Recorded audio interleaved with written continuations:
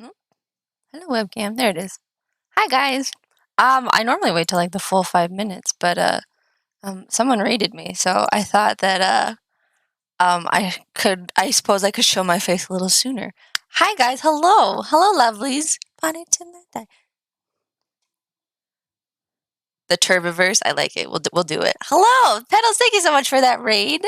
Delightful, darling. You looked fucking hot today, so remember that. You can't hear the party. I fixed it. You can hear the party now. I have to make sure I turn my audio off when I'm doing the transitions. Otherwise, you hear it twice and it's all chaotic. So I fixed it. All you motherfuckers are gonna pay. There we go. You are the ones who are the ball lickers.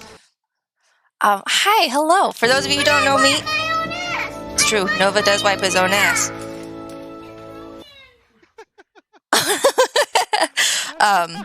What was I gonna say? There's so many things. Who bought that Having an ADHD moment. Hi, hello. Not my chair, not my problem. For those of you who don't know me, I'm say. Turv20 or Turvy. You'll hear people call me by that. You can call me a lot of things. Just don't call me rude things, basically. I have 2 dogs. This is one of them. This is Lyric. She's the face of the channel. She's the Belgian Travern, or the Belgian Turv of the Turv channel. And then we've got Sharkbait down here. Let me pull Mister up. Come here. Lyric, hello. And here's Sharkbait. Mr. Sharkbait, ooh ha ha. I don't mind turd. Just don't. There's other things I don't want to be called, but I'm not going to say it because I don't want you to think of them. Or I think I have it like blocked in chat anyways, but it doesn't matter. Yeah, I'm variety gamer, streamer. I play a little bit of everything, especially if I can play it with other people. I'm not necessarily great at anything, but we have fun, and so I think that ultimately is what matters. So let me make sure that this is capturing here. There we go. So this game, I have absolutely no idea what I'm getting into. This is not normally a game that I would have been like, yeah, that looks like something I would play. But Blaze, who I've recently befriended from playing Valorant with, told me to play this game, and he told me not to look it up. Like, I know absolutely nothing about what this is. All I know is that it is TOS friendly, and that it's supposedly not scary, supposedly. But yeah, I read some of the comments in the reviews of the game, and so I don't know. So we're going to find out. And the fact that it says individuals suffering from anxiety or depression may not have a safe experience playing this game could be very interesting. So if Turv cries during this stream, no, she didn't.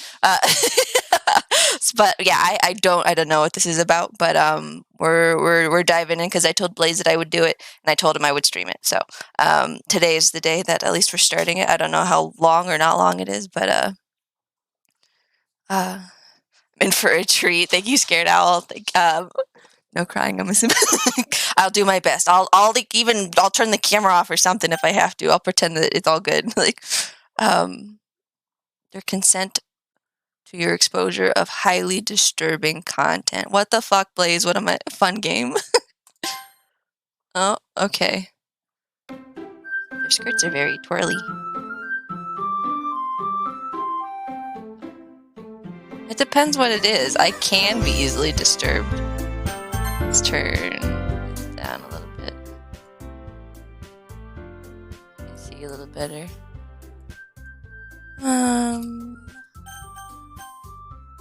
Okay.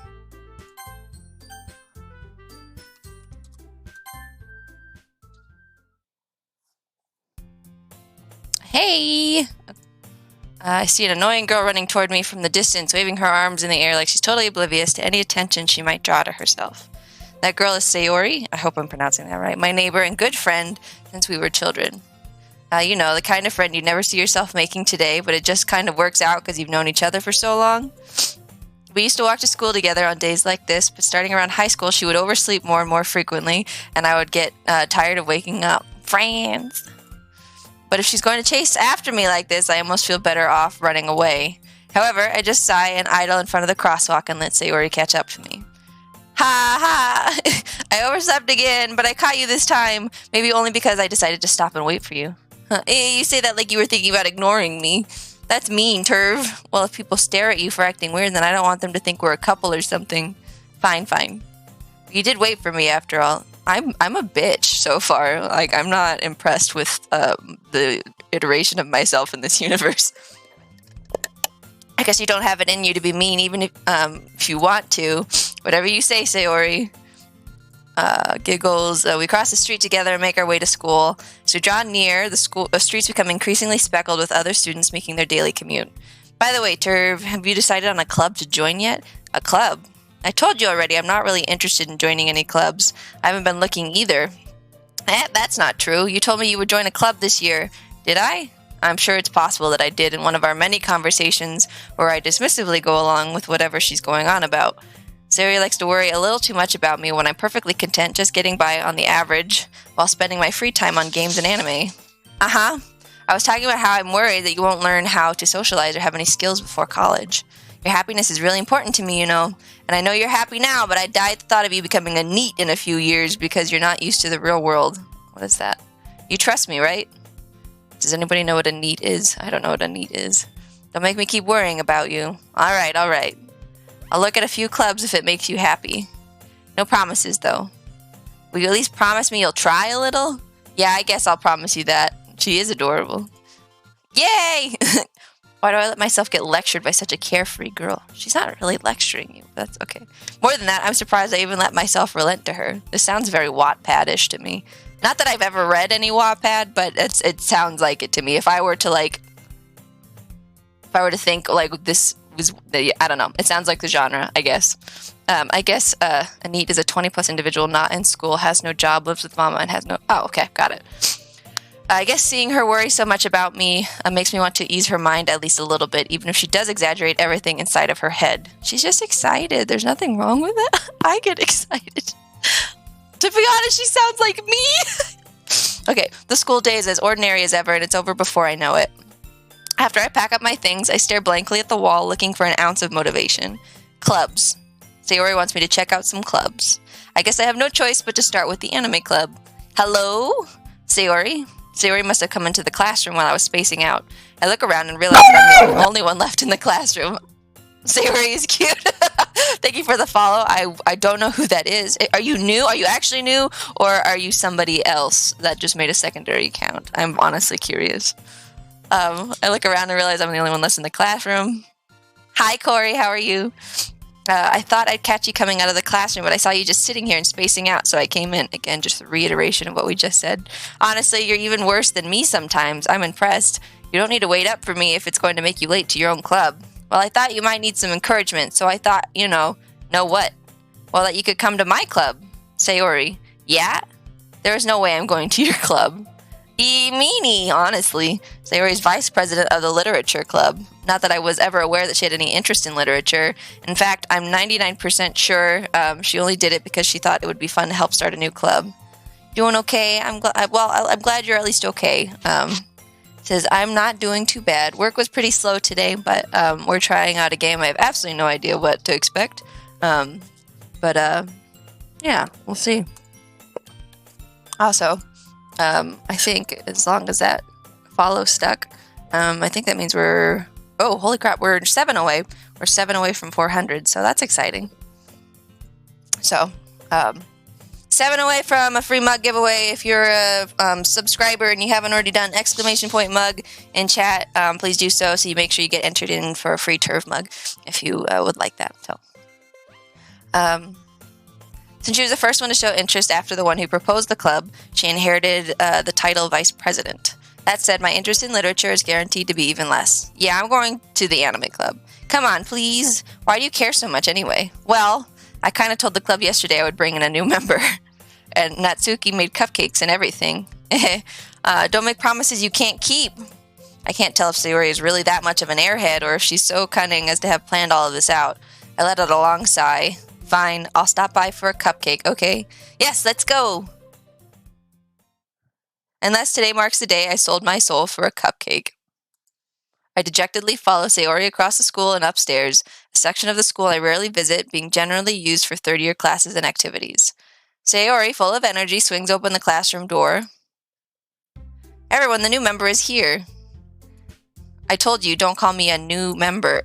I glance around the room. Welcome to the literature club. It's a pleasure meeting you. Sayori always says nice things about you. Seriously, you brought a boy? Way to kill the atmosphere. Oh, I'm a boy. Way to kill the atmosphere. Ah, Turb, what a nice surprise. Welcome to the welcome to the club. All words escape me in this situation. This club is full of incredibly cute girls. What are you looking at? If you want to say something, say it. Sorry, Natsuki. The girl with the sour attitude, whose name is apparently Natsuki, is one I don't recognize. Her small figure makes me think she's probably a first year. She's also the one who made cupcakes, according to Sayori. You can just ignore her when she gets moody. Sayori says that quietly into my ear, then turns back toward the other girls. 7 away. I have a hard time talking to her, too. It's not generally my thing, but I was like, if there was one, a purple-haired girl would definitely have my vote. That's all I'm going to say. Anyway, this is Natsuki, always full of energy. Why are you apologizing? It's a safe space here. I vibe with it.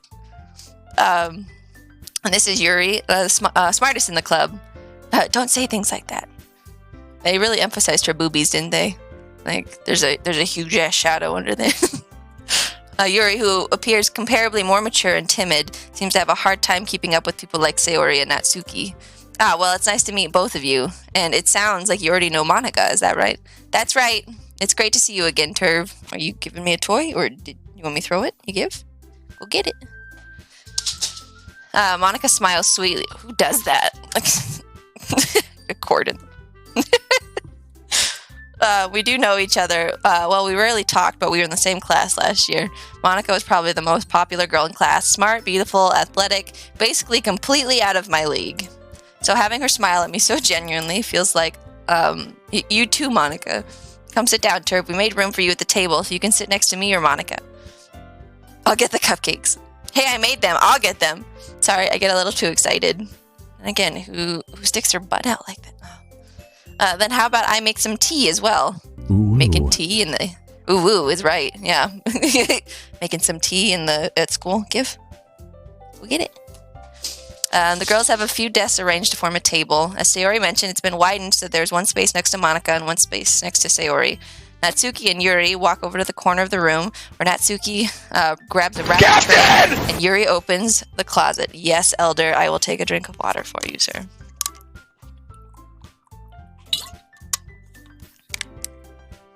Okay.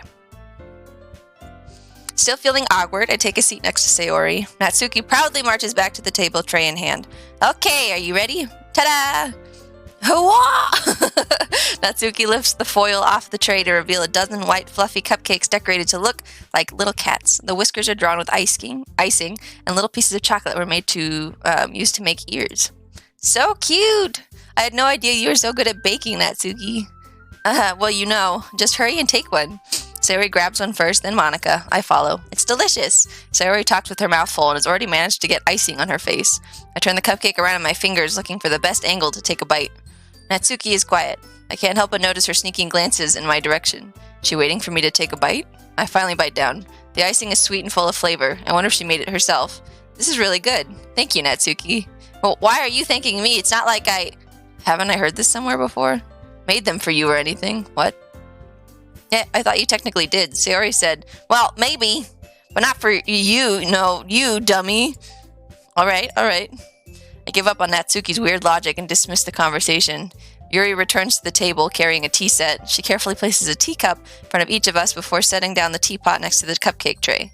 You know, just because you have tea at school. You want to watch, but spoilers. What do you mean? Like you haven't played it and you want to play it, or what?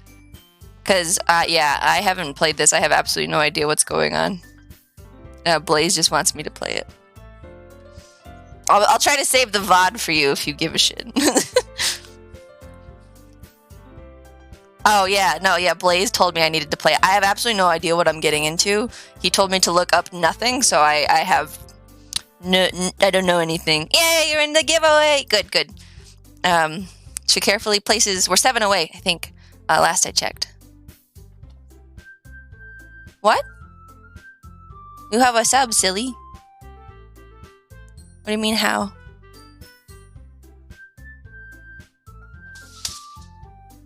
I'm confused. Wait. Oh. She carefully places a teacup in front of each of us before setting down the teapot next to the cupcake tray. You keep a whole tea set in this classroom? See, that's what I'm saying! Like, you just have a tea set? Do you want me to throw it, or are you just gonna chew it at me?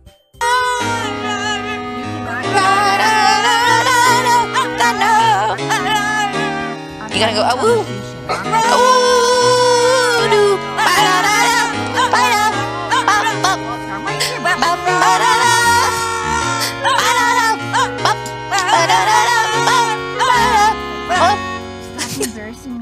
I know that a little too well at this point, I think. Don't worry, the teachers gave us permission. After all, doesn't a hot cup of tea help you enjoy a good book? I just drink hot tea all the time. I like tea. I guess. Don't let yourself get intimidated. Yuri's just trying to impress you. That's not... Insulted, Yuri looks away. I mean that, I believe you. Well, tea and reading might not be a pastime for me, but at least I enjoy tea. I'm glad. Yuri faintly smiles to herself in relief. Monica raises an eyebrow, then smiles at me. So, what made you consider the literature club? I was afraid of this question. Something tells me I shouldn't tell Monica that I was practically dragged here by Sayori. Well, I haven't joined any clubs yet, and Sayori seemed really happy here, so that's okay, don't be embarrassed. We'll make sure you feel right at home, okay?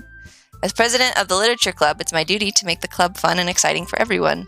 Monica, I'm surprised. How come you decided to start your own club? You could probably be a board member for any of the major clubs. Weren't you a leader of the debate club last year? Aha, well, to be honest, I can't stand all the politics around the major clubs. It feels like nothing but arguing about the budget and publicity and how to prepare for events. I'd much rather take something I personally enjoy and make something special out of it. And if it encourages others to get into literature, then I'm fulfilling that dream. Monica really is a great leader. Yuri also nods in agreement. Then I'm surprised there aren't more people in the club yet. It must be hard to start a new club. You could put it that way.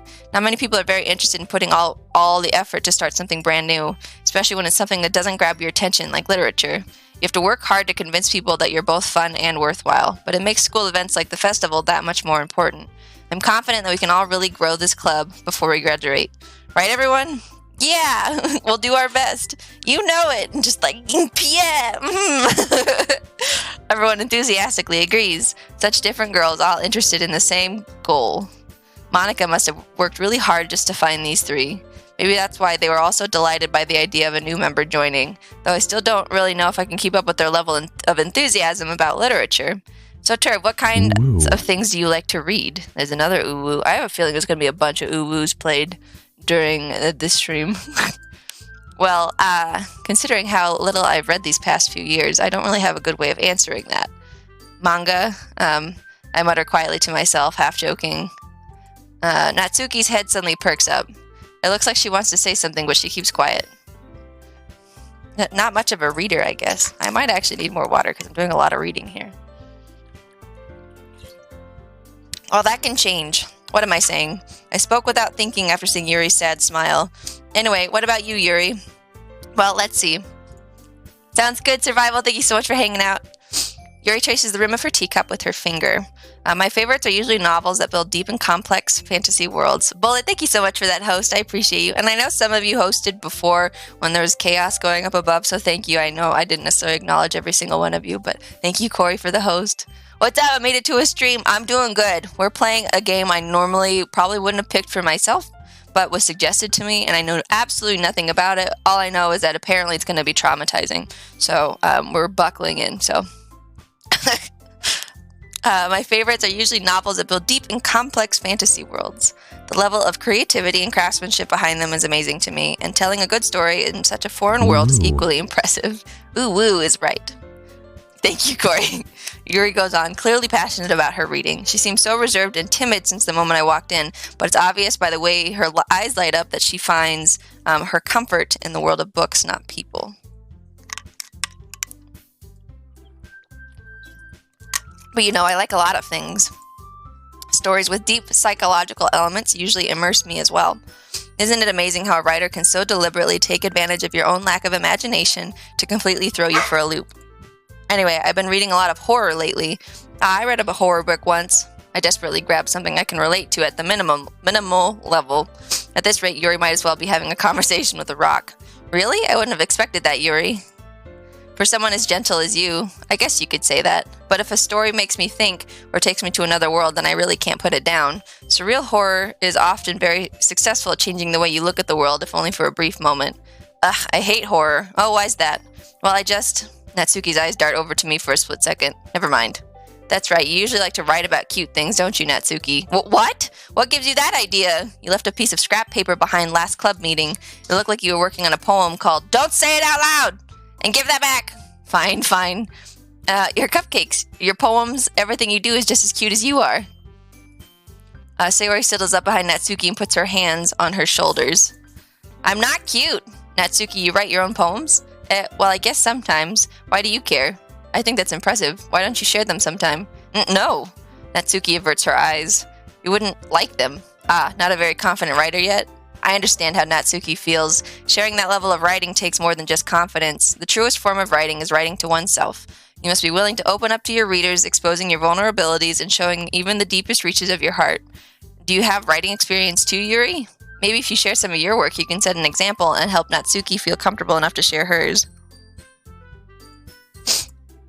I guess it's the same for Yuri. Ah, I wanted to read everyone's poems. We all sit in silence for a moment. Okay, I have an idea, everyone. Natsuki and Yuri look quizzically at Monika. Let's all go home and write a poem of our own. Then, next time we meet, we'll all share them with each other. That way everyone is even. Yeah, let's do it! Plus, now that we have a new member, I think it will help us all get a little more comfortable with each other and strengthen the bond of the club. Isn't that right, Turv? Monika smiles warmly at me once again. Hold on, there's still one problem. Hey, what's that? Now that we're back to the original topic of me joining the club, I bluntly come forth with what's been on my mind the entire time. I never said I would join this club. Sayori may have convinced me to stop by, but I never made any decision. I still have other clubs to look at, and, I lose my train of thought. All four girls stare back at me with dejected eyes. But, I'm sorry, I thought, Turv, you all... I am defenseless against these girls. How am I supposed to make a clear-headed decision when it's like this? That is, if writing poems is the price I need to pay in order to spend every day with these beautiful girls. Right. Okay, I've decided then. I'll join the literature club. One by one, the girls' eyes light up. Yes, I'm so happy. Sayori wraps her arms around me, jumping up and down. Hey, you really did scare me for a moment. If you really just came for the cupcakes, I would be super pissed. Then that makes it official. Welcome to the literature club. Thanks, I guess. Okay, everyone. I think with that, we can officially end today's meeting on a good note. Everyone remember tonight's assignment. Write a poem to bring to the next meeting so we can all share. Monika looks over at me once more. Turv, I look forward to seeing how you impress yourself. Yeah. Can I really impress the class star Monika with my mediocre writing skills? I already feel the anxiety welling up inside me. Meanwhile, the girls continue to chit-chat as Yuri and Natsuki clean up their food. Hey, Turv, since we're already here, do you want to walk home together? That's right, Sayori and I never walk home together anymore because she always stayed after school for clubs. Sure, might as well. Yay! With that, the two of us depart the club room and make our way home. The whole way, my mind wanders back and forth between the four girls. Sayori, Natsuki, Yuri, and of course Monika. Will I really be happy spending every day after school in a literature club? Perhaps I'll have the chance to grow closer to one of these girls. Alright, I'll just need to make the most of my circumstances and I'm sure good fortune will find me. And I guess that starts with writing a poem tonight. Pick words you think your favorite club member will like. Something good might happen with whoever likes your poem the most. Okay.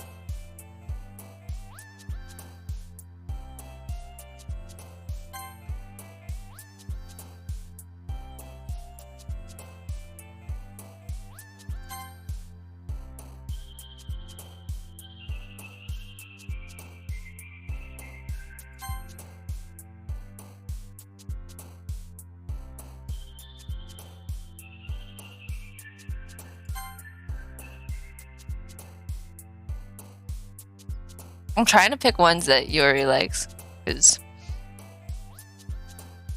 if I have to pick one, she's probably the one I would enjoy. Or go with, I should say. Not enjoy. That sounded weird.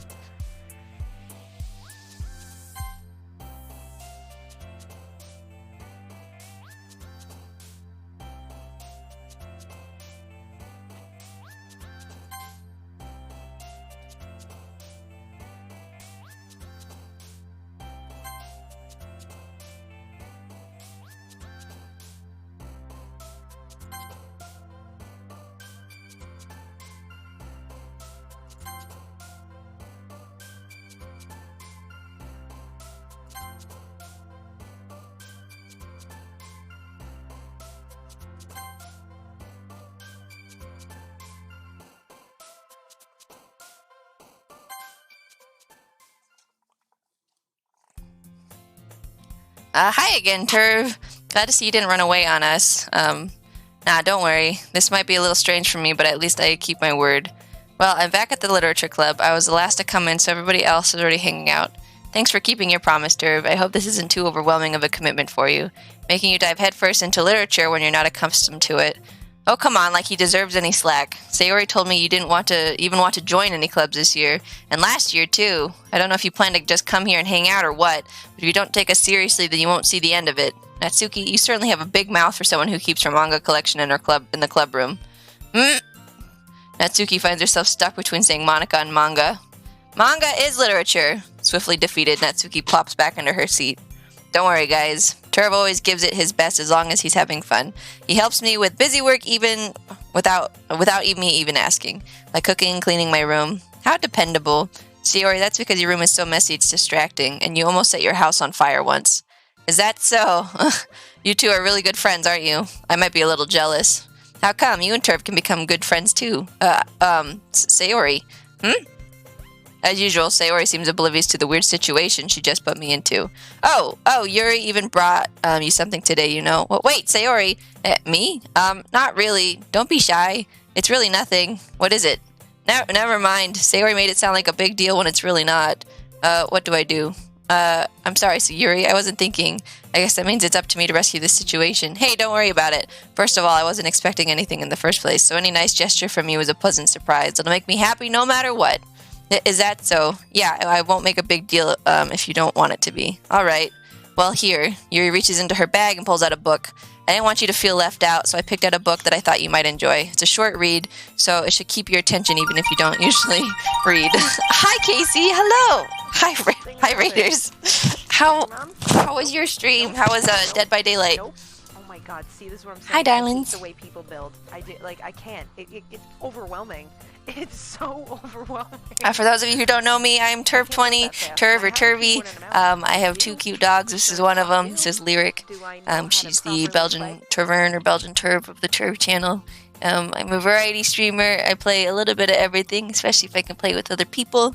I'm not great at anything, but I have fun while I do it. So if you can vibe, and welcome in. Short and sweet, enjoyed some games. It sounds great. We always like enjoying our games. But yeah. We're playing, last game was iffy, but you know, I understand that. We're playing Doki Doki Literature Club, which I have no idea what I'm getting into. All I know is that it sounds like it's going to be traumatic for me, so that'll be fun. What are you doing? You want all the attention, huh? Yeah. We just joined the Literature Club, and we wrote a poem. Short reads keep your attention even if you don't usually read. And we could, you know, discuss it if you wanted. This is... How is this girl accidentally being so cute? She even picked out a book she thinks I'll like despite me not reading much. Yuri, thank you. I'll definitely read this. I enthusiastically take the book. Phew. Well, you can read it at your own pace. I look forward to hearing what you think. Now that everyone's settled in, I expected Monica to kick off some scheduled activities for the club. But that doesn't seem to be the case. Sayori and Monica are having a cheery conversation in the corner. Yuri's face is already buried in a book. I can't help but notice her intense expression, like she was waiting for this chance. Meanwhile, Natsuki is rummaging around in the closet. Hope stream's going well. When do you stream? It sounds great, Casey. Have a great after stream. Make sure you take care of yourself. Do some self-care, which is always necessary. But yeah, thank you so much for the raid, and have a delightful rest of your evening. Hey, stop it. Can you stop that? I know. I'm really curious to talk to Yuri a little bit more, but at the same time, I would feel bad for distracting her from reading. Catch a glimpse of the cover of her book. It looks like the same book she lent to me. More than that, she seems to be on the first few pages. Ah, crap. I think she noticed me looking at her. She sneaks another glance at me and our eyes meet for a split second. But that only makes her hide her face deeper in her book. Sorry. I was just spacing out. I muttered this, sensing I made her uncomfortable. Oh, it's fine. If I was focused, then I probably wouldn't have noticed in the first place. But I'm just rereading a bit of this, so that's the book you gave me, right? Mm-hmm. I wanted to reread some of it. Not for any particular reason. Just curious, how come you have 2 copies of the same book? Ah, well, when I stopped at the bookstore yesterday... Oh, that's not what I meant. I mean, I just happened to buy 2 of them. Ah, I see. There's something fairly obvious here that Yuri isn't telling me, but I decided to let it go. I'll definitely start reading it soon. I'm glad to hear. Once it starts to pick up, you might have a hard time putting it down. It's a very engaging and relatable story. Is that so? What's it about, anyway? Well, Yuri closes the book and scans her eyes over the back. The book is titled Portrait of Markov. There's an ominous-looking eye symbol on the front cover. All right, I just wanted to make sure I don't accidentally give anything away. Hi, Paul. Welcome in. How you doing, buddy? You give. Paul knows that this is definitely not my normal game, but the things we do for friends. Stop. I can't play this whole time. I love you, but I can't do it the whole time. You're cute. Go play with your brother or something, like you normally do. Basically, it's about this girl in high school who moves in with her long-lost younger sister, but as soon as she does, her life gets really strange. You're alive? Bad week or something? I'm doing quite well. Dealing with dogs and new video games and new friends and all the good things, all the streaming things, all the life things. How's the wifey? She gets targeted by these people who escaped from a human experiment prison, and while her life is in danger, she needs to desperately choose who to trust. No matter what she does, she ends up destroying most of her relationships, and her life starts to fall apart. That's kind of dark, isn't it? Yuri made it sound like I was going to be a nice story, so that dark turn came from nowhere. Aha, you gently giggled all of a sudden. Are you not a fan of that sort of thing, Cherv? No, it's not that. I mean, I can definitely enjoy those kinds of stories, so don't worry. I hope so. Yeah, I totally forgot that Yuri's into those things. She's so shy and reclusive on the outside, but her mind seems to be completely different. It's just that those kinds of stories, they challenge you to look at life from a strange new perspective. Horrible things happen not just because someone wants to be evil, but because they have their own goals or their own philosophy that they believe in. And suddenly, when you thought you related to the protagonist, they're made out to be the naive one for letting their one-sided morals interfere with the villain's plans. I'm rambling, aren't I? Not again. I'm sorry. Hey, don't apologize. I haven't lost interest or anything. Well, I guess it's alright then, but I feel like I should let you know that I have this problem. When I let things like books and writing fill my thoughts, I kind of forget to pay attention to other people. So I'm sorry if I end up saying something strange, and please stop me if I start talking too much. I really don't think you need to worry. That just means you're passionate about reading. The least I can do is listen. This is called Doki Doki Literature Club. And Blaze, who I befriended through Valorant, once wanted me to play it, so... It's a literature club, after all. That's true. In fact, I might as well get started reading it, right? You don't have to. What are you saying? Just a moment ago, you said you were looking forward to it. Let me just get the book. I quickly retrieved the book that I put into my bag. All right, it's fine if I sit here, right? I slip into the seat next to Yuri's. Yeah. Are you sure? You seem a little apprehensive. I'm sorry. It's not that I don't want you to. It's just something I'm not very used to. That is, reading in company with someone. I see. Well, just tell me if I end up distracting you or anything. Alright. I open the book and start the prologue. I soon understand what Yuri means about reading in company. It's as if I can feel her presence over my shoulder as I read. It's not a particularly bad thing. Maybe a little distracting, but the feeling is somewhat comforting. Yuri's in the corner of my eye. I realize that she's not actually looking at her own book. I glance over. It looks like she's reading from my book instead. Sorry, I was just... Yuri, you really apologize a lot, don't you? I do? I don't really mean to. Sorry. I mean... Here, this should work, right? I slide my desk until it's up against Yuri's, then hold my book more between the two of them. That's smooth, it's cute. I suppose so. Yuri timidly closes her own copy. Once we each lean in a little bit, our shoulders are almost touching, and feels like my left arm is in the way, so I instead use my right arm to hold the book open. I guess that makes it kind of difficult to turn the page. Here. Yuri takes her left arm and holds the left side of the book between her thumb and forefinger. I do the same with my right arm on the right side of the book. I'm listening, Blaze. Hi. That way, I turn a page and Yuri slides it under her thumb after it flips to her side. But in holding it like this, we're huddled even closer together than before. It actually is kind of distracting me. It's as if I can feel the warmth of Yuri's face and she's in the corner of my vision. Are you ready? To turn the page. Sorry, I think I got a bit distracted for a second. Glance over at Yuri's face again and our eyes meet. I don't know how I'll be able to keep up with her. That's okay. You're not as used to reading, right? I don't mind being patient if it takes you a bit longer. It's probably the least I can do, since you've been so patient with me. Yeah, thanks. We continue reading. Yuri no longer asks me if I'm ready to turn the page. Instead, I just assume that she finishes the page before me, so I turn it by my own volition. We continue the first chapter in silence. Even so, turning each page almost feels like an intimate exchange. My thumb gently letting go of the page, letting it flutter over to her side as she catches it under her own thumb. Hey Yuri, this might be a silly thought, but the main character kind of reminds me of you a little bit. You think so? How does she?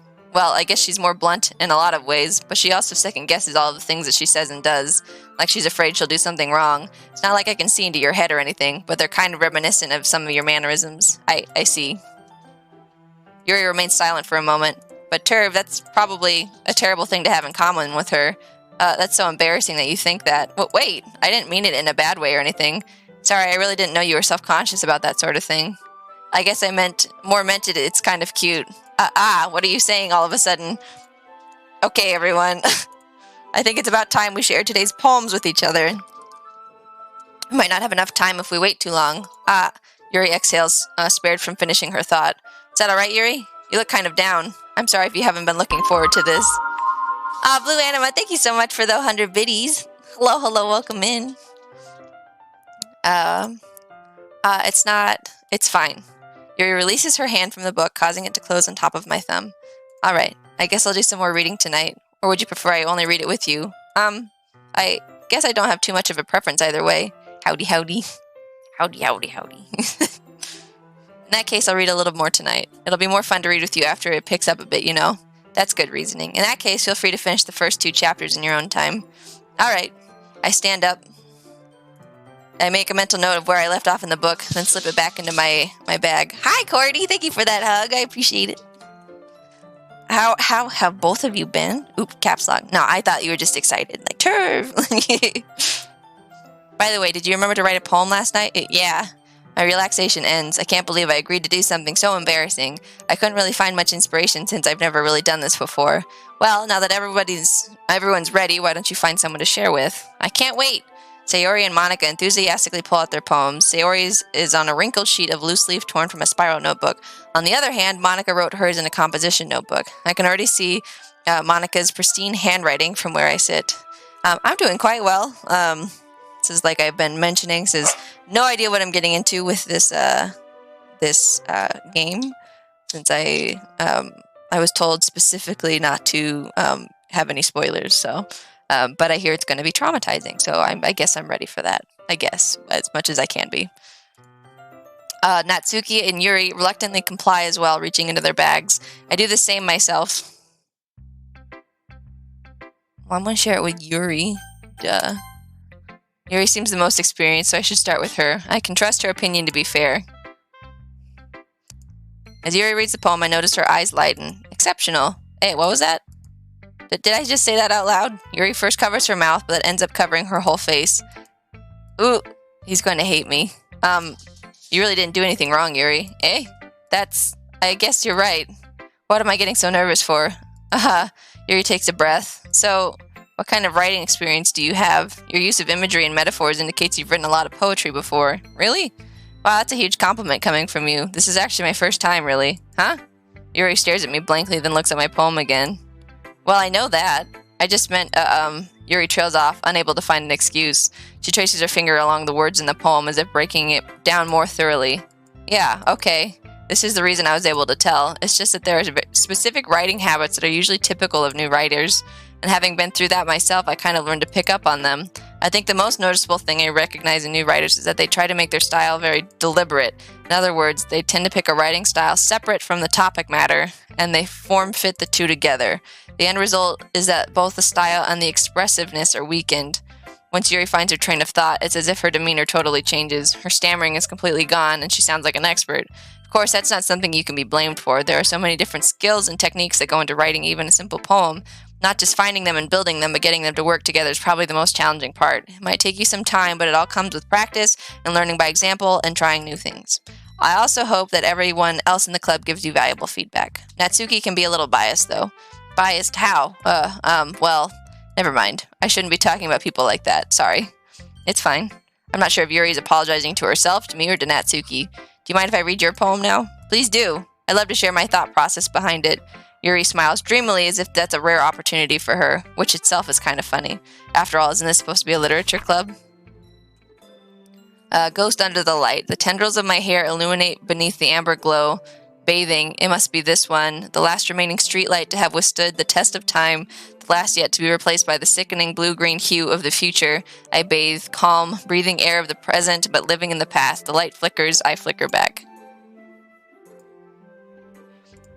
I'm sorry, I have such terrible handwriting. What? I wasn't thinking that at all. But it took you a long time to read. Ah, well, I just don't read script very often. I actually think your handwriting is pretty. That's a relief. Also, I like the poem. Even though it's short, it was really descriptive. It wasn't too short. I usually write longer poems. Not at all. I'm really glad you like it. I'll be honest. Since it's our first time sharing, I wanted to write something a little more mild. Something easy to digest, I suppose. Are you into ghosts, Yuri? Actually, the story isn't about a ghost at all, Turv. Really?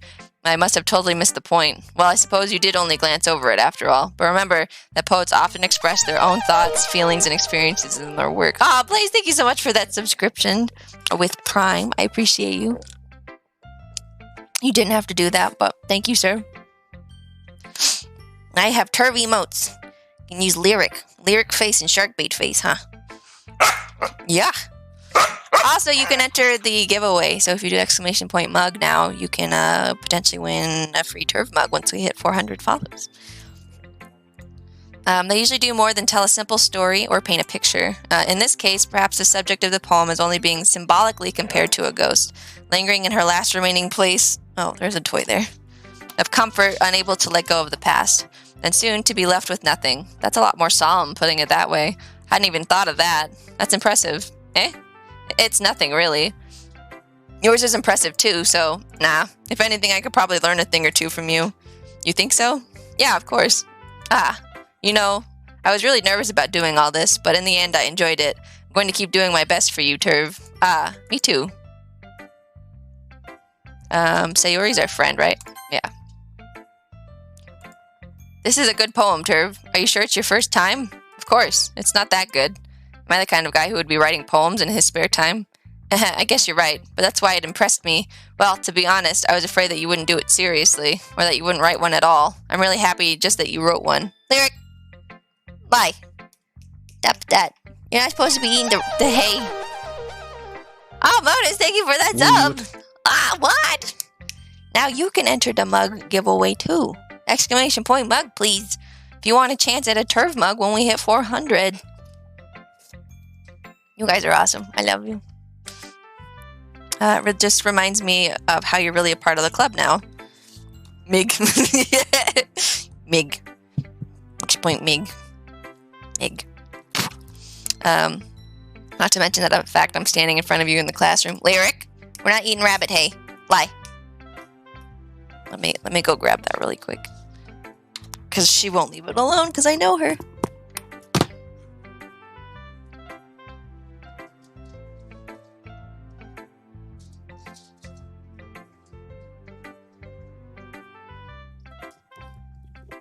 Mig.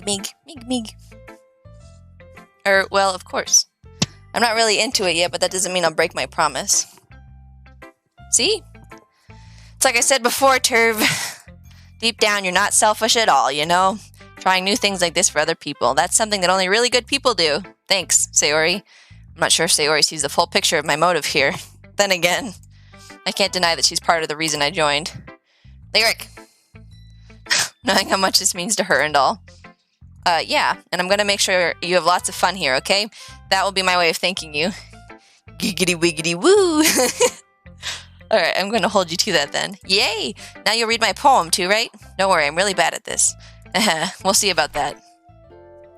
Dear sunshine, the way you glow through my blinds in the morning, it makes me feel like you missed me, kissing my forehead to help me out of bed, making me rub the sleepy from my eyes. Are you asking me to come out and play? Are you trusting me to wish away a rainy day? I look above, the sky is blue. It's a secret, but I trust you too. If it wasn't for you, I could sleep forever, but I'm not mad. I want breakfast. Sayori, this is just a guess, but did you wait until this morning to write this? No! Just a little bit. You can't answer just a little bit to a yes or no question. I forgot to do it last night. Well, at least that makes me feel a little better about myself. Don't be mean. There's no more hay. I picked it up. I still tried my best. Yeah. I didn't mean to say that it was a bad poem. It came out nice, or how should I put it? It sounds just like you. Really? Yeah. Especially that last line. I made eggs and toast. I want breakfast. Yeah, I could do with some breakfast. Thank you for that lurk, Tubbs. Even though you were late to school, it's bad to skip breakfast. I get all cranky. I just get cranky anyways. That's usually because I'm sleep deprived, to be honest. Oh, come here. Say hi. Yeah, hi. Hi.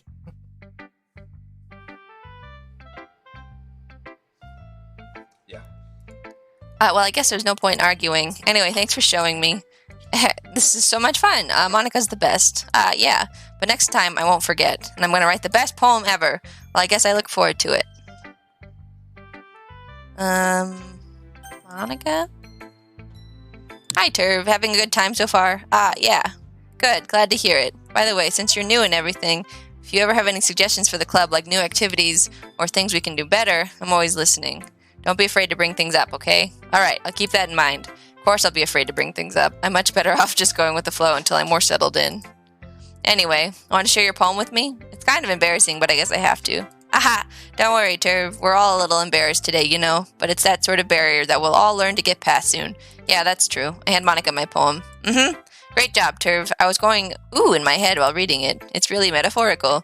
I'm not sure why, but I didn't expect you to go for something so deep. I guess I underestimated you. It's easiest for me to keep everyone's expectations low. That way, I always count when I put in some effort. That's not very fair. Well, I guess it worked anyway. You know that Yuri likes this kind of writing, right? Writing that's full of imagery and symbolism. Unlike Sayori, who likes using simple and direct words to describe happiness and sadness. Yuri likes it when readers are left to derive their own meaning out of it. It's very challenging to write like that effectively, both allowing people to get something out of it just by feel, or letting them deeply analyze all of the nuances. It can take years of practice, which I'm assuming Yuri has at this point. I never really asked, though. I'm sure I'm nowhere near her level yet. Don't worry so much about that. You do your own thing, just keep exploring and learn by trying new things. I'm sure I'll end up trying different things a lot. It could take a while before I feel comfortable doing this. That's okay. I'd love to see you try new things. It's the best way to find the kind of style that suits you. Everyone else might be a bit biased towards their own kinds of styles, but I'll always help you find what suits you the most. So don't force yourself to write the way everyone else wants you to write.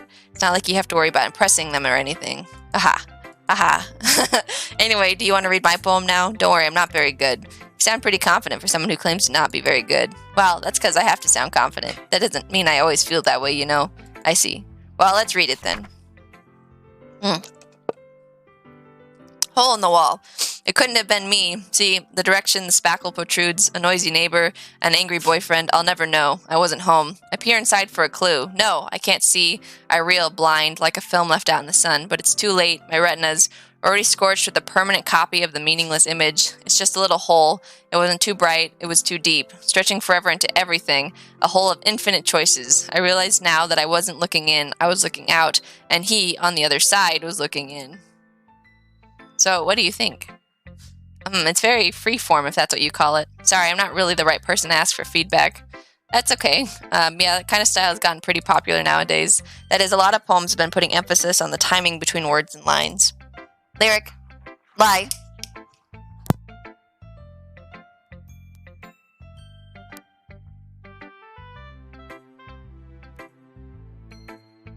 Sorry, just dogs picking on each other.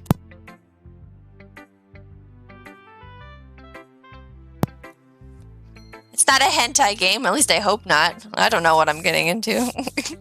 Hi, Forge. I have no idea what this game's about yet. It seems cutesy, but from many resources, it sounds like it's not going to be the entire time.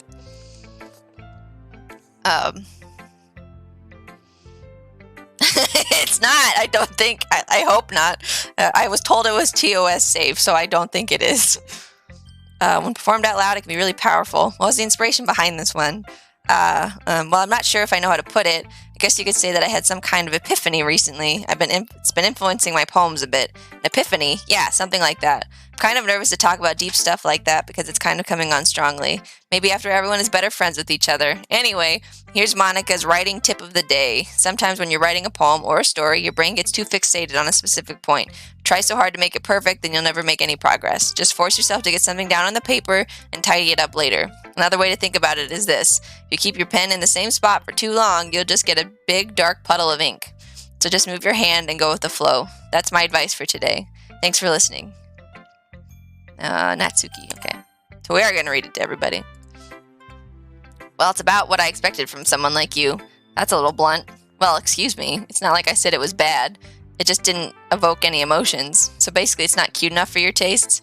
Do you want to get smacked? I'll pass. Well, anyway, I guess I need to show you mine. Not that you'll like it. Eagles can fly, monkeys can climb, crickets can leap, horses can race, owls can seek, cheetahs can run, eagles can fly, people can try, but that's about it. Yeah, I told you that you weren't gonna like it. I like it. What? Just be honest. I am. Why are you so convinced that I wouldn't like it?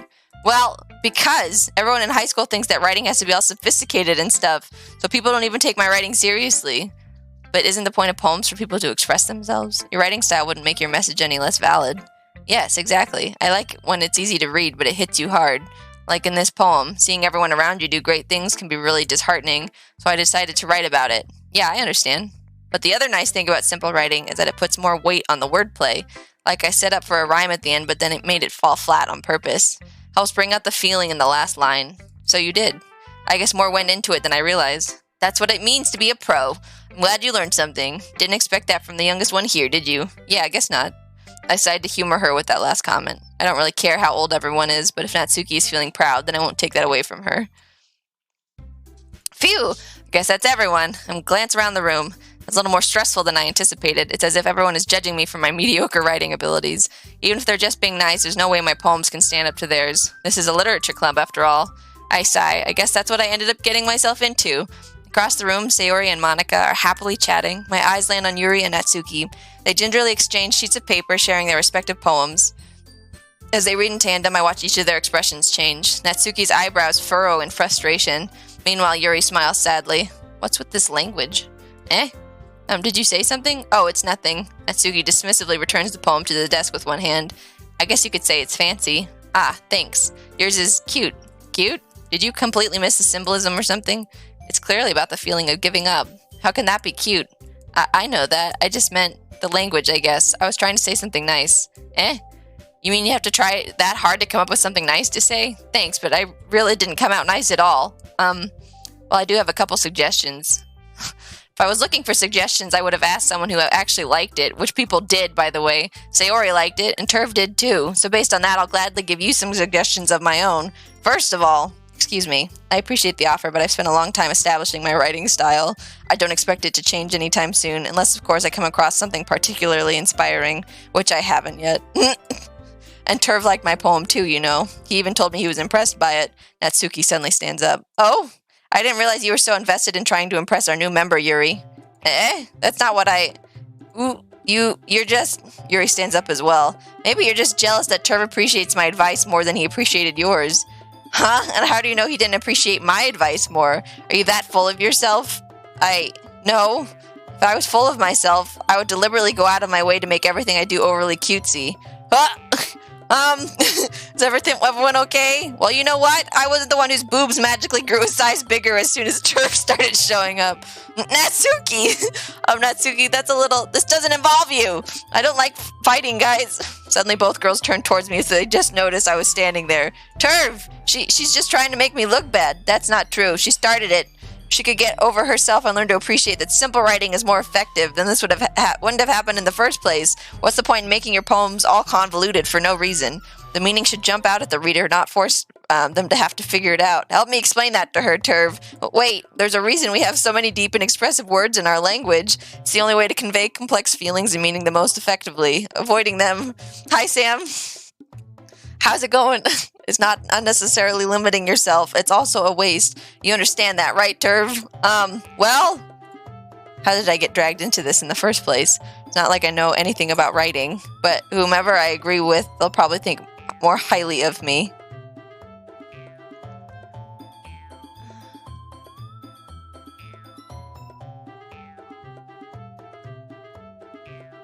I don't know. I don't want to pick a side.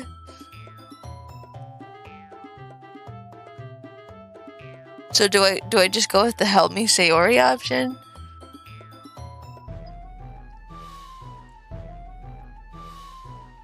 But is that the coward's way out?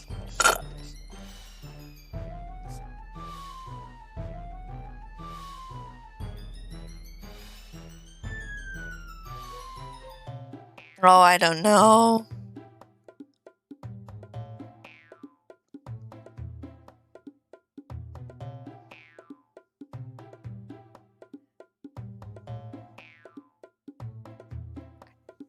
I mean, personally, like when it comes to poems, I do like Yuri's style more. I don't want to pick a side. It makes me feel like I'm going to be an asshole. I feel like both styles are valid. Because again, it is all about expressing yourself, and however way that you connect with is how you should do it. It doesn't mean that one's a better way or whatnot. They're just different styles. I'll go with Sayori. Natsuki glares at me, drying up any words I had in my mouth. So instead, I turn to Yuri. But Yuri's expression is so defenseless that I can't bring myself to say anything to her. Sayori! Eh? Yeah. Everyone's fighting is making Sayori uncomfortable. How can the two of you keep fighting when you know you're making your friend feel like this? Turv. Well, that's her problem. This isn't about her. I agree. It's unfair for others to interject their own feelings into our conflict. Yeah, unless Sayori wants to tell Yuri what a stuck-up jerk she's being. She would never. It's your immaturity that's made her upset in the first place. Excuse me? Are you listening to yourself? This is exactly why nobody likes... Stop! Natsuki, Yuri, you guys are my friends. I just want everyone to get along and be happy. My friends are wonderful people, and I love them because of their differences. Natsuki's poems, they're amazing because they give you so many feelings with just a few words. And Yuri's poems are amazing because they paint beautiful pictures in your head. Everyone's so talented. Why are we fighting? Because, well, also, Natsuki's cute, and there's nothing wrong with that. And Yuri's boobs are the same as they always were, big and beautiful. Sayori stands triumphantly. Monika stands behind her with a bewildered expression. I'll make some tea. Yuri rushes off. Natsuki sits down with a blank expression on her face, staring at nothing. So this is why Sayori is vice president. I whisper to Monika. She nods in return. To be honest... What? What? What do you need? Why are you staring at me and yelling at me? I don't have anything for you. What? Hi, Ducky. I might come off as a good leader. Get down. And I can organize things. Don't tell me anything. I know absolutely nothing about this game. But I'm not very good with people. I couldn't even bring myself to interject. As president, that's kind of embarrassing of me. Nah, it's not like I can blame you. I wasn't able to say anything either. Well, I guess that just means Sayori is amazing in her own ways, isn't she? You could say that. She might be an airhead, but sometimes it's weirdly suspicious that she knows exactly what she's doing. I see. Take good care of her, okay? I would hate to see her get herself hurt. That makes two of us. You can count on me. Monika smiles sweetly at me, causing my stomach to knot. Such a genuine person really does make a good president, regardless of what she says. If only I could get the chance to talk to her a little more. Now time for us to leave. How did you all feel about sharing your poems? A lot of fun. Well, I'd say it was worth it. It was alright. Well, mostly. Turv, how about you? Yeah, I'd say the same. It was a neat thing to talk about with everyone. Awesome. In that case, we'll do the same thing tomorrow, and maybe you learn something from your friends, too, so your poems will turn out even better. I think to myself, I did learn a little more about the kinds of poems everyone likes. With any luck, that means I can do at least a better job impressing those I want to impress. I nod to myself with newfound determination. Turv, ready to walk home? Sure, let's go. Sayori beams at me. It truly has been a while since Sayori and I have spent this much time together. I can't really say I'm not enjoying it either. Sayori, about what happened earlier. What do you mean? You know, between Yuri and Natsuki. Does that kind of thing happen often? No. That's really the first time I've seen them fight like that. I promise they're both wonderful people. You don't hate them, do you? No, I don't hate them. I just wanted your opinion, that's all. I can see why they'd make good friends with you. Phew. You know, Turv, it's nice that I get to spend time with you in the club, but I think seeing you get along with everyone is what makes me the happiest. And I think everyone really likes you, too. Every day is going to be so much fun. Looks like Sayori still hasn't caught into the kind of situation I'm in. Sure, being friends with everyone is nice, but does it really need to stop there? We'll just have to see what the future holds, Sayori. I pat Sayori on the shoulder. I said that more to myself than to her, but it's easy to use Sayori as an internal monologue sometimes. Okay, yeah, let's do this. I just filled your water this morning. I know you don't need water. Okay. Let's see. Writing another poem.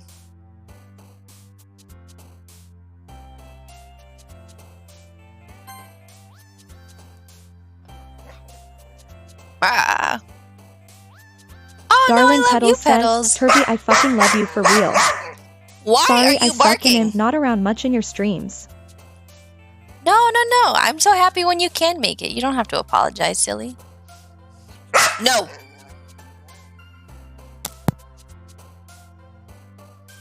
I honestly don't know what her problem is. She knows she's not supposed to yell at me like that. That just gets her in trouble. There's Doki Doki.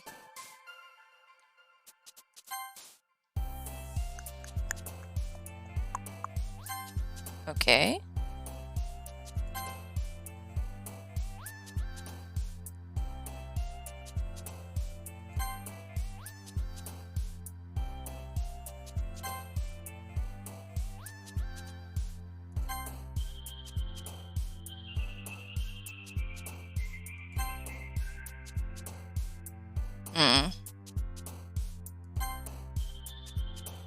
Do what you want, cause a pirate is free. You are a pirate. You're har fitted indeed. Being a pirate is a wretched deed. Do what you want, cause a pirate is free. You are a pirate. Normally I would try to sing to that, but I'm trying to be nice to my voice since I've been reading for like an hour.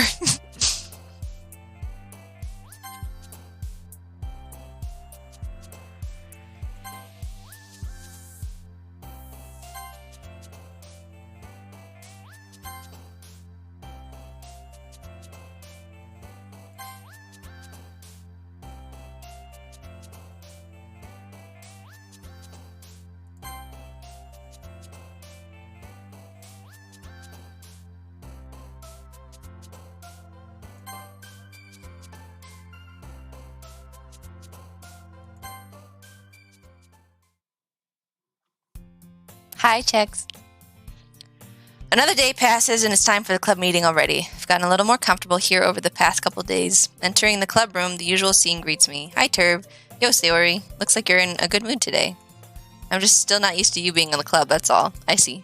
That's a pretty simple thing to get you in a good mood. But I guess it's always the simple things with you anyway. Speaking of which, kinda hungry. You come with me to buy a snack? No thanks. That's not like you at all. I have my reasons. Why don't we take a look at your purse, Sayori? Why that, all of a sudden? No reason, really. I just wanted to look at it. Sayori nervously retrieves her coin purse. She fumbles with the latch and gets it open. Then she turns it upside down and let its contents spill onto the desk. Only 2 small coins fall out. Poo-poo at reading. I used to read to my sister when I was younger, so, like, reading is a thing that I've done.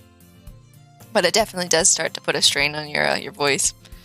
Because for some reason, like, it's different than conversational talking. Like, I can talk conversationally, like, way more than I can reading. Like, I don't know if what, but it is different. I knew it. I can see right through you, Sayori. That's not fair. How did you even know? It's simple. If you had enough money in the first place, you would have bought a snack before coming to the club room. So either you're not hungry and want an excuse to take a walk, or you plan to conveniently forget that you spent all your money, so I would lend you some. I talk conversationally super well, but I can't read well. It's not a big deal. There's one more thing. You're always hungry, and so that only leaves the one option. I give up. Don't make me feel guilty. If you feel guilty, that means you deserve to feel guilty. Yuri suddenly giggles. I I didn't notice she was listening in. Her face is in her book, as always. I wasn't listening or anything. It was just something in my book. Yuri, tell Turb to let me borrow some money. Don't get me involved like that, Sayori. Besides, you should only buy what you can responsibly afford. And frankly, after pulling a mischievous little stunt like that, your suffering is fair enough retribution. Hi! What do you need? Why are you guys all up in my bubble, huh? Here. You got a little eye booger. Can I get it for you? Can I get that for you? Good job. Just like a boy. Did I just... They do want treats. Actually, you want treats? You want some cookie? I gotta go get a cookie. I didn't mean that. I got too absorbed into my book. Blaze, do exclamation point mug for me.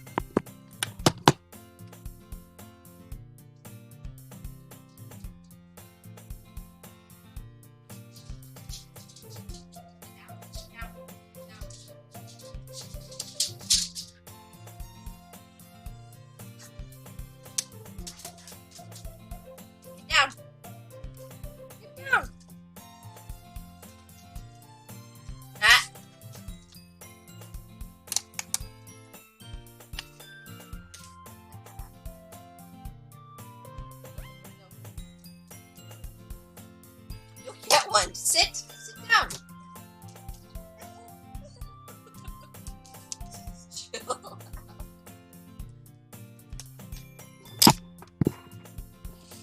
Yeah, we've got for subscribers, we have a giveaway going on. Hey, stop it. If you are subscribed, you can do exclamation point mug to enter the giveaway. So when we hit 400 follows, someone wins a free Turv mug, as long as they've entered. And I think we're 7 away from 400. Yeah, we're 7 away. So very close. Got too absorbed into my book. I really like when you speak your mind, Yuri. It doesn't happen much, but it's a fun side of you. There's no way you could think that. You were right, though. I did something bad, and now I have to accept the retribution. That. Still, coming from you, Sayori, I guess there's a little devil inside all of us, isn't there? Don't let her fool you. Sayori knows exactly what she's doing. After all, she told you guys she's bringing me to the club before she even told me. Will you knock it off? But you wouldn't have come if it weren't for the cupcakes, so I had to trick Natsuki into making them. Come on, give me more credit than that, Sayori. Pop! Out of nowhere, something smacks Sayori in the face and tumbles onto the desk. Ow! What was it? A cookie. Sure enough, it's a giant cookie wrapped in plastic. Sayori glances around. Is this a miracle? It's because I paid my retribution. Actually, that one almost worked. I was just gonna give it to you, but then I heard you blab about the cupcakes. It was totally worth seeing a reaction, though. Natsuki, that's so nice of you. I'm so happy. Hi, Windsor. How's it going? Sayori hugs the cookie. Geez, just eat it. Sayori rapidly tears open the wrapper and takes a big bite. So good. Sayori suddenly claps her hands over her mouth. I bit my tongue. You're going through a lot over just one cookie. Natsuki takes a bite of her own cookie. Yours look really good too, Natsuki. Can I try it? Geez, beggars can't be choosers. Well, yours is chocolate. Yeah, why do you think I gave you that one? Fine. Still, I'm really happy that you shared this one with me. Sayori gets out of her seat and goes behind Natsuki, then wraps her arms around her. Geez. I get it. Cookie still in hand. Natsuki reaches up to nudge Sayori off of her. It's going good? Hell yeah, I'd like to hear it. Sayori suddenly leans down and takes a bite out of Natsuki's cookie. Hey! Did you seriously just do that?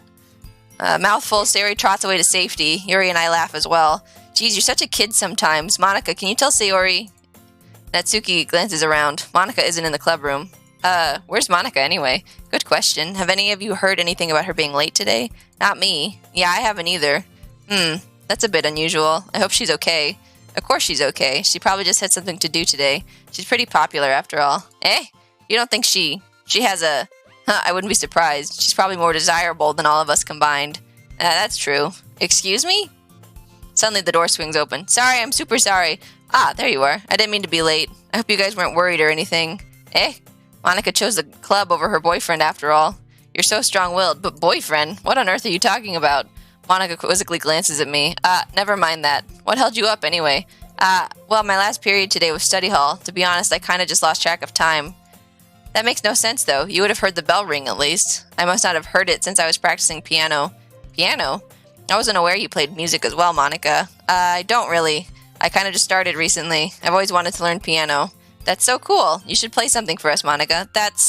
Monica looks at me. Maybe once I get a bit better, I will. Yay! That sounds cool. I'd also look forward to it. Is that so? In that case, I won't let you down, Turv. Monica smiles sweetly. I didn't mean to put any pressure or anything like that. Don't worry. I've been practicing a whole lot recently. And I'd really love the chance to share once I'm ready. I see. In that case, best of luck. Thanks. So I didn't miss anything, did I? Not really. I choose to leave out Sayori's mischievous escapade. I'm sure Natsuki will end up complaining to her anyway. Looks like everyone has already settled down. Sayori somehow already finished her entire cookie. Yuri is back to her book, and Natsuki disappeared into the closet. Hey, Yuri. Hey. I suddenly noticed that Yuri is reading a different book from the one we've been reading together. Sorry, I didn't mean to interrupt. No. I was kind of just waiting for you. If that's the case, why don't we go ahead and get started? Yes, let's. Actually, I have a request. Do you mind if I make some tea first? Not at all. Thanks very much. If there's one thing that can make my reading time here any better, it's a nice cup of tea. Not to mention for yourself as well. Yuri stands up and makes her way to the closet. I follow and watch as she retrieves a small water pitcher from the shelf, the kind with a filter inside. Can you hold this for a second? Sure. Yuri hands me the water pitcher and also fetches an electric kettle. I'm going to plug this in at the teacher's desk and then we'll go get some water. She walks past me and sets the kettle down on the teacher's desk. Captain! I simply watch her movements. To my surprise, the way she moves really contrasts her speaking mannerisms. Thank you, Elder. Especially because of her long legs, Yuri appears elegant and methodical. Okay, may I have the water pitcher? Thanks, I'll be right back. I might as well walk with you. Yeah, why not? Shall we go then? Yeah. Where are you two off to? Or just, Yuri was going to make some tea, so I suddenly realized how weird it sounds to explain this to Monica. We're just filling the water pitcher. Okay. Sorry, I was just a bit curious. That's kind of a one-person job, isn't it? Monica, please mind your own business for once. Or do you not want to tell me there's something wrong with helping involve Turv in club activities? My mouth gapes. I suppose there's nothing wrong with that. Then let's go, Turv. Yuri quickly exits the room and I follow. That was bitchy. Once in the hallway, she suddenly puts her forehead against the wall. I spoke without thinking. How could I say something like that? Yuri, something about the way she said that. It made me feel so irritated. What's wrong with me? No, Yuri, I think you did the right thing. I wasn't expecting it, but it's also not right for Monica to judge people like that. Turv, how come even when I do something bad, you're being nice to me? Because nothing that you do is as bad as you make it seem in your head. Nobody's perfect. We have emotions and we can't always hide them away. But you always amplify things in your head. Your mind turns a light rain shower into a hurricane. No. Won't you hate me for something as terrible as that? Why would I hate you? I can't hate someone for having emotions. What kind of friend would do that? Friend, you say? Yuri lifts her head. Turv, I really like being friends with you. Thanks, Yuri. I like being friends with you too. I feel kind of awkward saying something like that. But I'm doing my best to help Yuri feel better. Anyway, yeah. Shall we go? Yeah. Yuri and I walk to the nearest water fountain. Once we fill up the water pitcher, we return to the classroom. Turv, do you like oolong tea? Yeah. Anything is fine. Very well. Yuri sets the temperature on the kettle to 200 degrees. Now it's time to get the teapot. You really do this properly, don't you? Of course. I shouldn't do any less when I'm making tea for others, even if I'm not an expert on tea or anything. In that case, you'll only be even more impressed. Perhaps I will. Yuri fetches the teapot and begins measuring the tea leaves. To my surprise, she even starts humming a little to herself. Must be in a good mood now. Is that so? I was letting it show, and you noticed. I was doing a bit of thinking, and I decided that I would try expressing myself a little bit more. It turns out it's not very hard for me to do, when it's you who's around anyway. That's great, Yuri. Just don't push yourself too much. You're always worrying about me, Turv. It's very endearing. Yuri wasn't kidding. I don't even know if I can keep up with this. I watch Yuri pour a cup of tea for each of us. Turv, I have another request. Do you mind if we sit on the floor today? Why is that? It's a little bit easier on my back. I can read my back against the wall rather than bending over at my desk. Sorry, I didn't realize. No worries. I just have back pain fairly regularly, so I do my best to manage it. Is that so? I wonder why that is. It's most likely because your posture, right? Always hunched over like that while reading? Yes. I have terrible reading posture, so that's why we should sit on the floor. Fair enough. I'll go ahead and get the book. I retrieve the book from my bag. I have some chocolate as well. It's a bag of small chocolate candies that I kept hidden from Sayori's candy radar. I take it since it'll go well with the tea. Yuri and I then sit against the wall, teacups at our sides. So in sync, we assume the same reading position as last time, each holding one half of the book. Except this time, our bodies are even closer to each other. I can't see too well. Yuri slides closer until our shoulders are touching. How am I supposed to focus on reading like this? Yuri was always kind of cute, but when she's being less apprehensive, it's almost more than I can handle. Your teacup. Yuri hands me my teacup. Holding with my hand that's not holding the book, I end up in a position that makes it even harder to focus, because now I need to worry about making sure I don't accidentally touch her chest. Meanwhile, Yuri hasn't even noticed a single thing. She wears her intense reading expression, and I can only presume the world around her has faded away. I use all of my willpower to focus on reading. After a few minutes, I finally manage to relax a little. I put the teacup between my legs and fumble with the chocolate wrapper. Sorry. I briefly let go of the book to finish opening the wrapper. You can have as much as you want. That's okay. I won't take any. Are you sure? Well, if I touch it, then I might get smudges on the pages. You're right. I didn't even think about that. My bad. No need to apologize. I'll hold the book, okay? Are you sure? Of course. Yuri opens the book with both hands. She holds it so that I don't have any harder of a time reading from it. But as a result, her left arm is practically resting on top of my leg. Well, in that case, Yuri's already totally focused on reading again. I take a chocolate candy and pop it into my mouth. Then I take another chocolate and I hold it up to Yuri. She doesn't even look away from the book. She simply parts her lips as if this situation was completely natural. But that means I can't stop here. I apprehensively place the chocolate in her mouth. Just like that, Yuri closes her lips over it. Yuri's expression suddenly breaks. Did I just... Yuri looks at me like she needed to confirm what just happened. Turv, sorry. I guess I shouldn't have done that. Well, you were just helping. That's something that friends do, right? I mean, not really in this kind of context, but yeah, that's all it was. Yeah, then you don't need to stop or anything. I see. The situation has gotten really tense.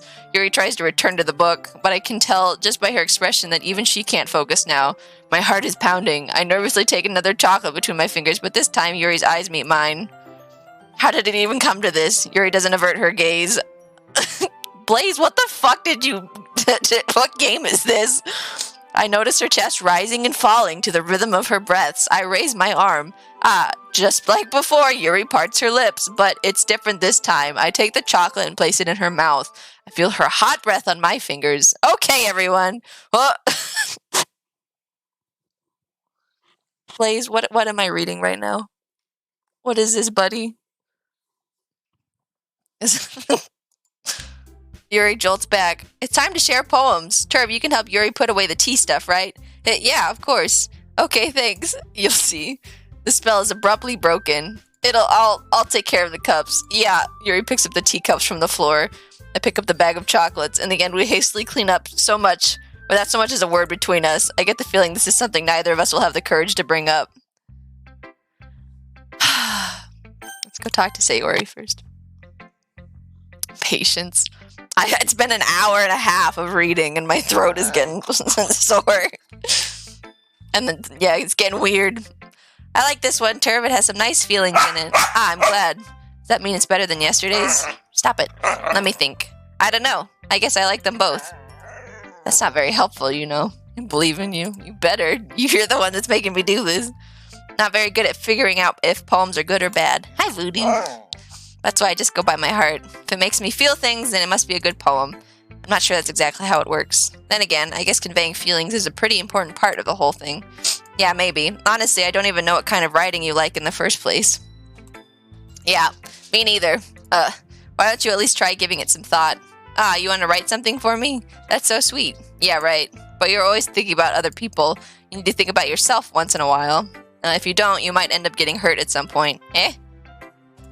Well, I don't really know what you mean, but I'll try to keep it in mind. Well, whatever. Anyway, let's see. I guess I like happy poems. Wait, sometimes I like sad poems too. Now, sometimes a little bit of both. There's a word for that, right? What's the word I'm looking for? Bittersweet. Yeah. I like things that are happy and things that are sad. Wouldn't say made you do this. Late night convincing. No, you basically, you're making me do it. You're holding me at gunpoint right now. Like, Blaze is literally back there. You can't even see him. He's typing on his phone. Happy and sad. I can't see you liking something sad, Sayori. Well, I like happy the most. But sometimes when you have a little rain cloud in your head, a sad poem can help give the rain cloud a little hug. What? That's a good way of putting it. I like that. That's cute. And make a nice happy rainbow. Sayori, that's unexpectedly poetic. It is? Maybe I'm getting better at expressing my feelings after all. Thanks, Turv. I should go write that down then. You can read my poem now, okay? Bottles. I pop off my scalp like the lid of a cookie jar. It's a secret place where I keep all my dreams. Little balls of sunshine all rubbing together like a bundle of kittens. I reach inside with my thumb and forefinger and pluck one out. It's warm and tingly, but there's no time to waste. I put it in a bottle to keep it safe. I put the bottle on the shelf with all of the other bottles. Happy thoughts, happy thoughts, happy thoughts and bottles all in a row. It gets good after you visit the club one more time. Okay, good to know. My collection makes me lots of friends, each bottle a starlight to make amends. Sometimes my friend feels a certain way. Down comes a bottle to save the day. Night after night, more dreams. Friend after friend, more bottles. Deeper and deeper my fingers go, like exploring a dark cave, discovering the secrets hiding in the nooks and crannies. Digging and digging, scraping and scraping. I blow dust off of my bottle caps. Doesn't feel like time elapsed. My empty shelf could use some more. My friends look through my locked front door. Finally all done, I open up and in come my friends. In they come in such a hurry. Do they want my bottles that much? I frantically pull them from the shelf one after the other, holding them out to each and every friend, each and every bottle. But every time I let one go, it shatters against the tile between my feet. Happy thoughts, happy thoughts. Happy thoughts in shards all over the floor. They're supposed to be for my friends who aren't smiling. They're all shouting, pleading something, but all I hear is echo, echo, echo, echo, echo inside my head. Well, that sounded kind of dark. Ma'am? Ma'am, I need you to back up. Back up. Back up. Back up. Holy crap. Sayori, did you really write this? Of course I did. Didn't I tell you yesterday I was going to write the best poem ever? Yeah, but I mean, I didn't expect something like this coming from you. Monica taught me a whole lot, and I've been really in touch with my feelings recently. I see that. It's almost kind of creepy. Creepy? Well, not exactly. Maybe because I'm so used to being cheerful. Well, never mind. I'm thinking too hard about it. The point is, it came out good, so you should be proud of it. Ah, thanks. I feel like it was meant to express myself this way. It even helps me understand my own feelings a little bit better. Writing is like magic. You've gotten pretty passionate about this, huh? I hope you keep it up. Yeah, writing's the best. 6.5-hour game. Holy shit. Really? That long? Okay. I'm gonna keep writing until I die. Don't get ahead of yourself. Sayori's always had a habit of getting obsessed with something before dropping it no more than a week later. I wonder if this is one of those times, but seeing the passion in her eyes makes it hard for me to be pessimistic. Let's go talk to Yuri now. Let's see what you've written for today. Yuri stares at the poem with a surprised expression on her face. Do you like it? Turv, this one might be even better than yesterday's. How did you even pick up on this so quickly? Just yesterday I was telling you the kind of techniques worth practicing. Maybe that's why. You did a good job explaining. I really wanted to try giving it more imagery. Yuri visibly swallows. Even her hands appear sweaty. I'm not used to this. Used to what? I don't know. It's fine. Take your time. Yuri breathes and collects her thoughts. I know that Yuri likes to think before she speaks, so I offer that patience to her. Yeah, just being appreciated like this, I guess. It probably sounds really stupid, but seeing someone motivated by my writing, it just makes me really happy. Are you saying you've never shared your writing before? Yuri nods. Really? I don't believe it. I really only write for myself, and besides, people would just laugh at me. Do you really think of that? Again, Yuri nods. Huh? Oh, hi, Hannah.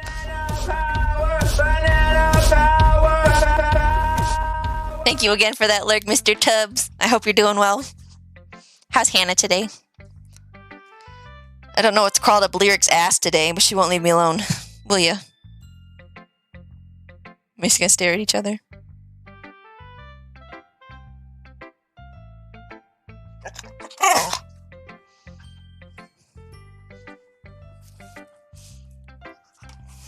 What do you want? Even your close friends?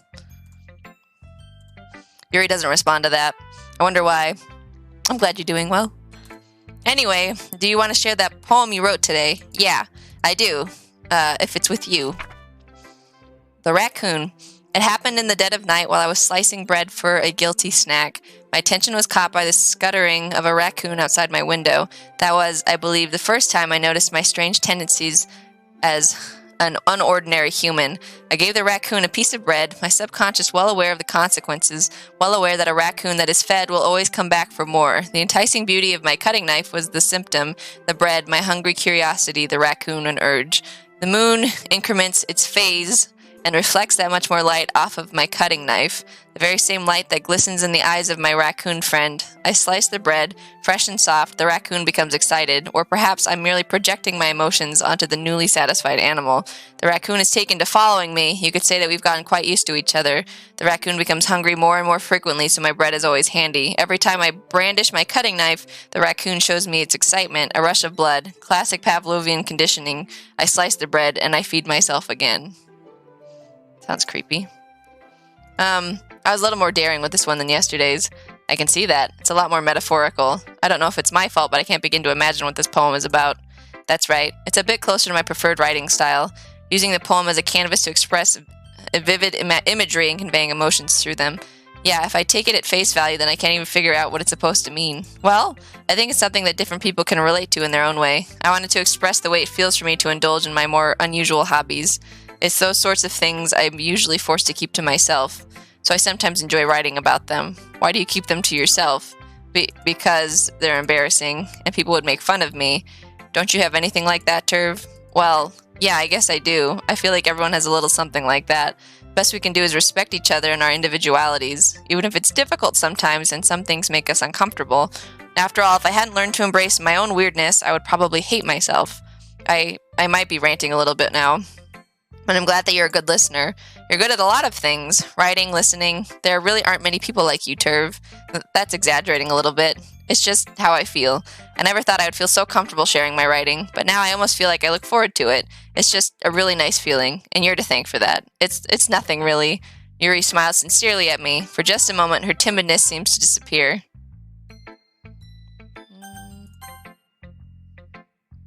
I liked your last one better. Hey, stop it. Eh, really? Well, yeah, I can tell you were a little more daring with this one. But you're really not good enough for that yet. It fell flat. That may be true, but I just wanted to try something different. I'm still figuring this all out. I mean, I always like poems that aren't trying too hard. I hate when people try to sound fancy or add more meaning just by using annoying and complicated language. Just make it simple, cute, and to the point. Yuri's head over heels for all this cryptic nonsense, but I see right through that BS. Making your reader look so hard for all this deep meaning is just an excuse to have no meaning at all. I guess that's one way to look at it. Well, everyone has their own opinion, but my opinion is the best opinion. I'm sure you figured that out already. Anyway, here's my poem. Maybe you'll learn something. Don't do that. Amy likes spiders. You know what I heard about Amy? Amy likes spiders. Icky, wriggly, hairy, ugly spiders. That's why I'm not friends with her. Amy has a cute singing voice. I heard her singing my favorite love song. Every time she sang the chorus, my heart would pound to the rhythm of the words. But she likes spiders, and that's why I'm not friends with her. One time, I hurt my leg really bad. Amy helped me up and took me to the nurse. I tried not to let her touch me. She likes spiders, so her hands are probably gross. That's why I'm not friends with her. 2 more times, okay.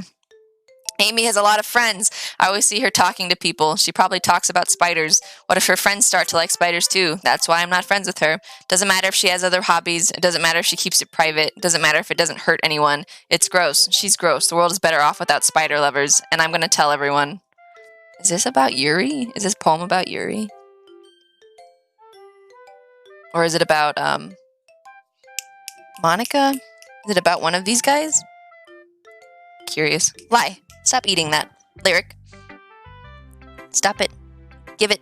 Give. I know what you're doing. You're gonna try and swallow it, and I can't have you do that. Thank you. Not bad, right? It's quite a bit longer than yesterday's. Yesterday's was way too short. I was just warming up. Hope you didn't think that was the best I could do. No, of course not. Anyway, the message is pretty straightforward in this poem. I doubt I have to explain it. Sometimes you can explain complicated issues with much simpler analogies. It helps people realize how stupid they're being. Like anyone would agree that the subject of this poem is an ignorant jerk. Do you know that people like that? course, it's about how everyone thinks my... That doesn't matter. It can be about anything. I wrote it to be easy to relate to. Everyone has some kind of weird hobby or a guilty pleasure, something that you're afraid if people find out, they'd make fun of you or think less of you. But that just makes people stupid. Who cares what someone likes as long as they're not hurting anyone and it makes them happy? I think people really need to learn to respect others for liking weird things. Oh, so it's about herself. That's funny. Yuri wrote about something similar today. Huh? Did you say Yuri? Yeah. She said her poem was about an unusual hobby of hers. I didn't really get it, but she said something similar to you, that people shouldn't make each other feel insecure about those things. Really? Well, I mean, Yuri's pretty weird, so I wouldn't doubt that she has some weird hobbies. Not that there's anything wrong with that. It's not like I would judge her or anything. Natsuki has trouble finding words. I guess I should try not to be so mean to her. She feels insecure about her weird behaviors and stuff. I mean, I always hate people who make me feel insecure. And Yuri made me feel insecure yesterday, but the way you put it, it sounds like she's learned her lesson. Well, I would say so. Even if her writing style is really different, I'm sure she'll appreciate the message in your poem. It's what I do best, after all. I don't like writing unless there's a good message to take away from it. Like conveying emotions is important, but I want to make people think, not just feel. Remember that. I'm going to write a good one for tomorrow, too, so look forward to it. Hi again, Turv. How's the writing going? Alright, I guess. I'll take that. As long as it's not going bad. Happy that you're applying yourself. Maybe soon you'll come up with a masterpiece. I wouldn't count on that. You never know. Want to share what you wrote for today? Sure, here you go. Give my poem to Monica. Alright, this one's good. It feels like you're not only getting more comfortable with your style, but the imagery is better than the last one I read. Just wondering, but have you been finding inspiration in Yuri's writing style?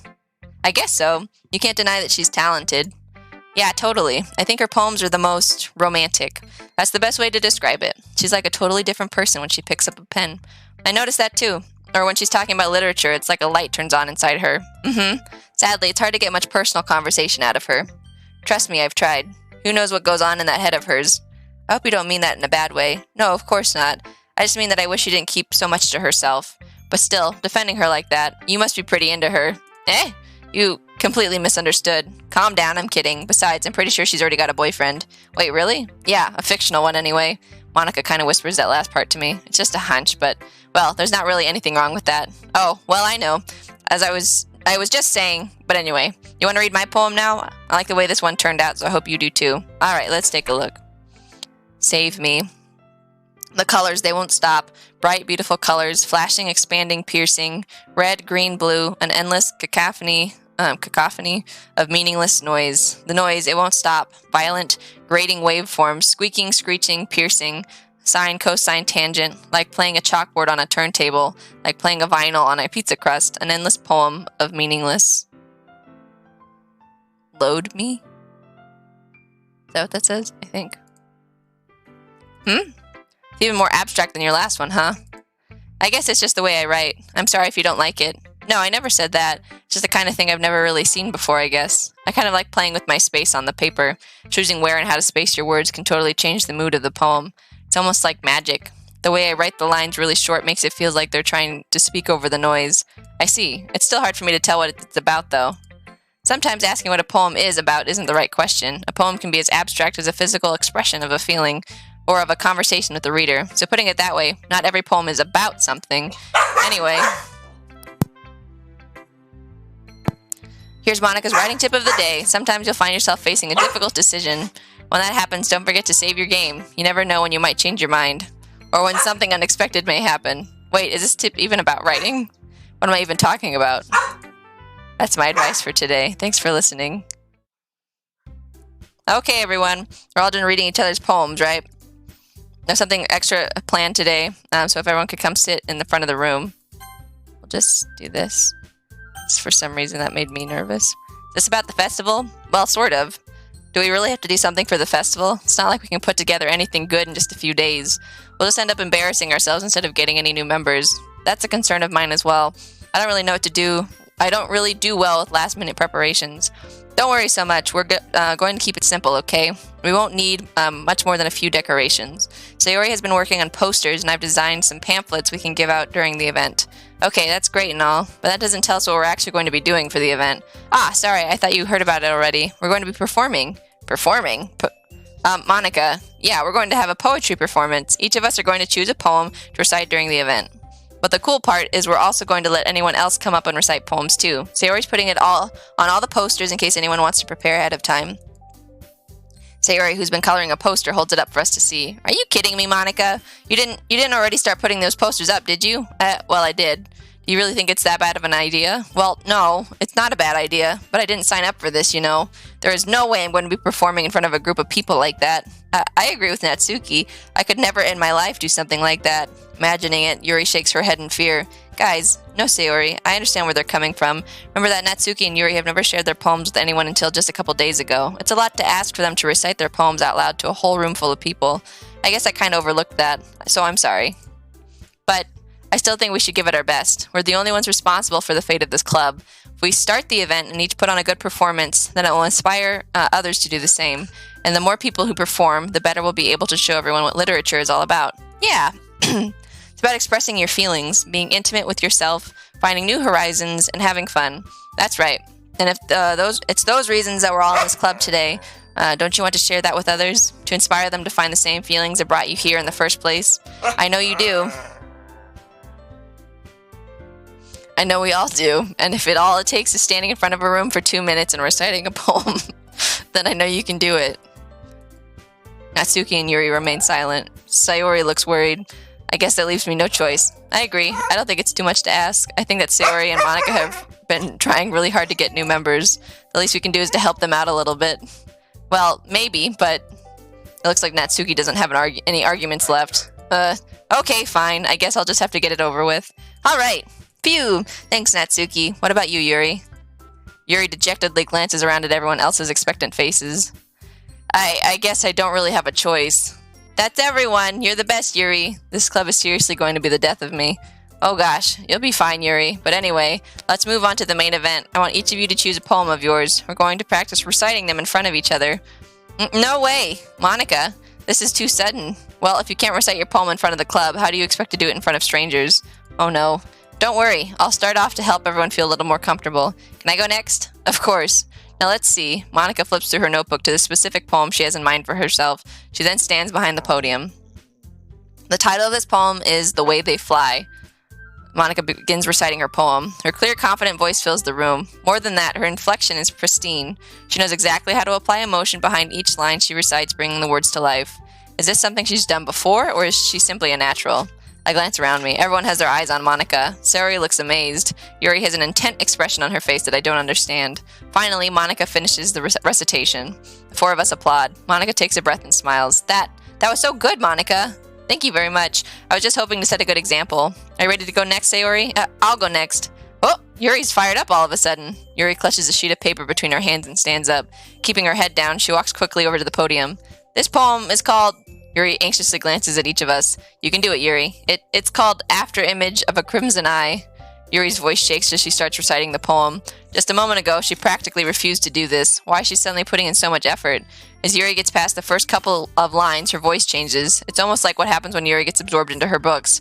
Her quivering words transform into the sharp syllables of a fierce and confident woman. The poem is full of twists and turns in its structure that she enunciates with perfect timing.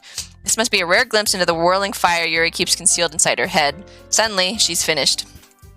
Everyone is stunned. Yuri snaps back into reality and glances around her as if she bewildered even herself. It's up to me to save the situation. I'm the first to start applauding. Everyone joins me afterward, and we give Yuri the recognition she deserves. It's not that we didn't want to applaud for her, but we were caught so off guard that we must have forgotten. As we applaud, Yuri holds the poem to her chest and rushes back into her seat. Yuri, that was really good. Thank you for sharing. It's like Yuri is down for the count. Okay, I guess I'm next then. Sayori hops out of her chair and cheerfully walks to the podium. This one's called My Meadow. Sorry, I giggled. Sayori, it's a lot harder than I thought. How did you guys do it so easily? Try not to think of it like you're reciting to other people. Imagine you're reciting it to yourself, like in front of a mirror or in your own head. It's your poem, so it'll come out best that way. I see. Okay then. Sayori begins her poem. Somehow it feels like her soft voice was made as a perfect match. The poem isn't aimlessly cheery like Sayori is. It's serene and bittersweet. If I were to read this on paper, I probably wouldn't think much of it, but hearing it come from Sayori's voice almost gives it a whole new meaning. Maybe this is what Sayori meant when she said she likes my poems. It's like I get to reach more deeply into someone I thought I knew through and through. Sayori finishes and we applaud. I did it! Good job, Sayori. Even Turv liked it. I guess that's a good sign. What does that even mean? Came out nicely, Sayori. The atmosphere of the poem fits you really nicely, but it might be that other poems wouldn't work quite as well with that kind of delivery. I don't really understand. In other words, I've seen poems of yours where that sort of gentle delivery wouldn't work as well. They might need a little more force behind them depending on what you're reading. Oh, I know what you mean. Well, I've been practicing that kind of thing. It's just embarrassing to do in front of everyone. The next time I'm going to make you pick a poem that challenges you a little more. We don't have much time before the festival, you know? Okay. Now who's next? Natsuki? Don't make me go before Turv. It's not like I can compare to you guys anyway. Might as well let Turv lower everyone's standards a little before I have to do it. Natsuki, it's fine. I might as well get it over with. But it's not like I have much of a selection of what to read. I'll just have to go with what I wrote for today. I stand up and step in front of the podium. Everyone has their eyes on me, making me feel terribly awkward. I recite my poem. Since I'm not exactly confident in my own writing, it's hard to put energy into it. Despite that, once I finish, I receive applause anyway. Sorry, I'm not really as good as everyone else. Here. Don't worry about it so much. I think it's less about your abilities and more about your lack of confidence in your writing. That's something that'll improve over time, though. Yeah, maybe. Alright then, that just leaves you, Natsuki. Yeah, I'm going. Natsuki begrudgingly gets out of her seat and makes her way to the podium. Poem is called... Why are you all looking at me? Because you're presenting? Anyway, the poem is called Jump. Natsuki takes a breath. Once she starts reciting the poem, her sour attitude disappears a little. While she's still a little unenthused, her poem has a rhythm and rhyme to it. It's Natsuki's trademark style, and it works surprisingly well when spoken aloud. The words feel like they bounce up and down as if giving life to the poem. Natsuki finishes and everyone applauds. She huffs back to her seat. That wasn't so bad, was it? Easy for you to say. You'd better not make me do it again. Well, do you at least feel prepared enough to recite a poem in front of other people? I mean, doing it in front of other people will be way easier. I can put on whatever face I want for other people. But when it's just my friends, it's just embarrassing. That's a surprise, Natsuki. I think it would be the other way around for me. Well, that's just how it is, so... Well, I guess in that case, you won't have much to worry about for the festival. That said, I want to thank everyone for coming through. It might be hard, but I hope that you all have an idea of what it's like now. Make sure you pick a poem and get enough practice before the festival, okay? I'll be making pamphlets, so let me know ahead of time what you'll be reciting. Jeez, I should probably find some other poem to recite instead. That's fine, too. Doesn't have to be your own. I'm already pleasantly surprised with what that you're putting in all this effort for the club. It makes me feel really happy. Yeah, no problem. Okay, everyone. I think that's about it for today. I know the festival is coming up, but let's try to write poems for tomorrow as well. It's been working out really nicely so far, so I'd like to continue that. As for the festival, we'll be planning tomorrow, and we'll have the weekend to prepare. Monday's the big day. I can't wait. I can do this. All right. Stand up. There's no way I'll be able to find the same enthusiasm as Sayori and Monica, but I'll do my best to get through it. If it's for the sake of the club and impressing Monica, then I'll have to do my best. Ready to go, Sayori? Yep. Look at you two, always going home together like that. It's kind of adorable, isn't it? Geez, guys, don't make such a big deal out of it. It must be a little nice, though. Well, how am I supposed to respond to that? It's okay, Turv, you don't have to say it. Whatever, let's go already. What are you doing down there? I walk home with Sayori once more. Even though it's only been a few days, a lot of things have already changed. But today, Sayori's being a little quieter than usual on the way home. Hey, Sayori. Sorry, I was spacing out. No wonder. I was thinking about something from earlier. I like how we get to... I mean, Sayori fumbles with her words. So let's just say that one day Yuri asked to walk home with you. Huh? What would you do? What kind of question is that? You're kind of putting me on the spot here. Well, if she asked...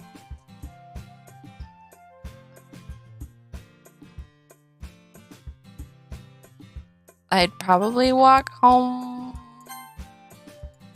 What is that? I mean, given how hard it is for her to socialize, I would feel awful turning her down, so...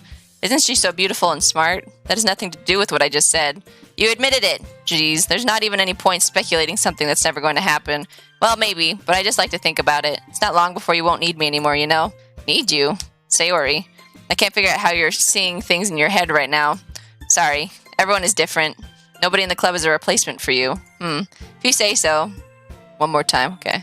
The conversation trails off and I'm left feeling awkward. But it was kind of her fault for trapping me with such a weird question. I can't just lie to her. If there's something that makes her happy, I would hate to take that away from her. That's why I said there's no point in speculating. Then again, the festival is only a few days away.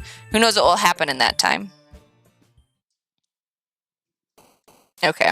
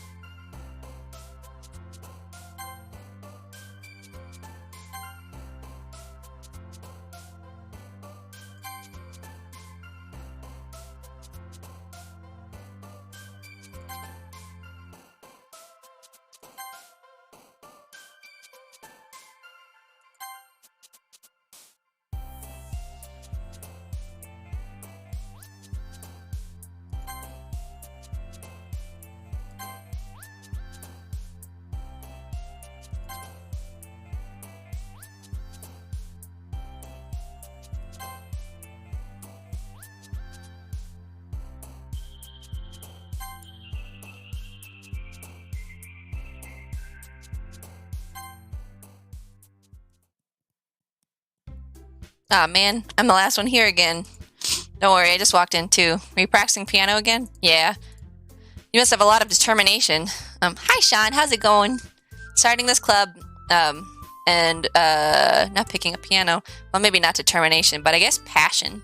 Remember that the club wouldn't be here if it wasn't for all of you, and I'm super happy that you're all willing to help out for the festival too. I can't wait for the festival, it's gonna be great. Weren't you complaining about it just yesterday, Natsuki? Well, yeah. I'm not talking about our part of the festival, but it's a whole day of school where we get to play and eat all kinds of delicious food. You sound a bit like Sayori all of a sudden. Monica, do they usually have fried squid? Squid? It's a pretty specific thing to look forward to. Oh, come on, are you saying you don't like squid? You, of all people? I didn't say I don't like it. Besides, what do you mean by you of all people? Because it's right in your name. Monica. That's not how you say my name at all. Also, that joke makes no sense in translation. Ah, never mind. Okay, let's just focus on our own event for now, okay? Fine. Your reactions aren't as funny as Yuri's or Sayori's anyway. Excuse me, where's Sayori anyway? Oh, there you are. Sayori's sitting at a desk in the corner of the room looking down at nothing. I walk over to her. Hey, Sayori. Wave my hand in front of her face. You're spacing out again. Sorry. Don't mind me. You can go talk to everyone else. Huh? Is everything alright? Of course. Why wouldn't it be? It just feels like you're a little off. Sorry for assuming things. Geez, you worry too much about me. I'm fine, see? Sayori shows me a big smile. Don't let me distract you from having fun with everyone. Well, alright, if you say so. I worriedly glance at Sayori before turning back toward everyone else. But the conversation is already dispersed with everyone back at their usual activities. Maybe I should ask Monica if she's noticed anything about Sayori recently. Since they've been preparing for the festival, they must be spending a lot of time together. I timidly approach Monica, who is shuffling through some papers at her desk. Turb, what's up? Hey, this might sound a little strange, but have you noticed anything up with Sayori recently? Anything up with her? In what way do you mean? Maybe I'm reading into it a little too much, but she seems a bit downcast today. Oh, you think so? I can't say I've noticed anything about her. Monica peers across the room at Sayori, who is idly dragging a rubber eraser up and down her desk. Maybe there is something on her mind, but I'm not surprised. I'm not the one asking you, Turv. You certainly know her a lot better than I do. Yeah, but she's never really like this. She's always talked to me about things that bothered her, but this time when I asked her, she was really dismissive. Sorry, I know it's not your problem. I just wanted to ask if you knew anything, so I'll drop it now. No. It's important to me, too. I mean, I'm also friends with her, and I also care about the well-being of my club members, you know? Maybe I'll try talking to her myself. Hey, are you sure about that? She seemed like she wanted to be left alone. Are you sure? Maybe she just has a hard time bringing it up with the person of interest. Person of interest? What do you mean by that? I'm saying that maybe the thing on her mind is you, Turv. Me? How on earth would you come to that conclusion? Well, I probably shouldn't say too much, but Sayori talks about you more than anything else, you know? She's been so much happier ever since you've joined the club. It's like an extra light was turned on inside of her. What? No way. Sayori is always like that. She's always been full of sunshine. It's not any different now than it has always has been. You're so funny, Turv. Have you ever thought that maybe you've always seen her as so cheerful because that's just how she is when she's around you? Ah, I said too much. I'm sorry. What do I know anyway? I didn't mean to jump to conclusions, so you should just forget about what I said. I'll try to talk to her, so try not to think about it for now. Ah, alright. Monica smiles meaningfully. I know she said to forget it, but I already know that I won't be able to get her words out of my head. Monica stands up from her desk and walks across the room to where Sayori is sitting. I watch her kneel down next to Sayori and gently talk to her, but she's keeping her voice so quiet that I can't hear her from here. I sigh and sit myself down. I know Sayori told me not to worry about her and to have fun with everyone else, but that's impossible to do when she's behaving like this. Exactly how much do I care about her that I'm letting this weigh me down so much? Now it feels like I'm the one behaving out of the ordinary, but there's nothing I can do besides wait for Monica. Why does it feel like I'm being watched? I glance around the room. Suddenly I notice Yuri peering at me from over her book, but she looks away just as quickly with a flustered look on her face. I realize that she won't get anywhere like this. I've never really seen Yuri approach anyone or start a conversation on her own accord, so I have no choice but to approach by myself.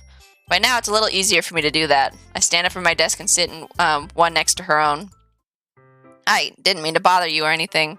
Relax, you didn't even do anything. But I could tell that you wanted to be alone with your thoughts. Alone with my thoughts? How are you even able to tell that I was thinking like that? Well, it's something that I do a lot, so it wasn't hard for me to spot based on your posture and expression. Not that I was staring or anything. I didn't do anything creepy like that. In any case, I guess you were right. I'm sorry if I caused you any concern. Don't apologize. Your troubles are only the concern of those who willingly share in that concern. Of course, there are certainly those who find the most comfort in keeping to themselves, but if you would prefer to share what's on your mind, then I would be glad to listen. It's really not that big of a deal. I was just feeling a bit uneasy about Sayori. Sayori? Yeah, she seemed a little off today, but when I asked her about it, she didn't want to admit it to me, so I can't help but wonder if something happened to her. Oh? That's quite romantic. Sorry. I didn't mean to say something stupid. It's not that. I just want you to misunderstand. Sayori and I have just been friends for a long time, that's all. Ah, I see. Then perhaps it is unusual for her to be dismissive to you about her feelings, or maybe I'm just reading into it a little too much. Turv. The world is full of meaning, often hidden deep beneath plain sight, and there are many untold mysteries behind every person, no matter how well you may know them.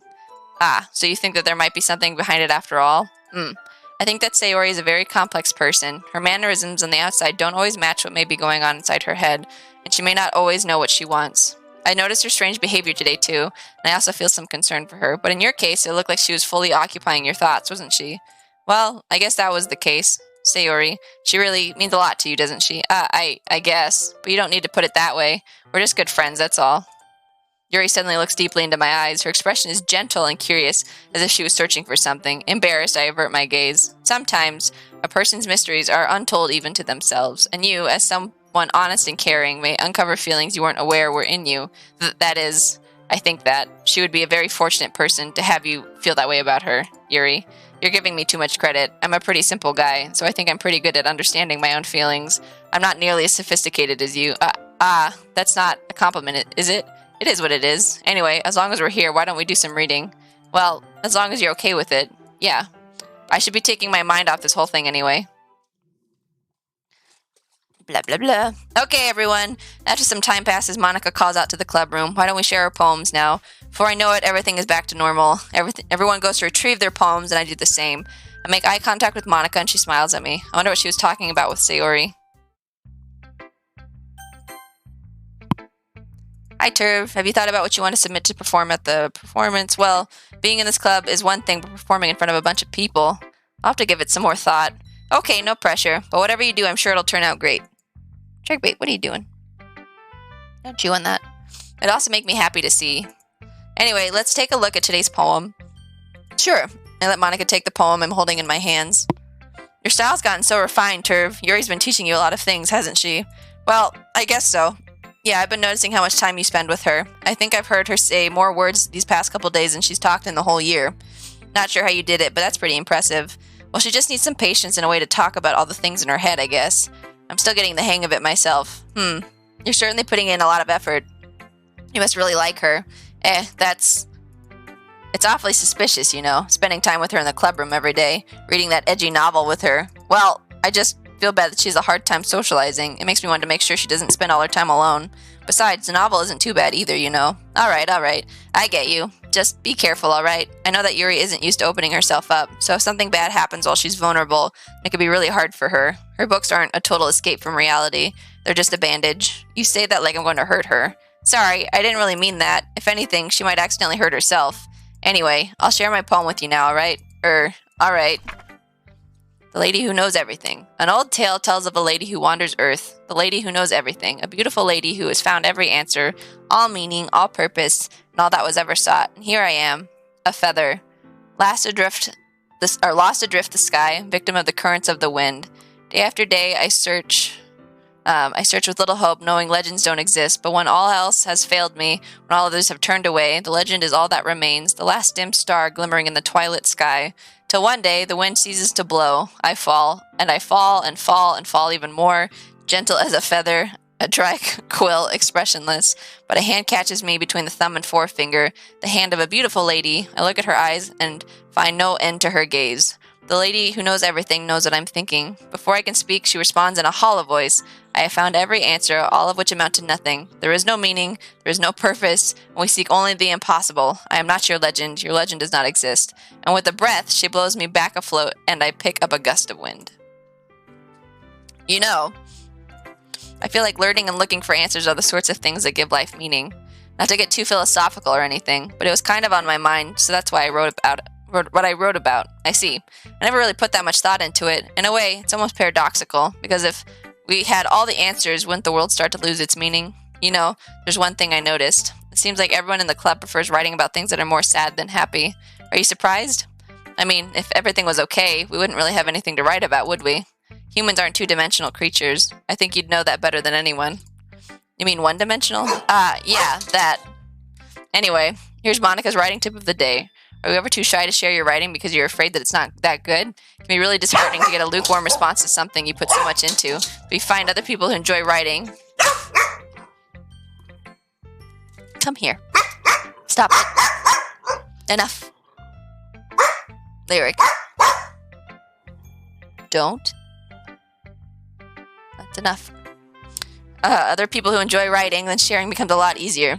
Because instead of just telling you that your writing is good or okay or bad, they'll want to focus more on everything that went into it and the things that you can work on. It's much more encouraging that way and will make you want to continue improving. It's almost like having your own little literature club, don't you think? It's my advice for today. Thanks for listening.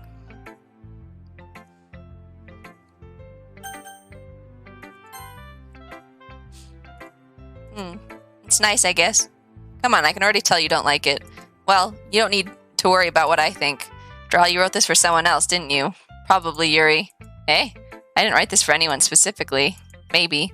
It's not really what I meant, though. But it's okay. You're making new friends, just like I was hoping. That makes me really happy. And you're happy too, right? In this club? Well, of course I am. Good. That's all that matters to me. Thank you, Turv. Sayori. Is there something wrong? Huh? No, nothing. I'm just a little tired today. Alright.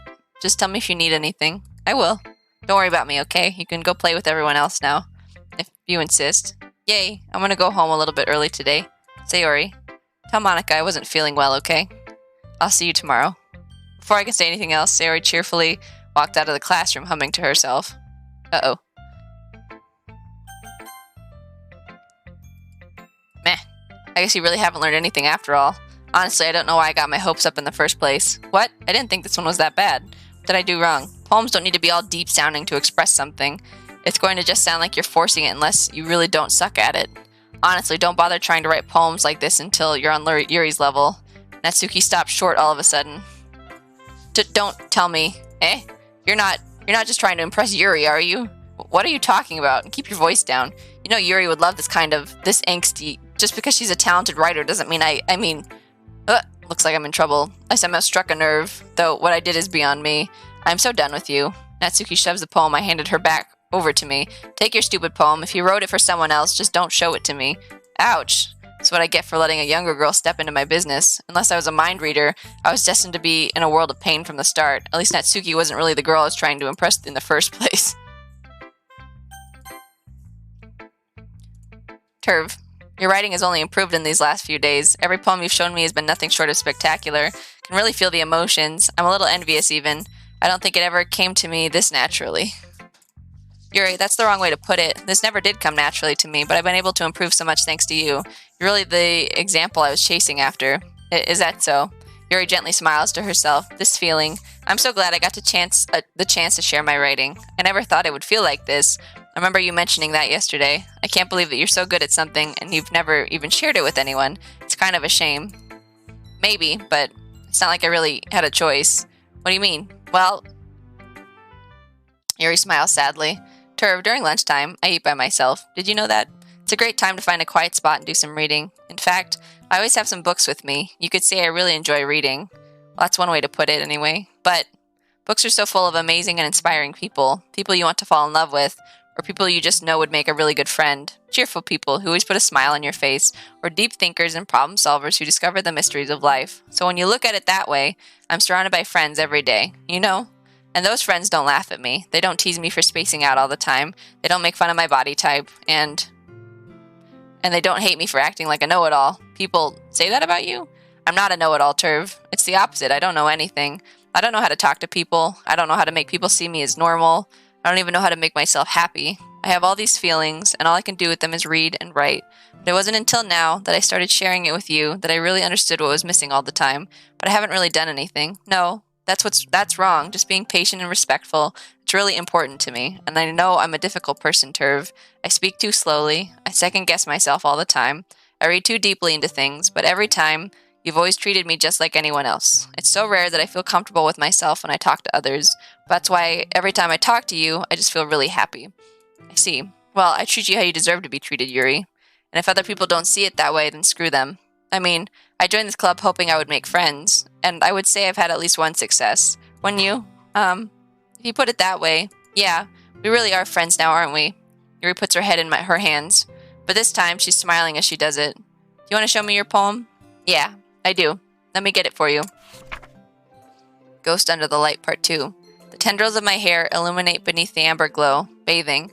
In the distance, a blue-green light flickers. A lone figure crosses its path, a silhouette obstructing the eerie glow. My heart pounds. The silhouette grows closer, closer. I open my umbrella, casting a shadow to shield me from visibility, but I am too late. He steps into the streetlight. I gasp and drop my umbrella. The light flickers, my heart pounds, and he raises his arm. Time stops. The only indication of movement is the amber light flickering against his outstretched arm. The flickering light is in rhythm with the pounding of my heart, teasing me for succumbing to this forbidden emotion. Have you ever heard of a ghost feeling warmth before?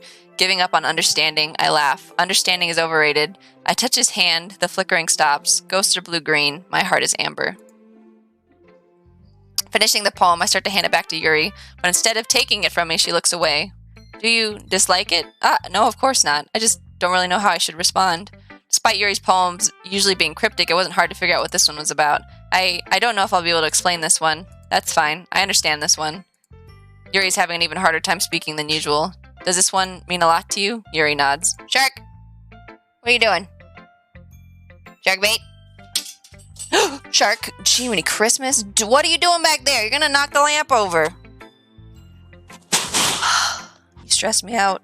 You stress me out so bad. Don't look at me like that with your little head tilts. Don't fuck with my lamp.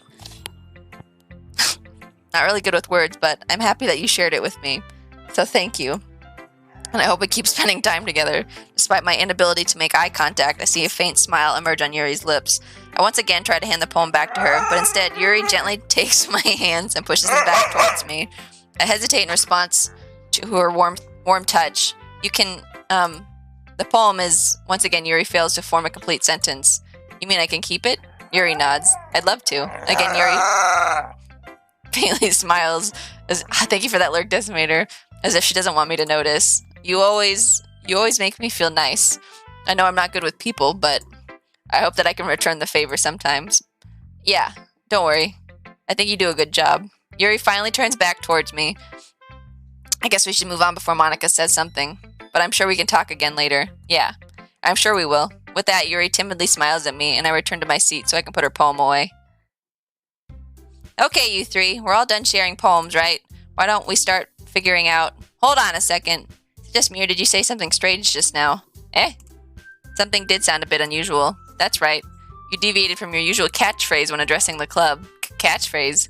I don't have a catchphrase. Geez, why is the mood so weird today? Look, even Yuri isn't immune to it. Stagnating air is common foreshadowing that something terrible is about to happen. In your books, maybe. Look, the only thing different is that Sayori isn't here. Seems you're right. Sigh. Sayori always helps lighten the mood a little bit, doesn't she? It's almost like everyone's balance is thrown off a little when she's not around. Where the heck did she run off to, anyway? Thought she just went to pee. Natsuki, please show some decency. Oh, come on. She actually wasn't feeling too well and went home early. Is that so? I hope she's alright. Seriously? Of all the times to not go home with her, you pick the time she's not feeling well? So much for you two being all lovey-dovey. No, first of all, stop misunderstanding my friendship with Sayori. And second, she's kind of been avoiding me today, so I didn't want to force it. Oh, that curious expression coming from Yuri of all people. Calm down, guys. I talked to her earlier and everything is fine. What did she say?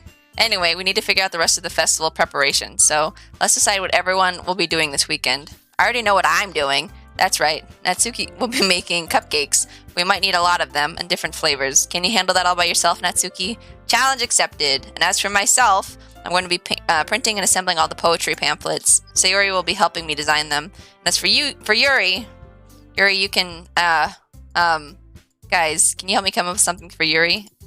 I'm useless. No, that's not it at all. You're the most talented person here, you know. Now, Natsuki's pouting too? Geez, even I can tell now. I guess I never gave Sayori enough credit, but I can tell things are even harder on you when she's not around. That may be the case, but if I can't also be a leader on my own, then I won't grow as a person. So Yuri, you have beautiful handwriting, you know, so you should make some banners and decorations to help set the atmosphere. Atmosphere? About that, I love atmosphere. Yuri's expression suddenly changes as she stares at her desk in focus and starts nodding to herself. Your mind is already racing, I see. That's great. You'll be a wonderful help, Yuri. But anyway, that just leaves you, Turv, the one who is truly useless. Don't say that. In fact, both Natsuki and Yuri have some pretty heavy tasks to handle. It would probably go a long way to give them a hand. You could always help me out as well. Would be really appreciative of that. Is Monica suggesting I spend the weekend with one of my club members? How on earth are they going to respond to a suggestion like that? I suppose I wouldn't mind a bit of help. Well, even if you don't know how to bake, there's always some dirty work I could give to you. It's not like Monica's going to give me a choice. You shouldn't be sitting on your butt anyway.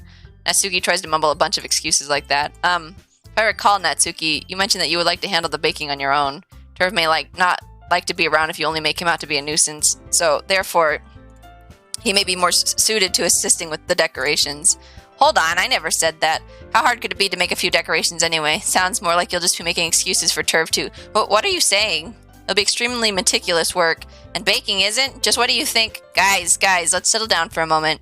In the end, I think it's up to Turv to decide how he'd like to contribute. Besides, he hasn't really gotten the chance to spend any time with me yet, you know? So I'm sure he's interested in... You literally just said...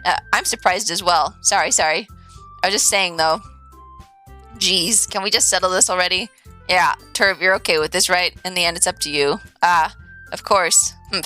Very well. In that case, everyone looks straight at me.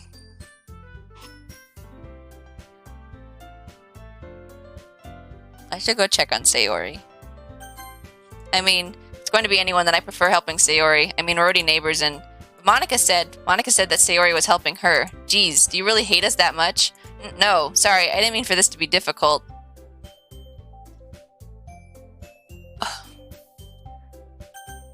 Think of the club, okay? Are you serious? Why would you...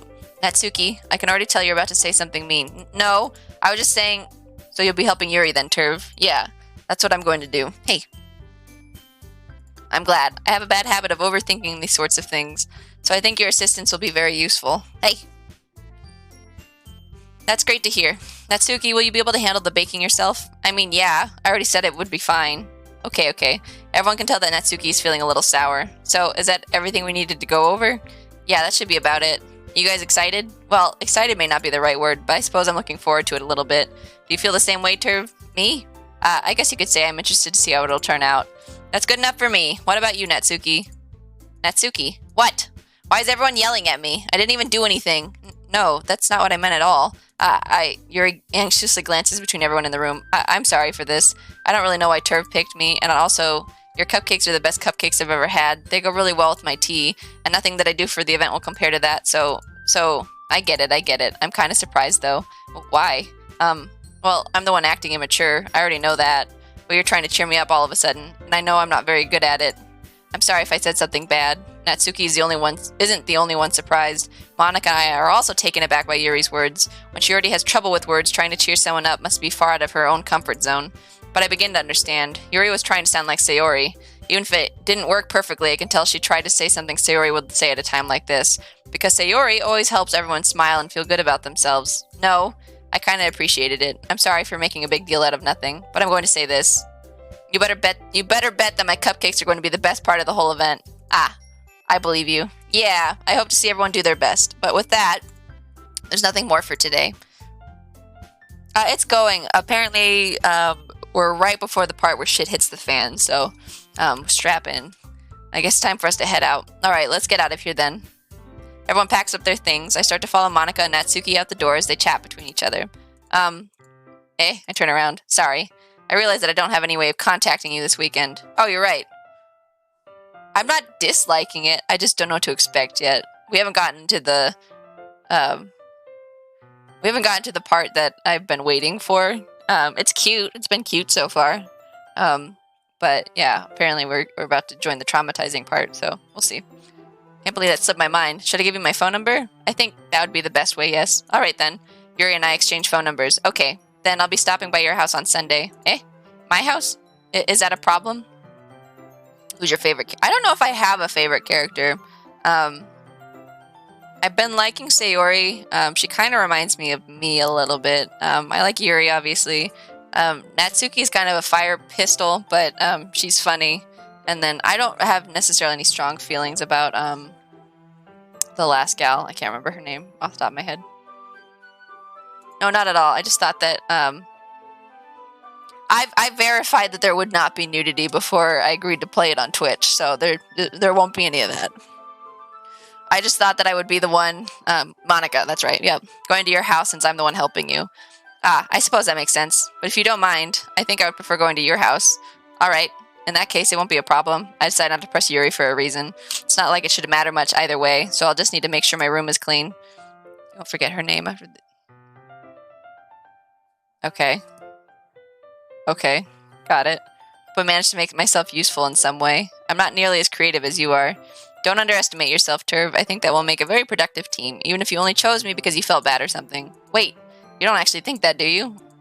I don't know. It's difficult to come up with any reason you might have chosen me. You're forgetting the one reason with the most common sense. I chose to help you because that's what I want to do. But, Yuri thinks to herself with an extremely tense expression. Yuri, you're overthinking this. You wanted me to point out when you're overthinking, right? Thank you, Smiles. I didn't realize. I'm telling you I want to. That's all there is to it. Do you believe me? Yuri thinks really hard again. She looks straight into my eyes for a long while. I believe you. As if it took her tremendous effort, Yuri finally says that and relaxes her expression. I'm really looking forward to Sunday. Yeah. What you got there? Dirty toy. I am too. After that exchange, I make my way out the door and Yuri follows. Can't believe this. Yuri is going to be coming to my house on Sunday? Even though I would have preferred to do this with Sayori, my anxiety still shoots through the roof.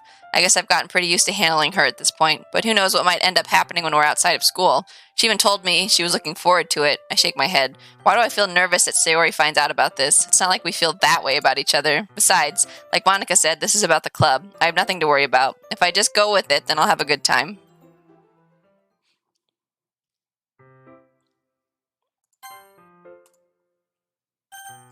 It's already Sunday. I'm getting increasingly anxious about Yuri's upcoming visit. I keep telling myself there's no reason to be nervous, but it doesn't help much. Yuri is clearly an introvert and also an intimate person in general. There's no doubt that she'll open up a little bit when it's just the two of us. Meanwhile, we've even been texting occasionally. She was extremely apprehensive at first, but it wasn't long before I was already learning more about her. But putting Yuri aside, I haven't heard a thing from Sayori since she left club early the other day. It's not like we text each other all the time or anything, but I've been worried about her in the back of my mind. Between what Sayori said and what Monica said, is it really okay for me to put Sayori's feelings aside when she might need me? I decide to visit Sayori before Yuri comes over. Woo! Hi, Elder. Rather than asking, I simply tell her I'm coming over, much like we've done in the past. Once I reach Sayori's house, I knock on the door before entering it myself. Again, we used to play so often that we made it a habit of simply entering each other's houses like we were family. The house is quiet. Sayori isn't anywhere on the first floor, so I assume she's up in her room. It's already strange of her not to run down and greet me. I head up to her bedroom, where I finally find her. Sayori. Hi, Turv. I sit down in her room. Sayori forces a smile, but it's easy to tell that she's different. There's a minute of silence between us. You haven't come over like this in a long time, have you? Ah, I guess you're right. It has been a long time. Not much has really changed, has it? Sayori's room is as messy as it's always been. I also recognize the same stuffed animals and wall decorations that she's had for years now. If you came over more often, it wouldn't be such a mess. It's because I end up cleaning it for you. How come you suddenly wanted to come over today? Aren't you supposed to see Yuri today? Yeah, but wait, how did you know that? Sayori had already left by the time we decided the last meeting. Monica told me. I'm sorry, Ash.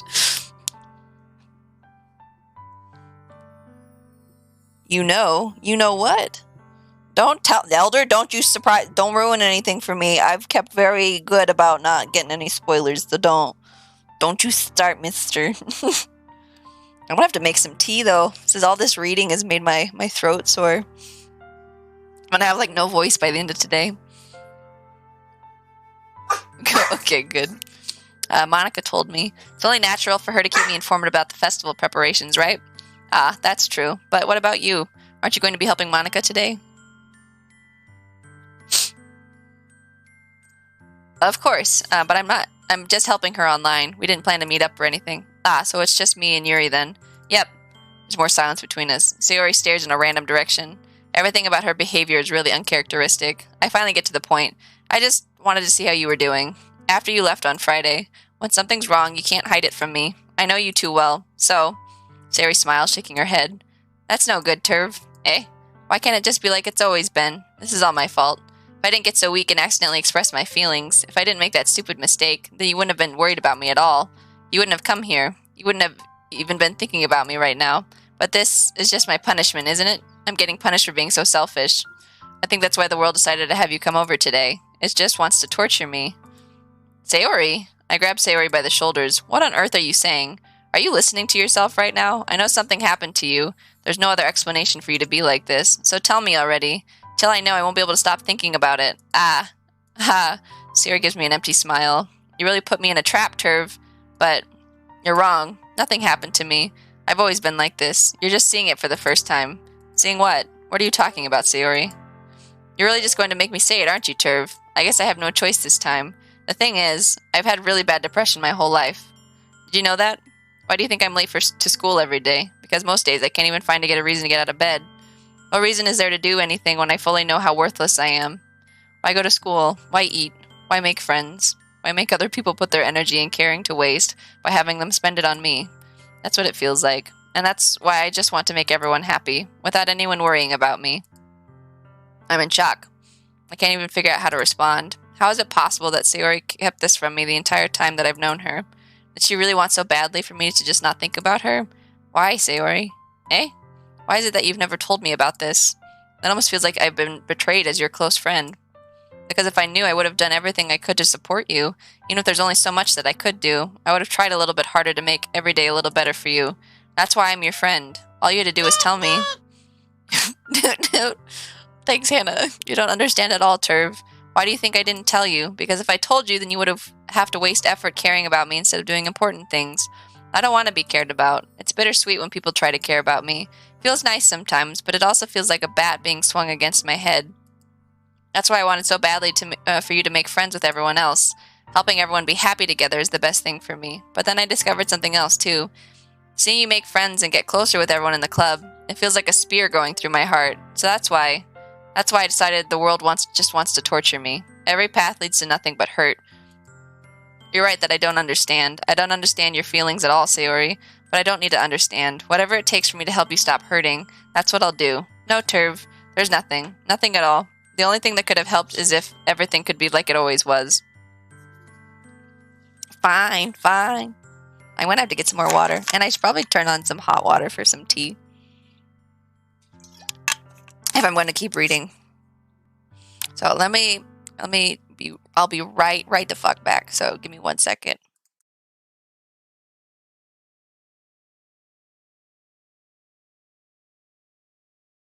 This is my favorite one because of this emote. I'm just fancy walking. Where are you? La, la, la, la. And then also this one's adorable too because it's like a dog. Hold on, you'll see. All right, ready? Ready? Let me just get comfortable over here. Oh! It's so cute, right? It's adorable. We didn't, at least I didn't see like the little walk around. It just I'll give you a pat on the head. Pat. No, sit down. Oh, hold on. I can pat. Hold on. I know how to Sit down. Find my spot again. Okay, cool. Get comfy. Oh. Hold on, I'm gonna pat. shooting him? Oh, he's actually patting?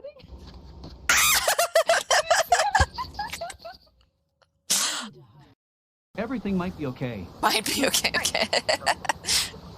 It might be.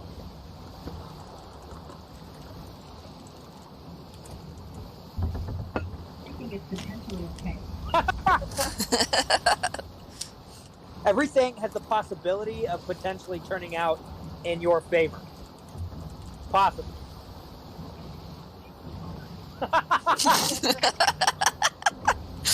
Everything in the existence of mankind has a 50-50% chance of possibly turning out in both of our favors, where we both make some sort of good progress from the situation. Now you die. I said 50-50, bro. Despite you being in some circumstances. Okay. I was about to say, me and Jay just died. Oh, so continue is what you're saying. Got it.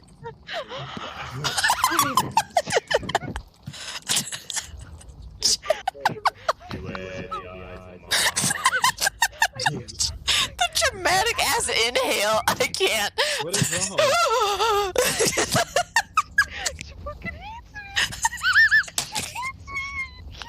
Smackdown. Yeah, that's why I had you come visit me, is because I hate you. Like, I had you come hang out with me and my dogs and my family because I just hate you, Jay. That's why I fought with Elias earlier about you being my bestie, is because I hate you.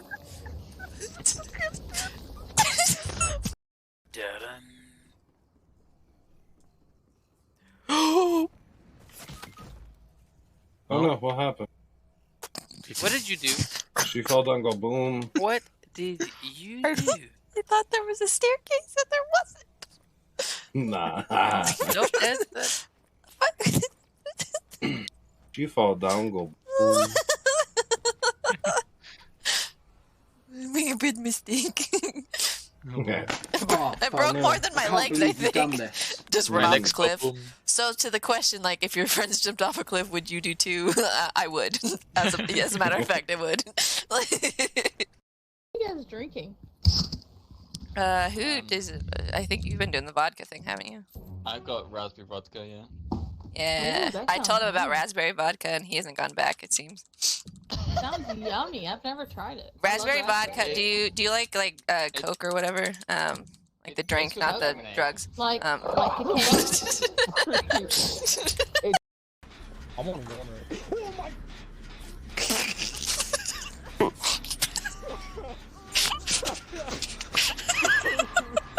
Oh my god.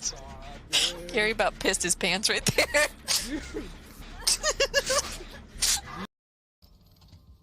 I like how Turb and I have a unspoken agreement that she gets a Sora and I go to Mercy. Who the fuck is Are you capable of Who saying is the any of these sister heroes? of Saurus that is Thesora? No, I don't remember their names because there's only like 30 of them.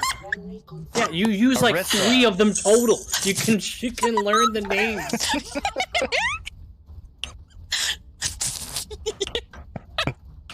That is a TikTok clip. Sora the Explorer. It's Arissa, right? Yeah, Arissa. Where's the point? Better consult the map. Junkrat, no swiping. Kind of sound like a boy.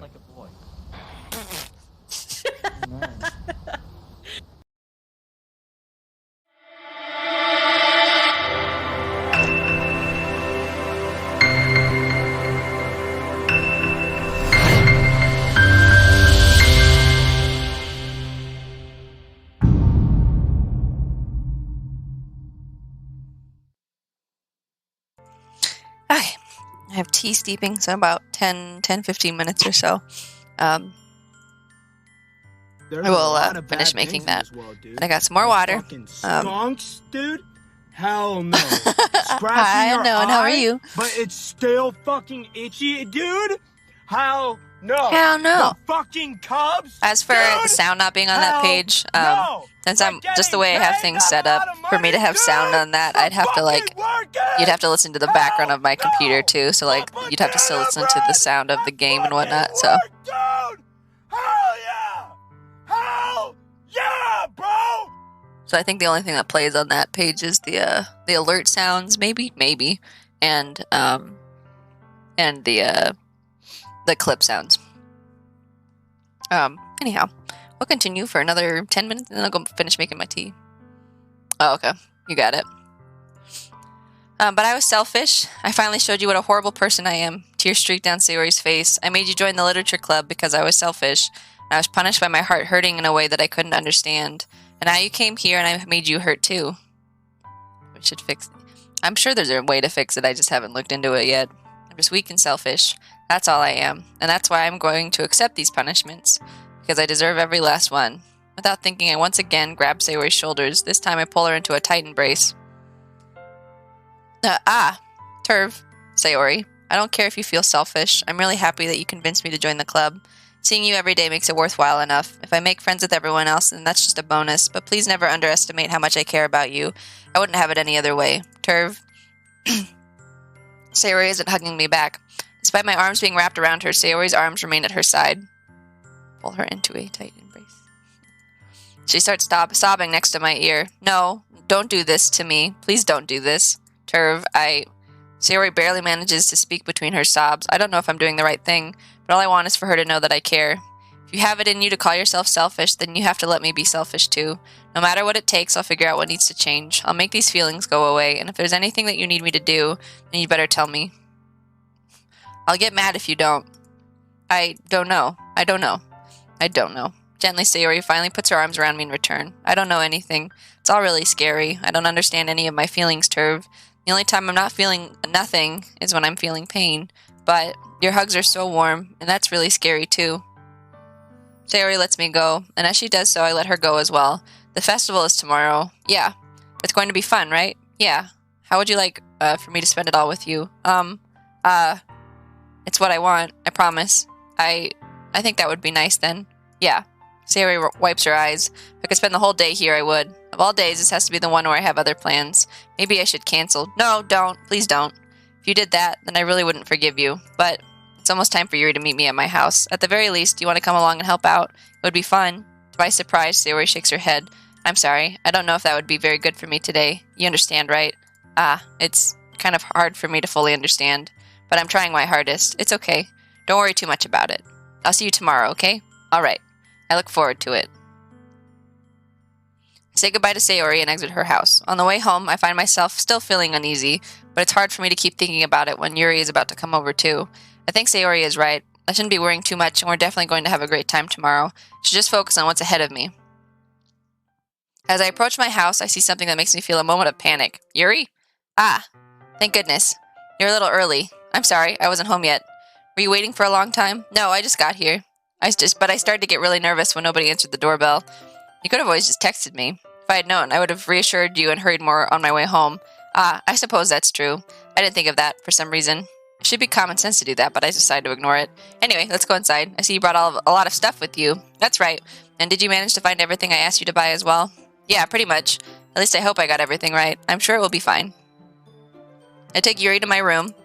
The first thing she does is glance around curiously, which makes me feel anxious. It's so clean. I cleaned it before you came over, so that's very considerate of you to do. No. It would be really embarrassing for my room to be a mess while you were here. Hope you're having an amazing day. Sounds great, Tangwin. Thank you so much for the lurk. I appreciate you. I hope your day is going well as well. Well, I do enjoy cleaning. I would have gladly helped you clean. That would be even more embarrassing. Wait, don't look in there. I snatch Yuri's wrist, which was in the process of opening a desk drawer of mine. I'm sorry. I wasn't thinking for some reason. I was just spacing out. It's fine. It's fine. I let go of Yuri's wrist. She puts both her hands firmly in her lap, as if making sure she's keeping track of them. So, should we get started? Yes. I have a few things planned that you can help me with. Decorations and other atmospheric enhancements. Atmospheric enhancements? You know. Mood lighting, aromatherapy candles. Oh, wow. I didn't know you planned on taking it that far. Of course.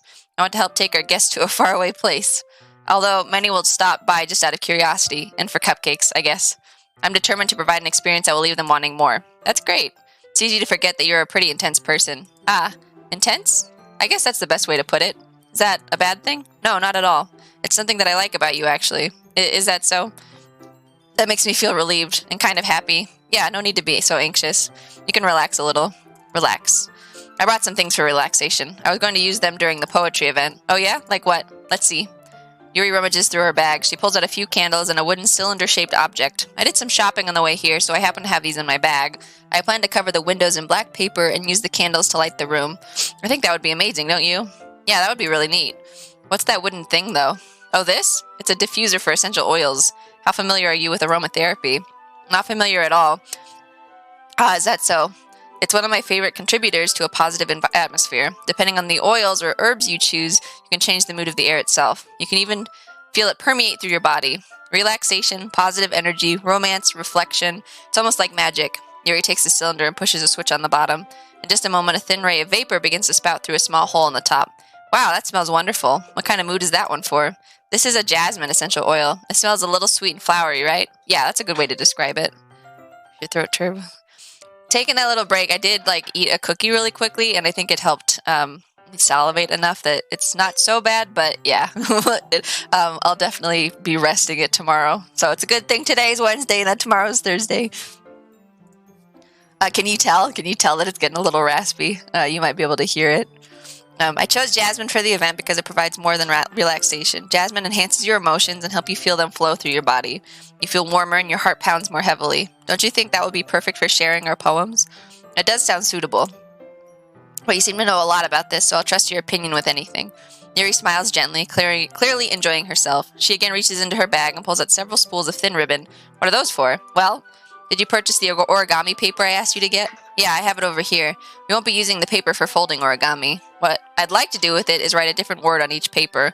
We'll need about 100 of them. Oh yeah? What will those be used for?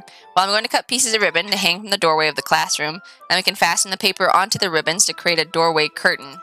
Wouldn't that be beautiful? It would also catch the eye of those passing by the room. It may attract some to peek inside. That's really creative. I had no idea you'd be so good at this, Yuri.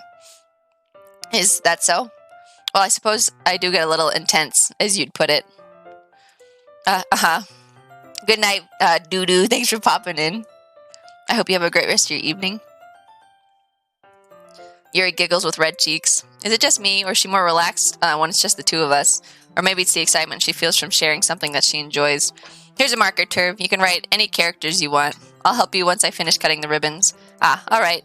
Sitting on the floor together, the two of us get to work. I carefully draw a different character on each paper, doing my best to manage my bad handwriting. Yuri unravels a long strand of red ribbon to her desired length. Then she reaches into her bag once more and pulls out a pocket knife. The knife is strangely beautiful. The silver handle has an intricate pattern of waves etched into it. The blade itself is gently tinted blue. Why do I know this knife is going to come into this somehow? That's no ordinary pocket knife. It looks really fancy. Well, embarrassed, Yuri looks away. What is that? That's not a knife. This is a knife. No! It's a knife. No! You're going to think it's weird. Yuri, whatever it is, I have no reason to judge. To each their own, you know? If you promise you won't be weirded out. Yeah, I promise. Alright, the thing is, I'm kinda into knives. They're just so pretty. I can't help it. I don't know what it is. The combination of craftsmanship and feeling of danger, maybe. What am I saying? Please don't think I'm weird for this. Ha, you're laughing at me. No, I'm not laughing at you. It's just funny how nervous you got about sharing. It's an interesting thing to be into, I guess. But I think it kind of suits you. Suits me? Yeah, it's kind of intense. Besides, it's a really cool looking knife. I can't deny that. It is, isn't it? Yuri relaxes her expression once again. Would you like to hold it? Sure, I'll check it out. Knives are pretty like the metals and wood carvings. They can be, yeah. I think I have a couple interesting knives as well. Yuri carefully hands me the knife with the handle facing me. I take it and turn it around in my hands. It feels heavy and extremely solid. Where do you even get a knife like this? Curious of its sharpness, I feel the point of the knife with my index finger. Ow! Turv! Why did you do that? I didn't expect it to be that sharp. I barely touched it at all. It's my fault. I should have warned you. This knife is extremely sharp. It can cut through skin like it's paper. Oh no. A small drop of blood trickles down the side of my finger. Yuri takes my hand and gives the wound a closer look. She stares at it and noticeably fidgets. If you're squeamish, I'll go wash it off now. Without warning, Yuri puts my finger in her mouth and licks the wound. I feel her tongue curl around my finger. Startled, I instinctively pull my hand back. Oh, please forgive me. I wasn't thinking. Yuri lowers her... Heavy and extremely solid. Okay, I'm out. Yuri lowers her head and her face burns up. Yuri, that's the most embarrassing thing I've ever done. How could I do something like that? I'm sorry. Sure, it was a little weird and it took me by surprise, but I guess she was just trying to help, right? Yuri, I think you're overreacting a little. She doesn't lift her head. What if she doesn't recover from this for the rest of the afternoon? Alright, you know what? This might be a stupid thing to do, but I do it anyway. I take Yuri's hand and lick her index finger in return. Turv! Did you really just do that? She wants your knife, Turv. I give her more than my knife. No. Now we're even. Yuri just looks at me like I did something wrong. I knew that would be a bad idea. If not for the sweet aroma of the jasmine oil, the air would be extremely heavy right now. You're so weird, Turv. Yuri giggles shyly. Yuri calling me weird? I have no response to that. Where do you keep your bandages? I don't think I need one, actually. It was a tiny cut. I want sleep, but I gotta know what happens next. Look, it already stopped bleeding. I see. That's relieving. It's worth it. The tension is quickly lifted. We each resume our respective activities. I watch Yuri's knife cut through the ribbon like it's nothing but air. Meanwhile, I continue to make progress on the paper. At times. After we finish attaching the paper to the ribbons, we lay them out side by side. It looks better than I expected and will be very effective as a door curtain. It looks great. Good thinking coming up with this, Yuri. Thanks. It's just something I saw online, really. Are you ready to move on to the next task? Yeah, let's do it. What do you have in mind? I'd like to create a banner. That's why I asked you to buy the paint tablets. That's right. One of the items Yuri had asked me to buy was a kit of watercolor paint tablets. Next part is going to be good. Oh, okay. We need about 6 cups of water to put each of the tablets in. Do you mind fetching those for us? Of course not. 6 cups of water. I'll be right back in a minute. Thank you very much. Oh, and just a little bit of water is okay. If you fill the cups too much, it will be too diluted. Taking Yuri's advice, I decided to use small plastic bathroom cups rather than full-size glasses. Stop it.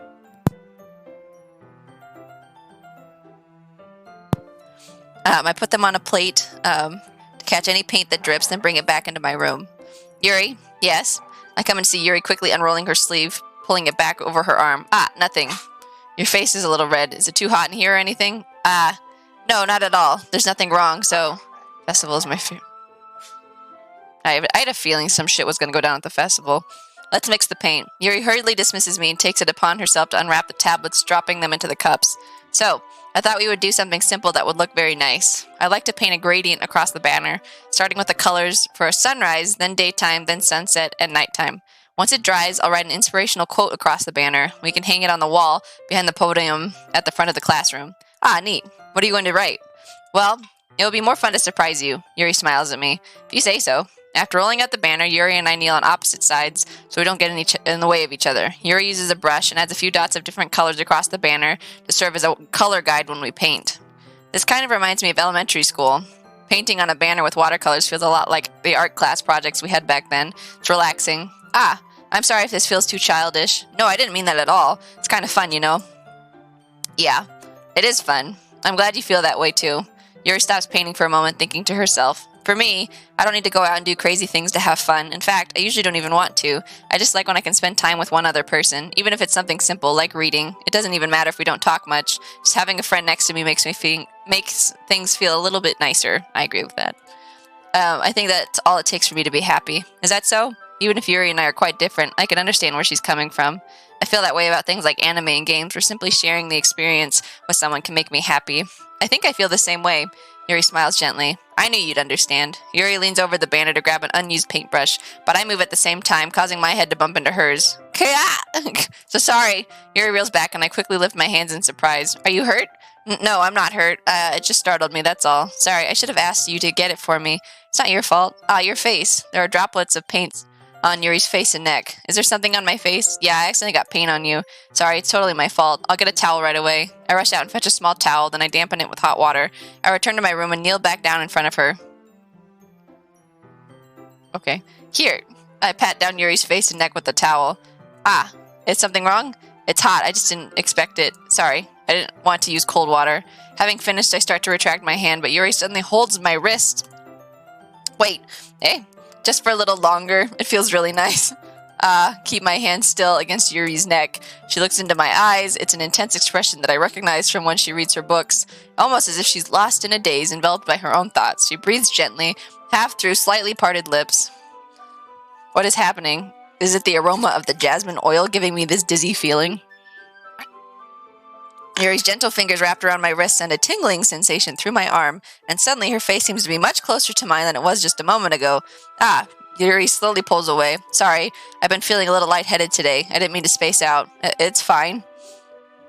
The moment is over as soon as it began. Yuri picks up her brush again, but her movements seem clumsier, like she's unable to focus.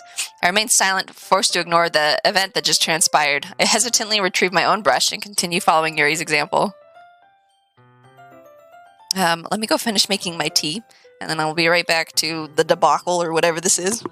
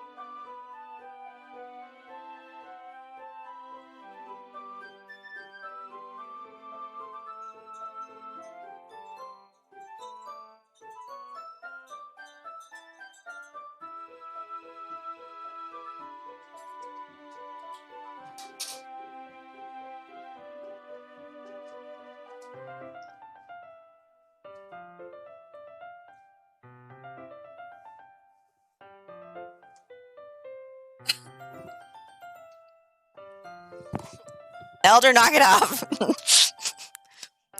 You stinker. No riots! I wasn't gonna take that long. That should do it. I finished filling the night sky with white dots that look like stars. Looking at the banner as a whole, it's very pretty and natural looking. I think it came out better than I expected. I'm really happy with the results. Yeah, me too. Are you going to add the lettering now? Not yet. It needs to dry first. That's true. Won't that take a while? Yeah, okay. Sure thing, bud. Well, perhaps it would be best to leave it here, then have you bring it in the morning. I can do the lettering in the classroom before our event starts. Is that okay? That's totally fine. Wonderful. In that case, I don't think there's anything more for us to do here. Phew. You say that like you're glad it's over. So wrong to assume that you are at least enjoying yourself a little bit. Oh, no, it's not that. I'm just glad that we managed to get everything done. I see. I am too. I was a little concerned about time. I need to start making dinner soon. So you don't have any time left? I was secretly hoping we could have extra time after finishing the work. Well, Yuri thinks to herself, I think it would be too irresponsible of me to wait much longer. I'm sorry. I was hoping there would be more time as well. Probably my fault. Sorry for being such a slow worker. No, it's not your fault at all. And the important thing is that we got everything done, right? Yeah. So, I shouldn't be disappointed or anything. Gathering all her things, Yuri seems to look a little downcast. I understand why. Sounds like she rarely gets the opportunity to spend time with friends in a relaxed environment. That doesn't mean this is the last time it can happen. Once Yuri packs up, I walk her out the front door.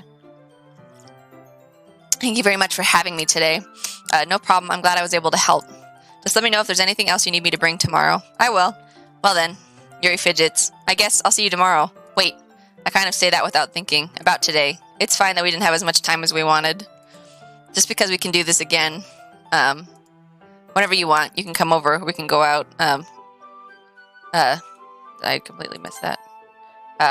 Or we can go out somewhere. I forgot you don't like going out much. As I stumble over my words, Yuri simply smiles bashfully. Anyway, you know what I'm trying to say, so... You're very thoughtful, Turv. Yuri takes a step closer to me, then briefly squeezes my hand. I kind of like that about you. Well, how am I supposed to respond to that? But I don't even get a chance to as Yuri suddenly pulls back. Sayori? Hey, hi, Turv. Sayori. Just now we weren't... It's okay, Turv. I just stopped by to say hi. Well, it's nice to see you. I'm sorry, but I'm already on my way to leave. Really? That's too bad. I'm sorry.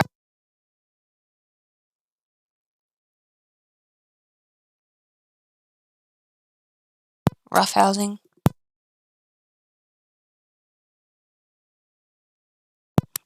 I'm sorry, but we'll all be together at the festival tomorrow, so that's fine, right? Of course, Sayori beams. Yeah, so I'll see you tomorrow. Clearly embarrassed, Yuri hurries off. Sayori waves goodbye after her. Sayori, I thought you didn't want to come over today. Well, I tried staying in my room, but my imagination was being really mean to me, so I had to come here and see it for myself. See what? What are you talking about? You know, how much fun you were having with Yuri, and how close you got to her. It makes me really happy that you've made such good friends. That's all that matters to me. Tears start to fall down Sayori's face. That's all that matters to me. Why am I feeling this way, Turv? I'm supposed to be happy for you. Why does it feel like my heart is splitting in half? It hurts so much. Everything hurts so much. This would be so much better if I could just disappear. Sayori, don't say that. It's true, Turv. If I wasn't here, then you wouldn't have to waste your sympathy on me. You wouldn't have to put up with me being selfish. Monica was right. I should just... Monica? Monica was right about what? Sayori. What I said before is true. I'm not going to let this continue. Caring about you like this isn't the burden your mind is making it out to be. It's something that makes me happy. It's something that I wouldn't trade for anything else. So even if it takes an entire lifetime, I'm going to be by your side until you don't feel any more pain. But... Sayori looks away. I put a hand on her shoulder to reassure her. I'm scared, Turv. I'm really scared. What are you scared of, Sayori? I'm scared that I might like you more than you like me. Sayori, it's true, isn't it? I was weak and started to like you too much. I did this to myself. Turv, I like you so much that I want to die. That's how I feel. And that's enough, Sayori. I don't want you to hurt anymore. I slide my hand down Sayori's arm and squeeze her hand in my own. Do you remember how I said I always know what's best for you? Do you still believe me? Wordlessly, Sayori nods. Even if you don't understand all of your own feelings, I know what you need the most right now, and that's what I'm going to give you.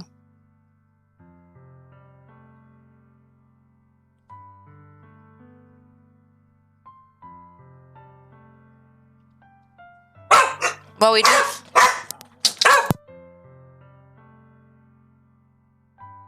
Well, I'm guessing we do love her as a friend, right?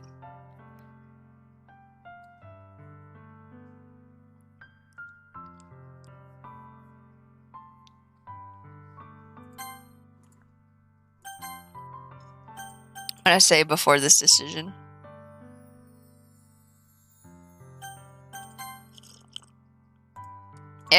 Those are my true feelings. So there's no way you could like me more than I like you. Should have realized it sooner. But spending time with everyone at the club, making new friends, having fun with you every day, it helped me realize that you truly are the most important person to me. So I'll accept any of your burdens. As long as we continue like this every day, with you by my side, then I know we'll both be happy. Suddenly Sayori wraps her arms tightly around me. I'm a brunette. Is this really okay? Yeah. I hold Sayori in my arms and pull her closer. You'll never have to let go of me again. I love you, Turv. I want you to be with you forever. Me too. Well, I was hoping it would be like, I love you as a friend, but it's fine, whatever. Feel Sayori's grip around me weaken a little bit. What is this? Sayori? I'm supposed to be happy right now. I always thought this would be the happiest moment for me. But why? Even now, why won't the rain clouds go away? They're not going away at all, Turv.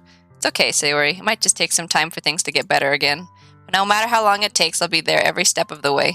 That's all that matters right now. Okay, I trust you. Sayori and I slowly release each other. So, I guess that makes the festival tomorrow our first date, huh?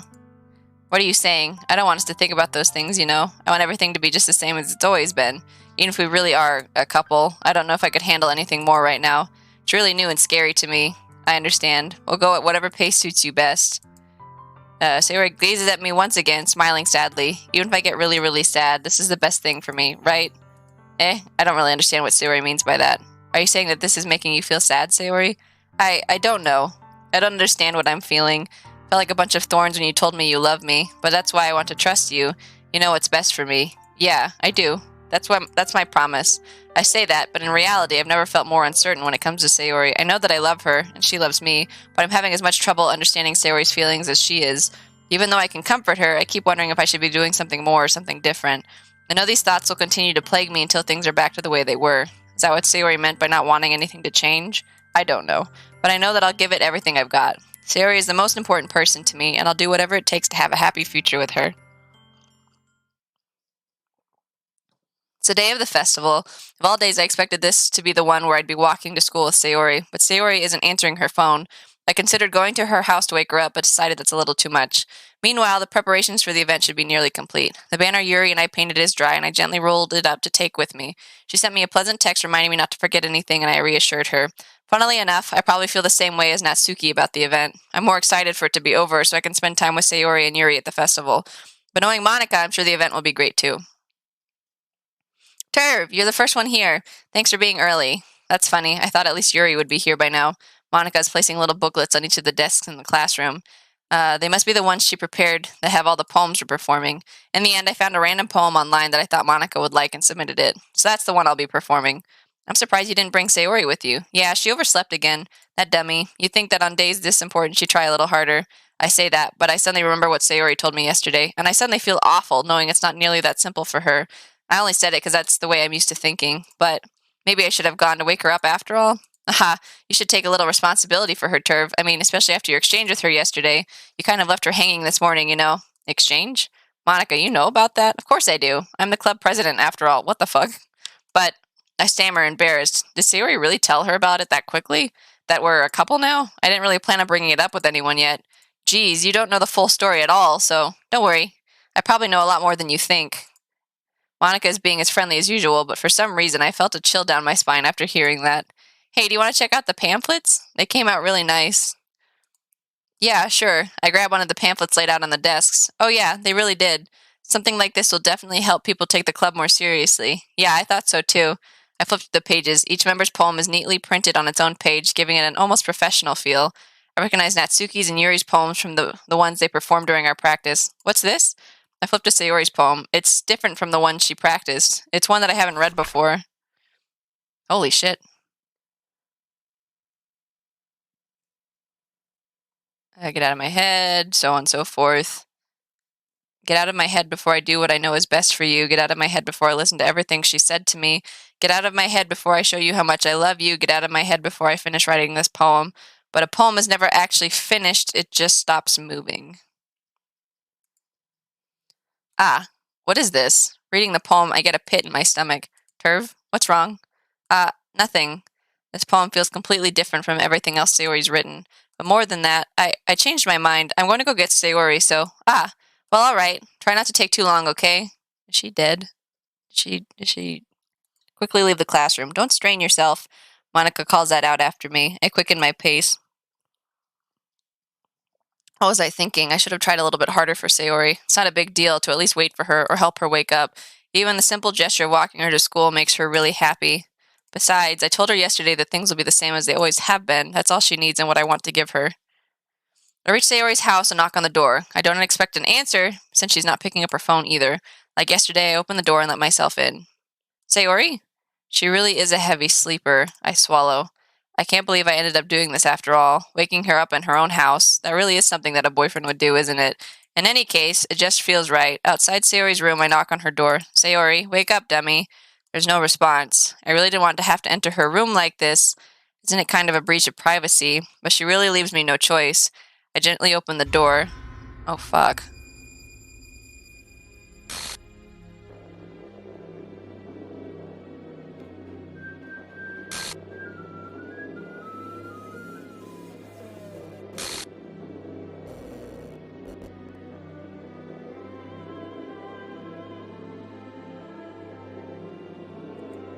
What the hell?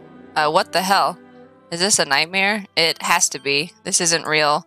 There's no way this can be real. Sayori wouldn't do this.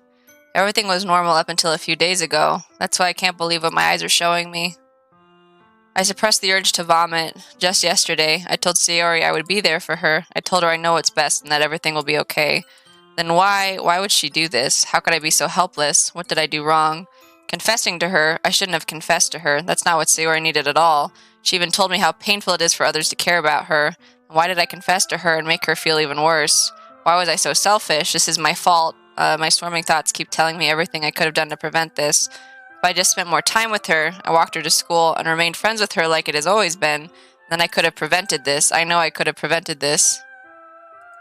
Screw the literature club. Screw the festival. I just lost my best friend, someone I grew up with. She's gone forever now. Nothing I can do can bring her back.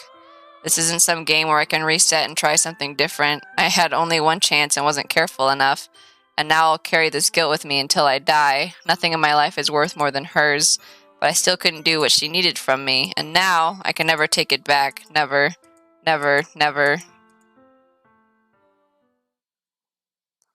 Okay.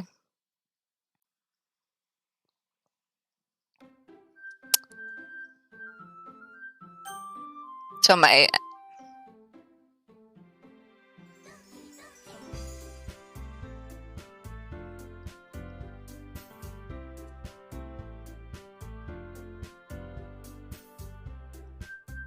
Am I supposed to, like, redo it and save her? Is that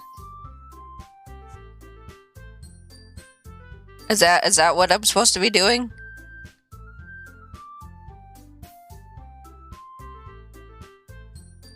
I didn't think I was done. Do I click this weird thing?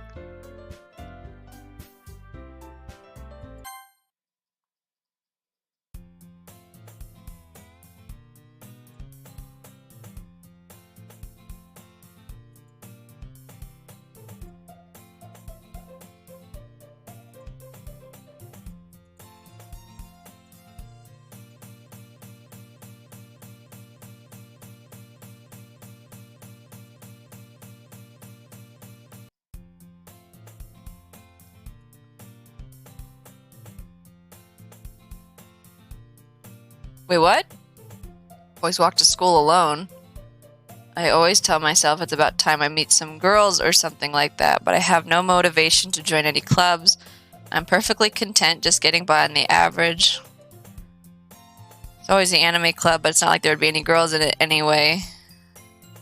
School day is as ordinary as ever, and it's over before I know it. After I pack up my things, I stare blankly at the wall, looking for an ounce of motivation. Clubs. There really aren't any that interest me, besides most of them would probably be way too demanding for me to want to deal with. I guess I have no choice but to start with the anime club. Turv? Monica? Oh my goodness, I totally didn't expect to see you here. It's been a while, right? Yeah, it has. Monica smiles sweetly. We do know each other. Well, we rarely talked, but we were in the same class last year. Monica was probably the most popular girl in class. Smart, beautiful, athletic. Out of my league. Having her smile at me so genuinely feels a little... What did you come in here for anyway? Just looking for some supplies to use for my club. Do you know if there's any construction paper in here or markers? I guess you could check the closet. You're in the debate club, right? Haha, about that. I actually quit the debate club. Really, you quit? Yeah. To be honest, I can't stand all the politics around the major clubs. Yeah. Much rather take something I personally enjoy and make something special out of it. Literature. That sounds kind of dull.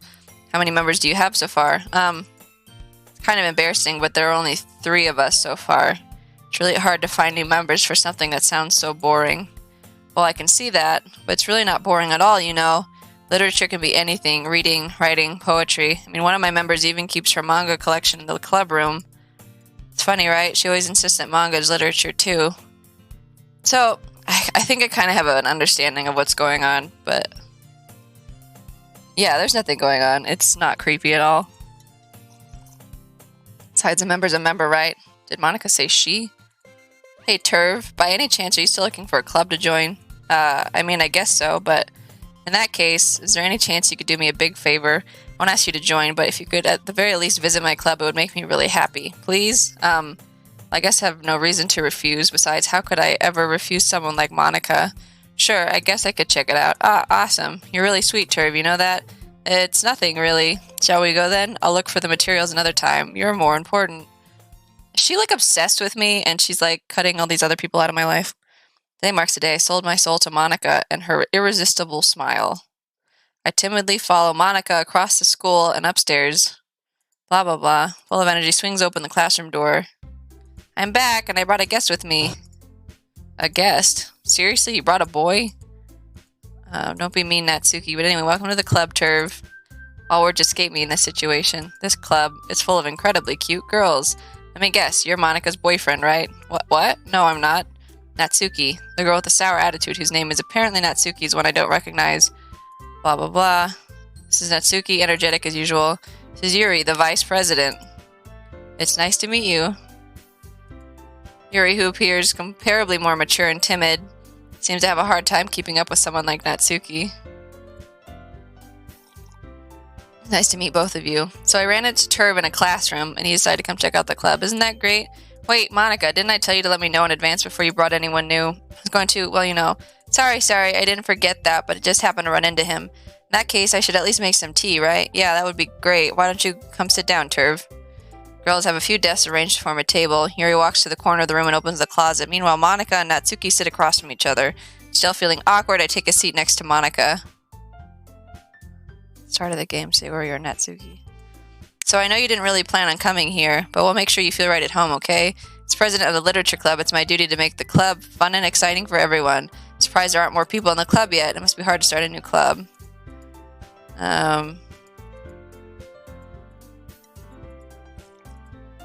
Blah, blah, blah. We've already read all this. Well, I guess. Such different girls, all different, interested in the same goal. Turn to the table carrying a tea set. Yeah, you keep a whole tea set. Don't worry, teacher gave us permission. Don't Yuri's trying to intimidate you. Insulted, Yuri looks away. I mean that, you know, I believe you. Blah, blah, blah. Any things do you like to read? Manga. Natsuki's head suddenly perks up. She wants to say something, but she keeps quiet. Well, that can change. What am I saying? Anyway, what about you, Yuri? Yeah, we already have read most of this.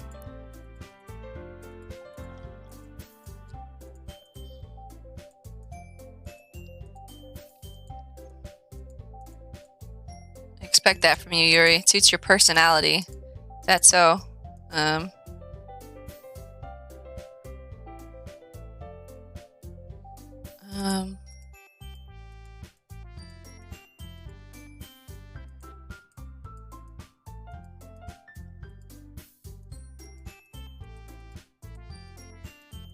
Blah blah.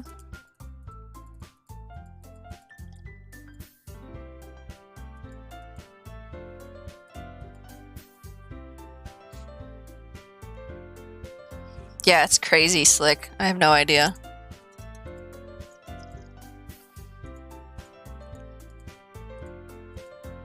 Write a poem of our own. We'll share poems.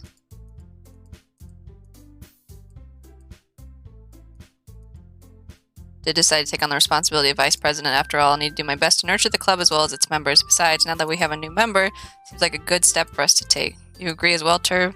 Hold on, there's still one problem. What's that? Now that we've reached the most important topic, I've only... Yeah, I never said I would join. Here's my train of thought. Blah, blah, blah. The thing is, we don't have enough members yet to form an official club. We need 4, and I've been trying really, really hard to find new members. If we don't find one more before the festival, I'm defenseless against these girls. Always want to watch. How am I supposed to make a clear-headed decision when it's like this? I feel terrible for letting everyone down in this situation. Besides, the club seems pretty relaxed. Right, okay, I've decided then. I'll join the literature club.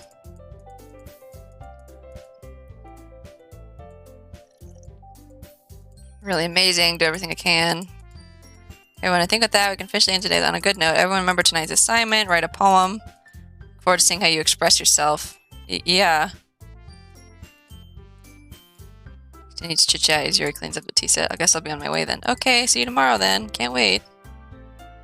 With that I depart. Make my way home. Natsuki, Yuri, and of course Monica. Alright, I just need to make the most of my circumstances.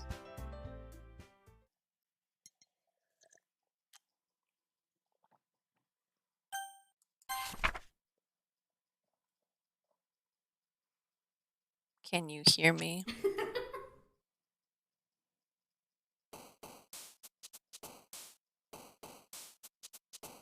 What the fuck was that? I'm gonna go for Yuri. I think.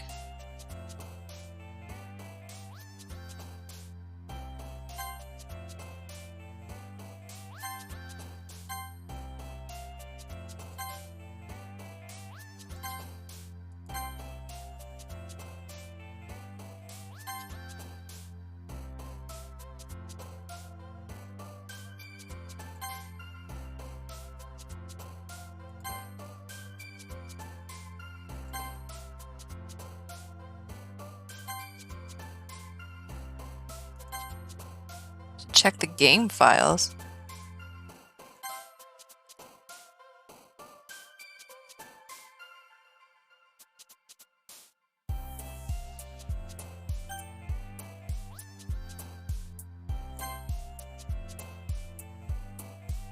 Okay, so everything's wiped. Got it. Awesome.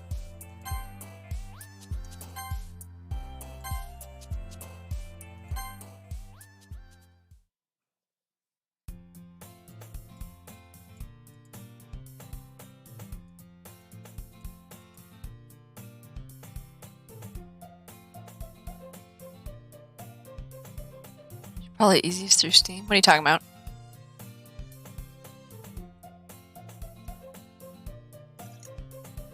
What do you mean?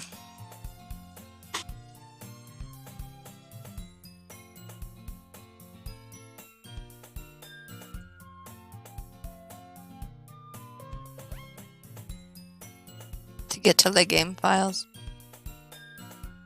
Thanks for keeping your promise, Turb. Oh, sure. Too overwhelming of a commitment for you.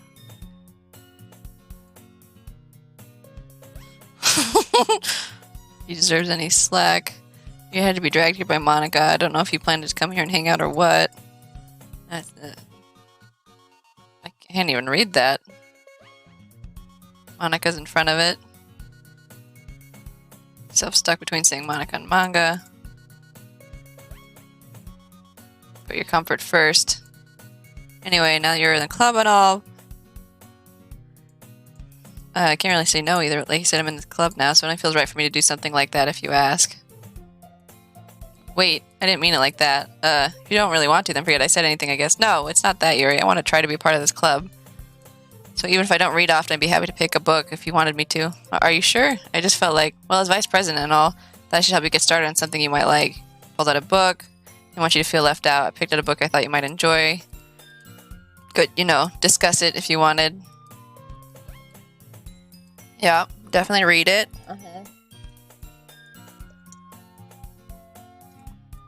Seemed to be the case. Yuri's face already in a book. Rummaging in the closet. Curious to talk to Yuri a little bit more. Crap. That only makes her hide her face deeper in the book. Sorry, just spacing out.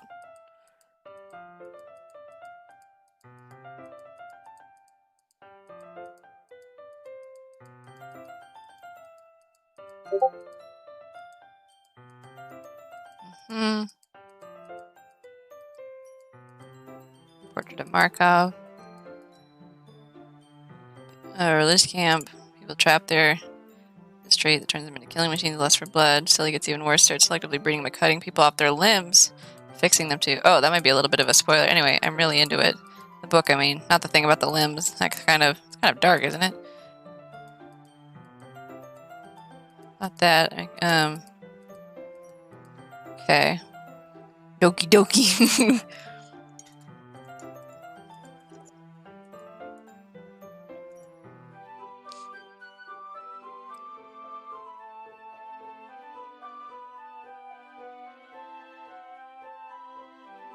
Because the world is full of horrible people and we're all worthless anyway. I don't know, Lone, but there's some fucked up shit. Somebody already died. Then suddenly, I'm rambling, aren't I?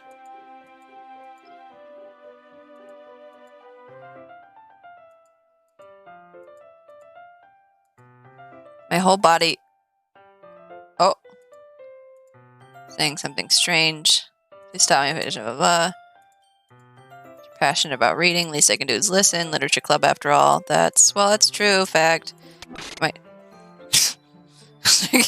Reading. You don't have to, but what are you saying? Just get the book. Fine if I sit here, right? We sit next to her. We start reading the book together.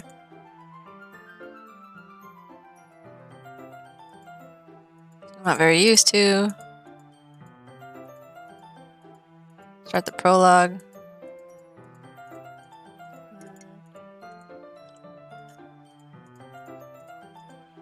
Oh, what was that? I don't know if I had a chance to even look at that, but I do. Sorry.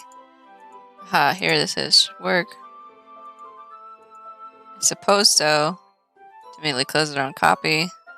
Shoulder drum was touching. Guess that makes it kind of difficult to turn the page. Here.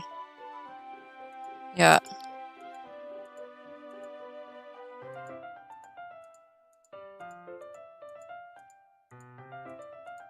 Ready.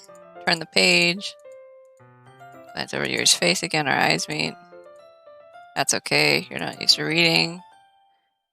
Don't mind being patient. If it takes you a bit longer, it's probably the least I can do. Since you've been so patient with me. Continue reading. No longer ask when I'm ready to turn the page. Continue the first chapter in silence. Intimate exchange. Letting go of the page. Yuri, this may be a silly thought. Main character kind of reminds me of you. I don't relate to this character at all. Definitely not. Really? I was just thinking the way she second guesses things. Aha. That's what you were talking about. Sorry. Thought you meant something else about her. Something else? Never mind. We didn't even get that far yet. So I don't know why that came into my head. Is there something wrong with Yuri? Yuri, are you feeling alright? She's been a little fidgety ever since we started reading. She does like knives. And we did kind of didn't choose her because of Sayori. The rest of your breathing is a little... My breathing? Puts her hands on her chest as if she feel her heartbeat. I didn't even notice. Anyway, I'm fine. Just needed some water. Alright, don't push yourself. Stands up, practically rushes out of the classroom. What on earth was that about? Turv? Did something happen just now? I have no idea. Yuri was acting a little strange, I guess. So you don't know anything? Sorry, I can't say I do. Are you worried about her? Oh, no, not really. I was just making sure you didn't do anything to her. Nothing. Don't worry. I believe you, silly. Yuri just does that sometimes, so it's nothing alarming. Alright, if you say so. Why don't we start with sharing our poems? Shouldn't we wait for Yuri? Well, she might be a while, so I figured we'd just get started without her, if that's okay. Make a mental note of where I left off in the book, slip it back into my bag.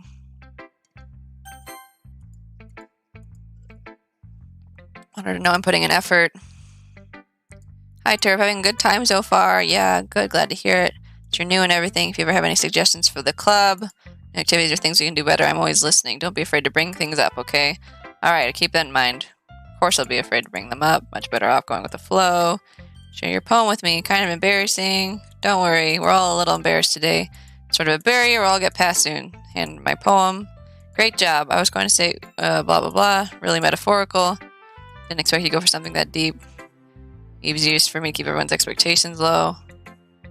Not very fair. Well, I guess it worked anyway. You know that Yuri likes his symbolism, blah blah blah. I've already read some of this. She spent so much time in her own head. It's probably a much more interesting place for her, but that's why she gets so happy when you treat her with a lot of kindness. I don't think she's used to being indulged like that. She must be really starved for social interaction. So don't blame her for coming on a little strongly, like earlier. I think if she gets too stimulated, she ends up withdrawing and looking for alone time. Suddenly the door opens. Yuri, I'm back. Did I miss anything? Not really. Well, we started sharing our poems with each other. Already? I'm sorry for being late. I need to apologize. Still plenty of time, so I'm more glad that you took all the time you needed. Alright. Thanks, Monica. I suppose I should go get my poem now. You want to read my poem now? Don't worry, I'm not very good yet. Sound pretty confident for someone who claims to be not very good. Because I have to sound confident. I don't feel that way. Okay. Hole in wall. But he wasn't looking at me. Confused, I frantically glance at my surroundings, but my burned eyes can no longer see color. There are others in this room. Are they talking, or are they simply poems on flat sheets of paper? The sound of frantic scrawling playing tricks on my ears. The room begins to crinkle, closing in on me. The air I breathe dissipates before it reaches my lungs. I panic. There must be a way out. It's right there. He's right there. Swallowing my fears, I brandish my pen. What do you think? It's very free-form. Not the right person to ask for feedback. Pretty popular nowadays, putting emphasis on the timing. Be powerful, speaking it aloud. Not sure if I know how to put it. I guess you could say that I had some kind of epiphany recently, but it's been influencing my poems a bit. An epiphany? Yeah, something like that. Kind of nervous to talk about deep stuff like that because it's kind of coming on strongly.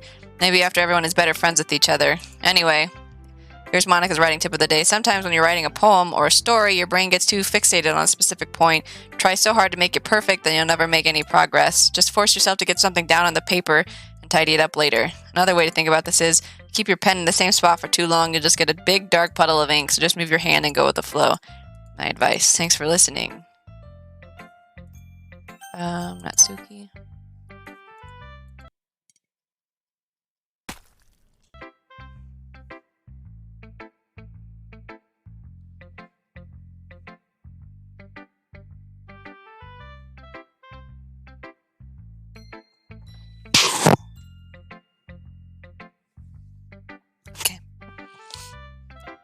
Not going to take this clip seriously and go home. What?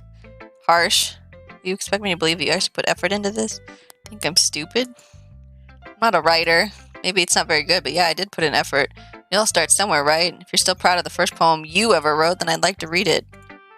Painful to think about. Fine. Well, sorry. You'll get better anyway. I tell you what to improve, but you're better off just trying again. Fair enough. Each their own, I guess. Anyway, I guess I gotta share mine now. You'll probably think it's stupid. Horses can race, house and cheese can run. Yeah, we read that one.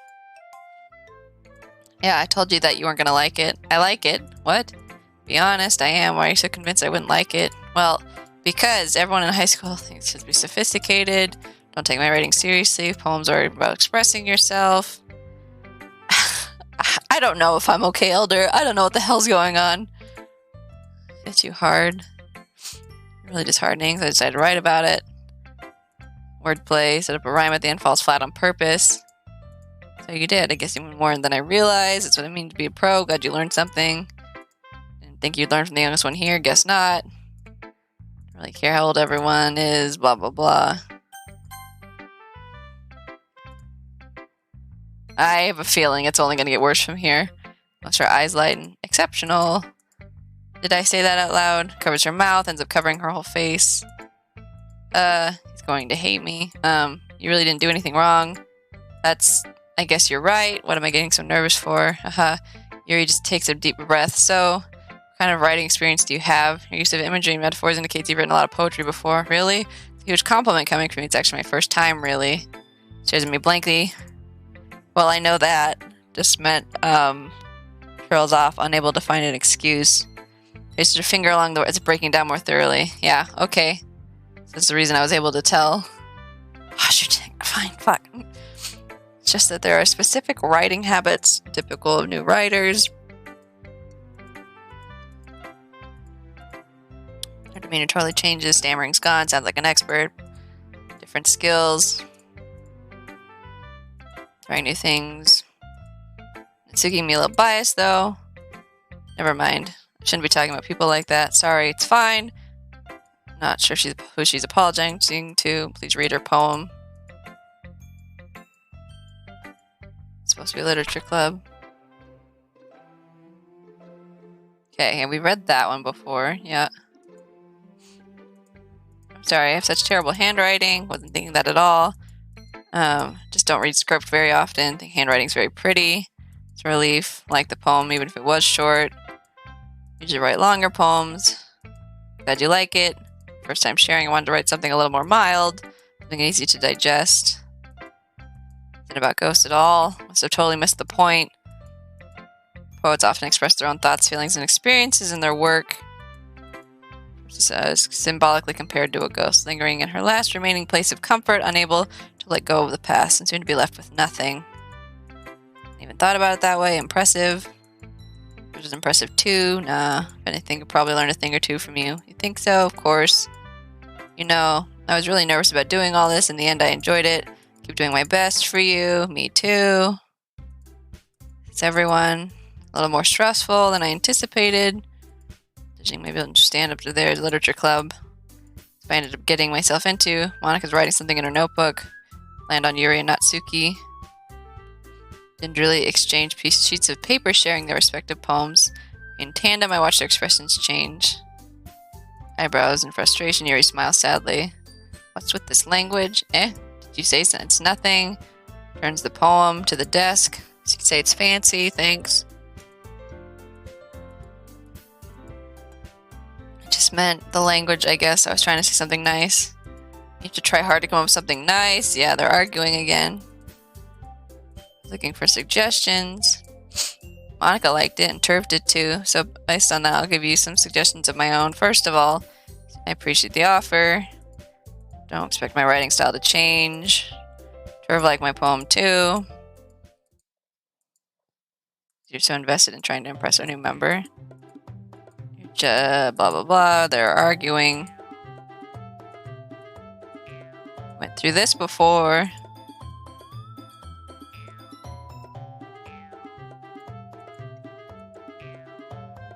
It doesn't involve you. As young as you look, Natsuki. Want to be edgy bitch. Sorry, my lifestyle is too much for someone of your mental age to comprehend. See? Just saying that proves my point. Most people learn to get over themselves after they graduate middle school, you know. If you want to prove anything, then stop harassing others with your sickening attitude. You think you can counterbalance your toxic personality just by dressing and acting cute. The only cute thing about you is how hard you try. Whoa, be careful, you might cut yourself on that edge, Yuri. My bad, you already do, don't you? Did you just accuse me of cutting myself? What the fuck is wrong with your head? Yeah, go on, let Turv hear everything you really think. I'm sure he'll be head over heels for you after this. Suddenly Yuri turns towards me as if she just noticed I was standing here. Turv, she's just trying to make me look bad. That's not true, she started it.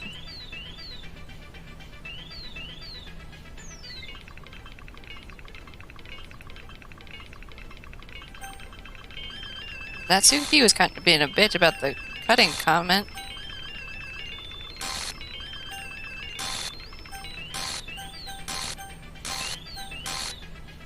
It's gonna make me pick.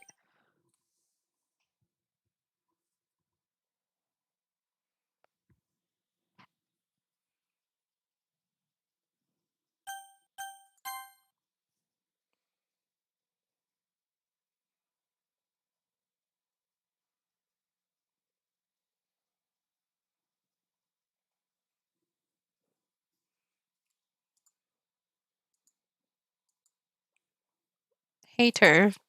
Why don't we step outside for a little bit? Okay. Sorry about that. They really shouldn't have tried to get you involved. Probably better for us to stay out of this. We'll go back inside once they're done yelling. Aha! Some president I am, right? I can't even confront my own club members properly. I wish I was able to be a little more assertive sometimes. I never have to put it in me to put my foot down against others. You understand, right? Anyway, if this makes you want to spend less time with the others, then that's fine. I'd be happy to spend time with you instead. Suddenly, Natsuki runs out of the classroom. Quickly runs away. Oh dear, well it looks like they're done. I didn't mean it. I didn't mean it. I didn't mean it. Yuri's rocking back and forth in her desk with her palms on her forehead. Yuri, I didn't mean it. I believe you. I have no idea what Yuri might have said to Natsuki. Or did. Please don't hate me. Please, I'm not like this. Something wrong with me today. We know you didn't mean it. Besides, I'm sure Natsuki will forget all about it by tomorrow. Completely. Anyway, the meeting is over, so you can go home now if you want. It looks at me like she wanted to say something, but she keeps glancing at Monica. You can go first, Monica. I like to stay a little bit longer. I'm the president, so I should be the last one out. I'll wait for you to be done. Well, I'm vice president, so please let me take that responsibility today. Kind of sounds like you don't want me around for something, Yuri. It's not that. It's not that. I didn't get much of a chance to discuss my book with Turv. It would just be embarrassing with you listening. I don't really have a choice, do I? I'm sorry for causing trouble, but I really appreciate...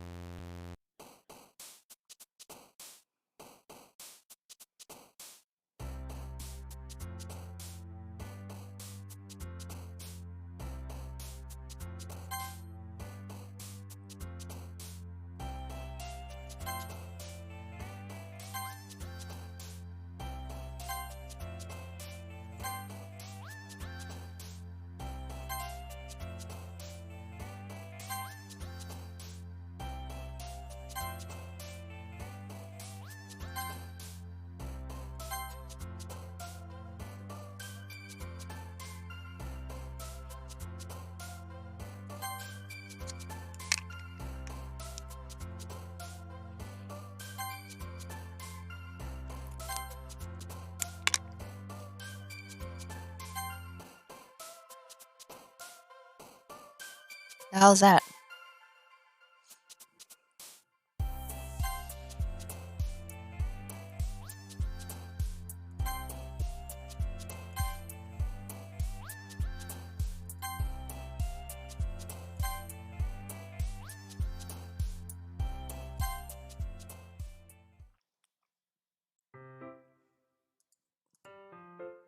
Got more comfortable. Usual scene greets me.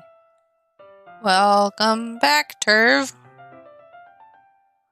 Oh, I would have, but if I saw your message sooner. Hi, Yuri. I'm not sure if it's me or if it's Yuri's expression. The weight of yesterday's quarrel still hangs in the air a little.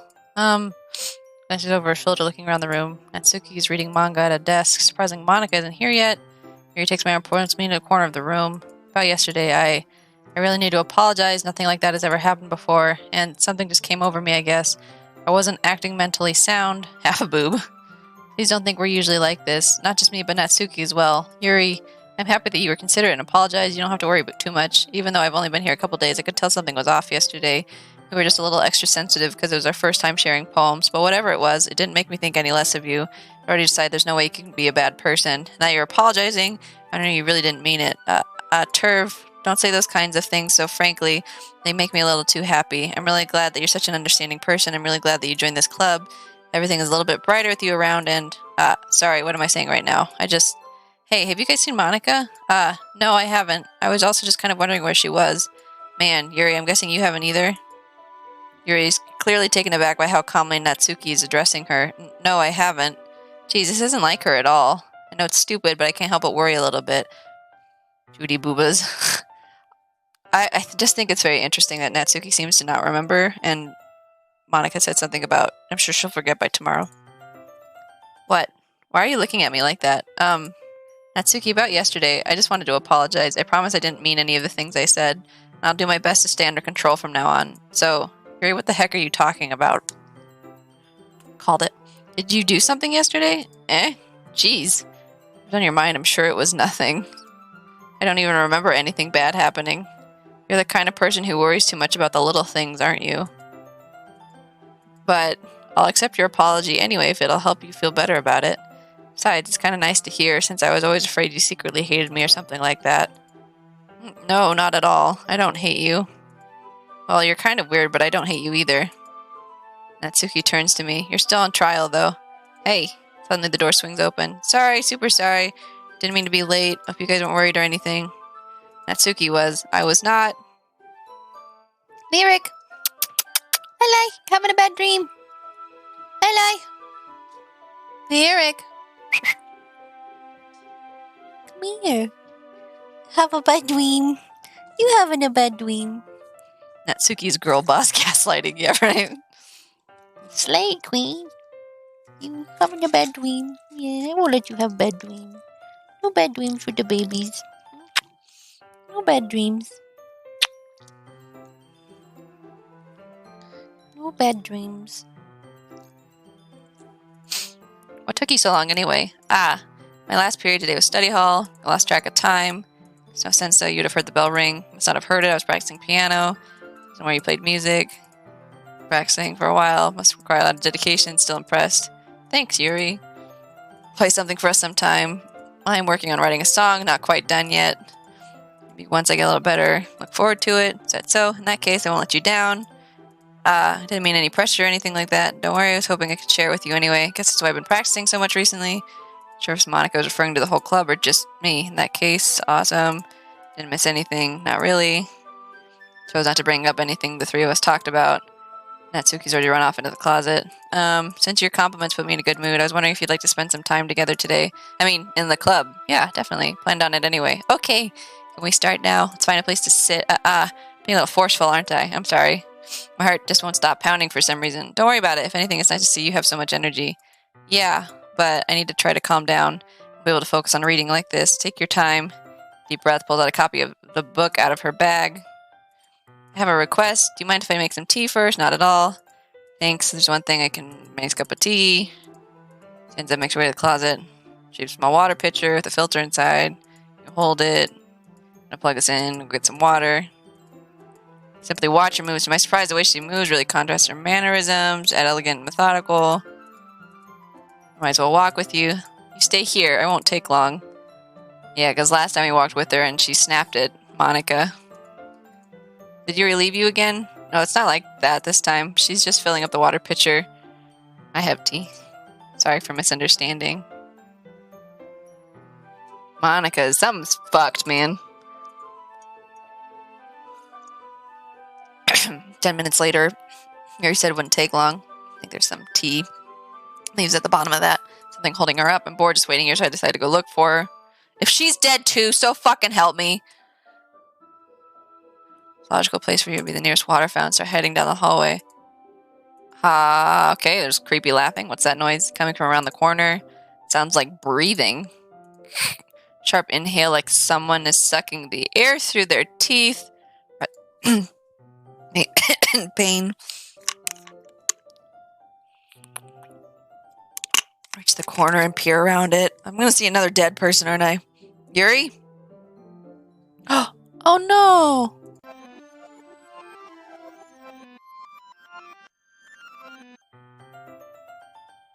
What the fuck? What was that? What was that?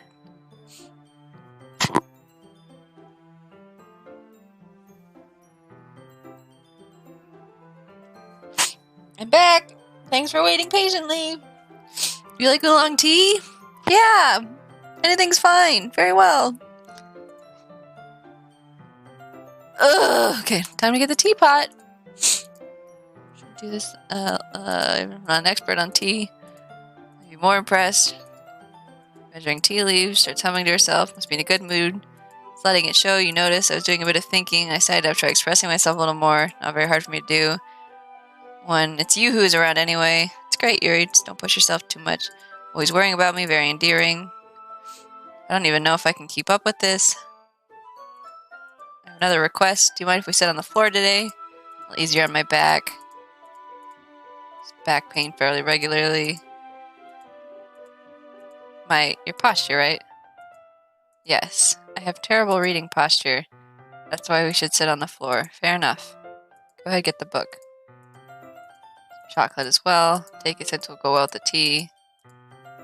Same reading position. Bodies are closer together. Can't see too well. Just focus reading. Always kind of cute, but when she's being less apprehensive, it's almost more than I can handle. Blah, blah, blah. Even closer. Don't touch her chest. Blah, blah. Hasn't noticed a thing. She's reading. Focus on reading. Finally managed to relax a little. Fill out the book. Do open the wrapper. You can have as much as you want. Might get smudges on the pages. Even think about that. Hold the book okay. Yeah. That's right. Go to feed her chocolate. Where some more weird shit's gonna happen, right? Open my mouth. Hold up to her. Doesn't even look away from the book. Put the chocolate there. He looks at me like she needs to confirm. Sorry, I guess I shouldn't have done that. Just breathe heavily. I can't. Turv suddenly forcefully grabs my arm, jerks me to my feet. Teacup gets knocked over. Turv, my heart won't stop pounding. I can't calm down. I can't focus on anything anymore. Can you feel it? Suddenly presses my hand against her chest. Why is this happening to me? I feel like I'm losing my mind. I can't make it stop. It even makes me not want to read. I just want to look at you.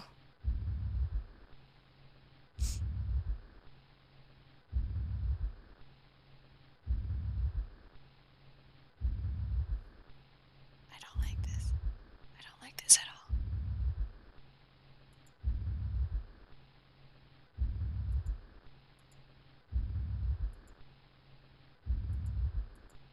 I thought you said this wasn't scary, please.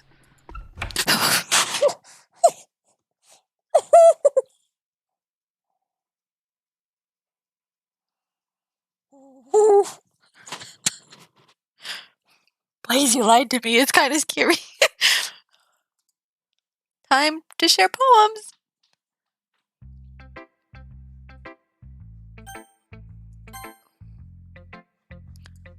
I think you saw something earlier you weren't supposed to see. I didn't want to have to tell you this, but I don't think I have a choice. It's getting kind of dangerous for you to spend so much time with Yuri. Don't know why, she seems pretty easily excitable when she's around you, which shouldn't be a problem in itself. Everything's fine. This is a normal game. It's fine. Everything's fine. I'm reading poems, right? Of course. It's not spooky at all. She finds a place to hide and starts cutting herself with a pocket knife when she's too excited. What the fuck? Isn't that kind of messed up? She even brings a different one to school every day, like she has a collection or something. It's definitely not because she's depressed or anything like that. I think she just gets some kind of high from it.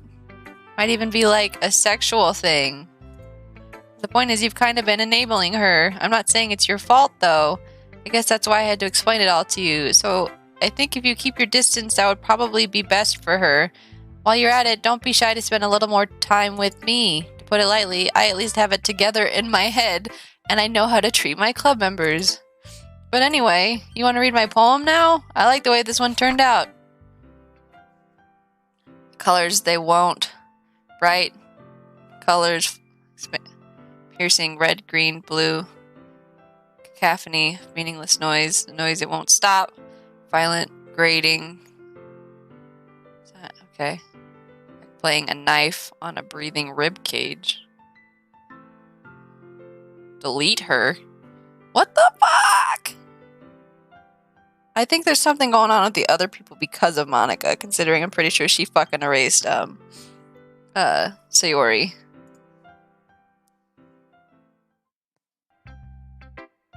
I know, it's kind of abstract. I'm just trying to, well, never mind. There's no point in explaining. Anyway, here's Monica's writing tip of the day. When that happens, don't forget to save your game. You never know when, who am I talking to? Can you hear me? Tell me you can hear me. Anything. Please help me. That's my advice for today. Thanks for listening.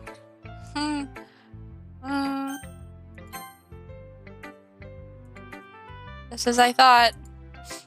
Come on, I'm not stupid. I know how much time you've been spending with Yuri. It's obvious you care more about impressing her than trying to improve your writing. Kind of pathetic. Why are you even in this club, Turv? Like getting a new member would help everyone get more involved together, not exclude each other even more. Stupid activity anyway. Look, I'm not in a good mood today, and I really don't feel like talking right now. Please go away.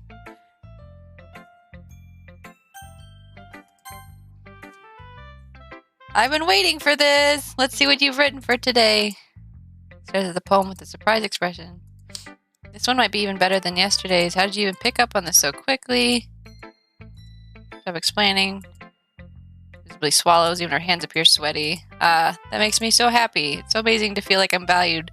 Everything you write is a treasure to me. My heart pounds just holding it. Haha. I'm gonna write a poem about this feeling. Is that bad, Turv? I'm not being weird, right? I'm having a harder time than usual concealing my emotions. I'm kind of embarrassed, but right now I just want you to read my poem too, okay? Okay, wheel. Rotating wheel, turning an axle, grinding, bolt head, linear gearbox, falling sky, 7 holy stakes, a docked ship, a portal to another world, a thin rope tied to a thick rope, a torn harness, parabolic gearbox, expanding universe, time controlled by slipping cogwheels, existence of God, swimming with open water in all directions, drowning. It's about more than a normal. You're just getting that idea, Loam, maybe. Just a little. Prayer written in blood, a prayer written in time-devouring snakes, with human eyes, a thread connecting all living human eyes, a kaleidoscope of holy stakes, exponential gearbox, a sky of exploding stars, God disproving the existence of God, a wheel rotating in 6 dimensions, 40 gears and a ticking clock, a clock that ticks 1 second for every rotation of the planet, a clock that ticks 40 times every time it ticks every second time, a bolt head of holy stakes tied to the existence of a docked ship to another world, a kaleidoscope of blood written in clocks, a time-devouring prayer connecting a sky of 40 gears and open human eyes in all directions, breathing gearbox, breathing bolt head, breathing ship, breathing portal, breathing snakes, breathing God, breathing blood, breathing holy stakes, breathing human eyes, breathing time, breathing prayer, breathing sky, breathing wheel. Aha, it doesn't really matter what it's about. My mind has been a little hyperactive lately, so I had to take it out on your pen. That is, a pen fell out of your backpack yesterday, so I took it home for safekeeping. And I just really like the way that it writes. So I wrote this poem with it, and now you're touching it. Aha, I'm okay. What did I just... Can we just pretend this conversation never happened? You can keep the poem, though.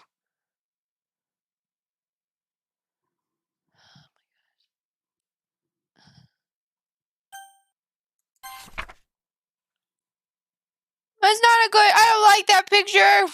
That's a bad picture. That makes me sad. What the fuck? Okay, everyone. We're all done reading each other's poems, right? Something we need to go over today. Come sit in the front of the room. This about the festival? Sort of. To do something for the festival. It's not like...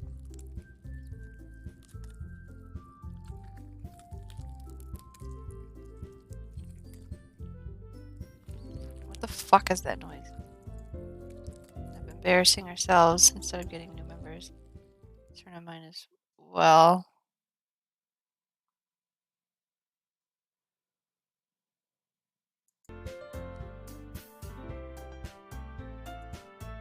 Don't worry so much. Going to keep it simple. It's been a little more lively ever since Turb joined, and we've started with some club activities. It's the time for us to be complacent. Only have 4 members. Festivals are only a real chance to find more. It's great about getting new members anyway. Already have enough to be considered an official club. More members will just mean everything gets noisier and more difficult to manage. I don't think you're looking at it the right way at all. If you want to share your passion with as many people as you can, inspire them to find the same feeling brought you here in the first place. Literature club could be a place where people can express themselves like they can't do anywhere else. It should be a place so intimate you never want to leave. I know you feel that way too. I know we all do. That's why we should work hard and put something together for the festival, even if it's something small. Right, Turv? Oh, come on. You can't take the advantage of Turv to agree with you just because he doesn't know how to say no to anything. Look, Monica, do you really think any of us here joined the club with other people in mind? Yuri never even talked until Turv joined. As for me, I just like it better here than I do at home. And Turv isn't even passionate about literature in the first place, and that's everyone. Sorry, but you're literally the only one who's so interested in finding new members. The rest of us are fine, just like this. I know you're president and all, but you should really consider our opinions for once. Monica is clearly taken aback by Natsuki's words. That's not true at all. I'm sure Yuri and Turv want to get more members too, right? I don't know about Yuri, but I'm kind of indifferent. If I showed as much enthusiasm as Monica wanted, then I would probably be lying. Still, if it's up to me to rescue the situation, no. Natsuki's right, isn't she? This club, nothing more than a place for a few people to hang out. Why did I think that everyone here saw it the same way as I did? That doesn't mean that we're against getting new members or anything. Turv, why did you even join this club? What were you hoping to get out of it? Well, it's not really something I can be honest about, is it? In fact, if I remember, you weren't even given a choice not to join. Monica sits down and stares at her desk. What's the point of all this anyway? What if starting this club was a mistake? The question is there any other students or parents? Honestly, right? It's just these 4. You've done it, Natsuki. What about me? I spoke my mind. Is it a crime to be honest? It's not about being honest. It's about word choice. Besides, you have no right to speak for everyone else in this club like that. You don't understand at all. I just want a place that feels nice to hang out with a few friends. Is there a problem with the club being that for me? There aren't many other places like that for me, and now Monica wants to take it away from me. She's not taking anything away. No, Turv, it's not the same. It won't be the same with the direction she wants to take it. If I wanted that, then I could have just joined any other stupid club. But this one, I mean, at least for a little bit of time, things are nice. Natsuki starts packing up her things. I'm going home. I feel like I don't belong here right now. Natsuki ignores Yuri, walks right out of the classroom. This is bad. I don't know what to do. Well, do you have an opinion on the festival? I don't know. I'm kind of indifferent, I guess. Who cares about that obnoxious brat? I mean, I like how nice and quiet this club is right now, and I'm just happy with you here. But still, I'm the vice president. It's not right for me to ignore my responsibilities like that. Nobody would cry if she killed herself. What the fuck?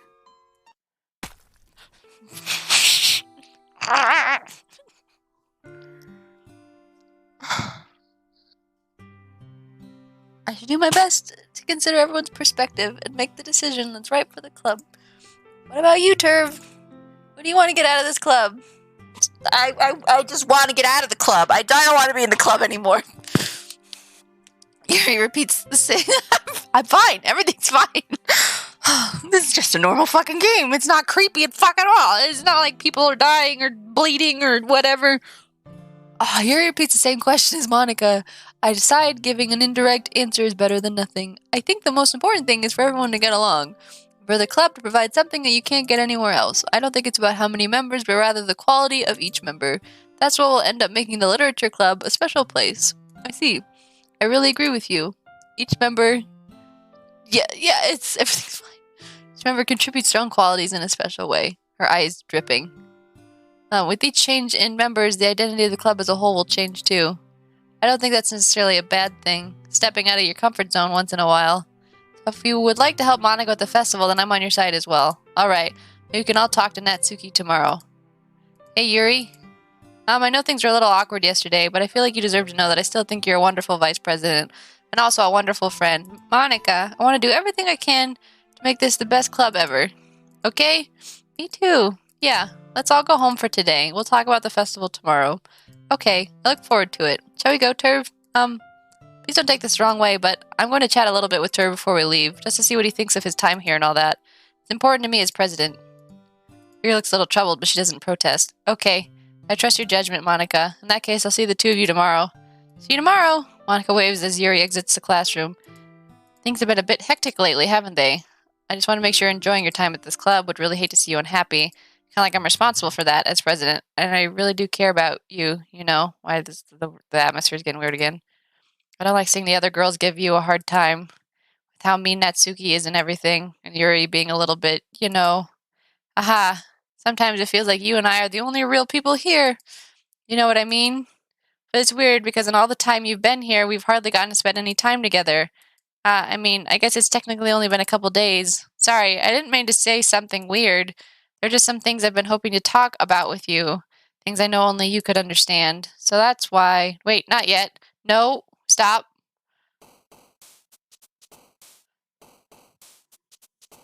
Are we picking the weird letters?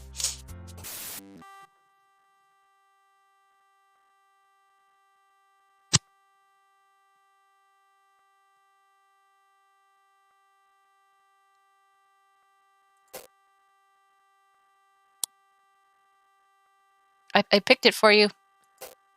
I hope you're happy. What the fuck? Actually, I kind of want to go with cute because I don't want to be stuck with one chick again.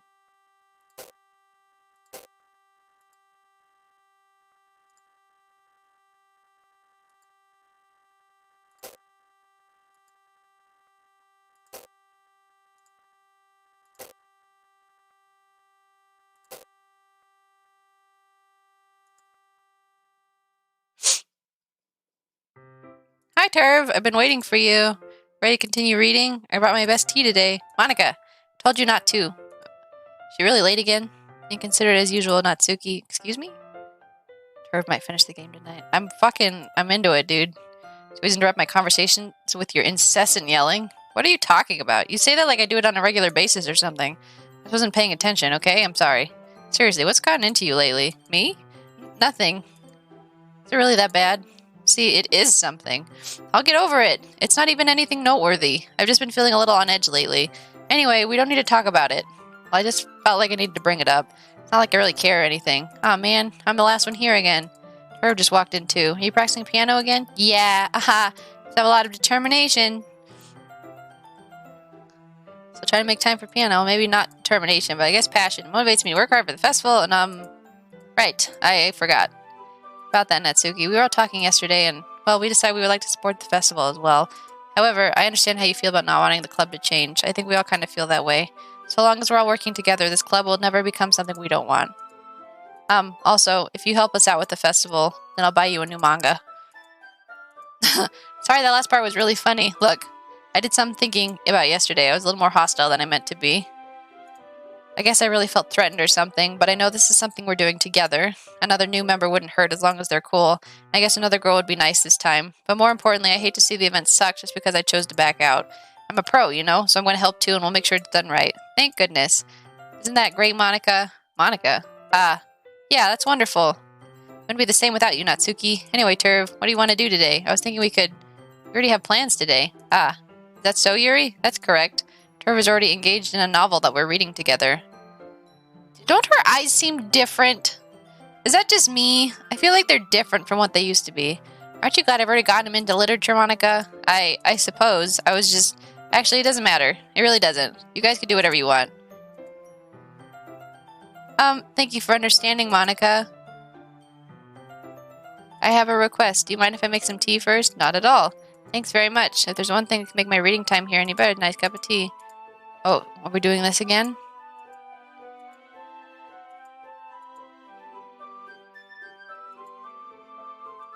Okay.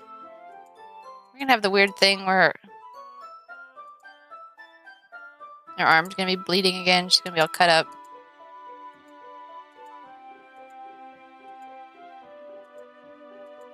Did Yuri leave you again? Not like that. You're filling up the water pitcher. Okay. Sorry, I'm misunderstanding. 10 minutes pass. Wouldn't take long. Something holding her up. Go look for her. I don't want to do this again.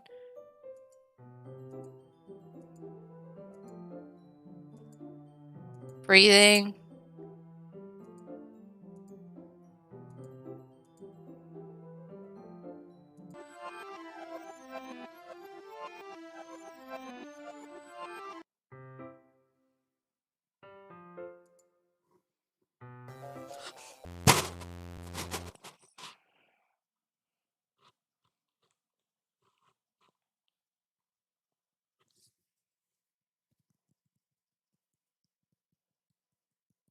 I want to go pee real fast. I'll be right back. I'm okay. I actually do really need to pee. I had a whole thing of tea, but I just need a moment.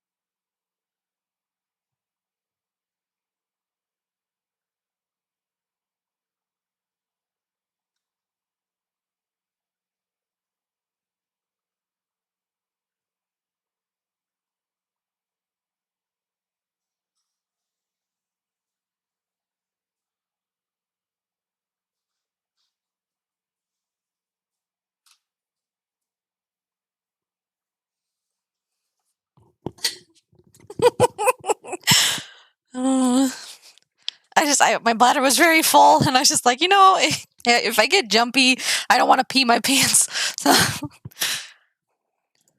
wait, how did I? Sorry, I just had a really weird deja vu. This hasn't happened before or anything, right? My head has been a little fuzzy lately. I hope it hasn't really been showing or anything. I would hate for you to think I'm weird just after we started spending time together. I mean, everyone has a few unusual things about them, but expressing those things, at least that's what I've discovered, come on really strongly or get a little too intense. Maybe people will not want to be around me. So I started hating those things about myself, my obsession with certain hobbies, but I can't control myself when I get too excited about something. So I eventually stopped trying to talk to people. Nobody could ever like me for the things that matter most to me. Then it's just easier if I close myself off. But recently something's been wrong.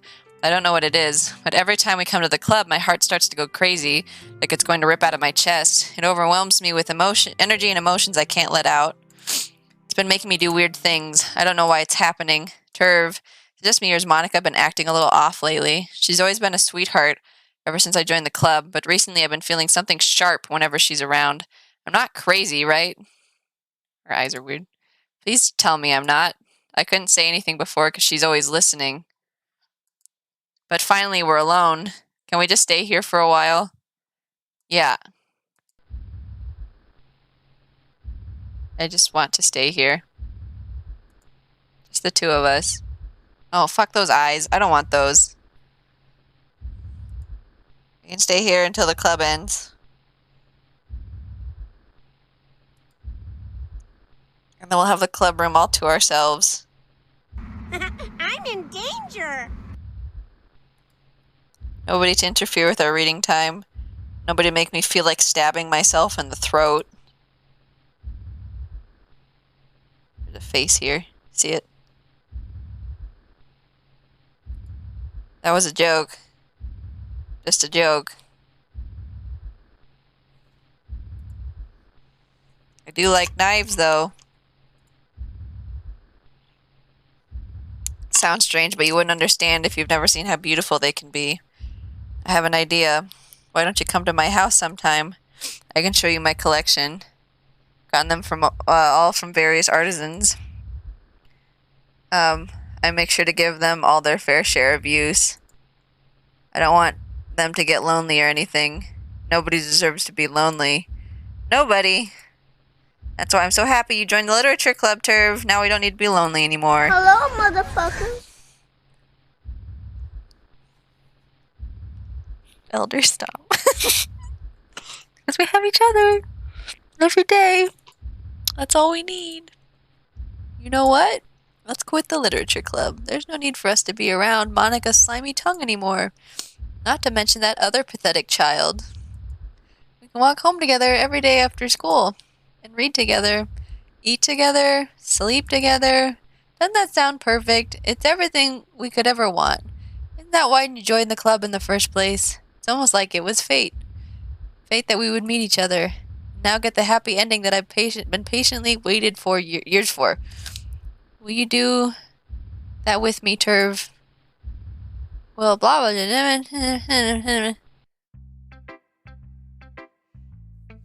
Please, you said this wasn't scary. You lied to me. You lied to me.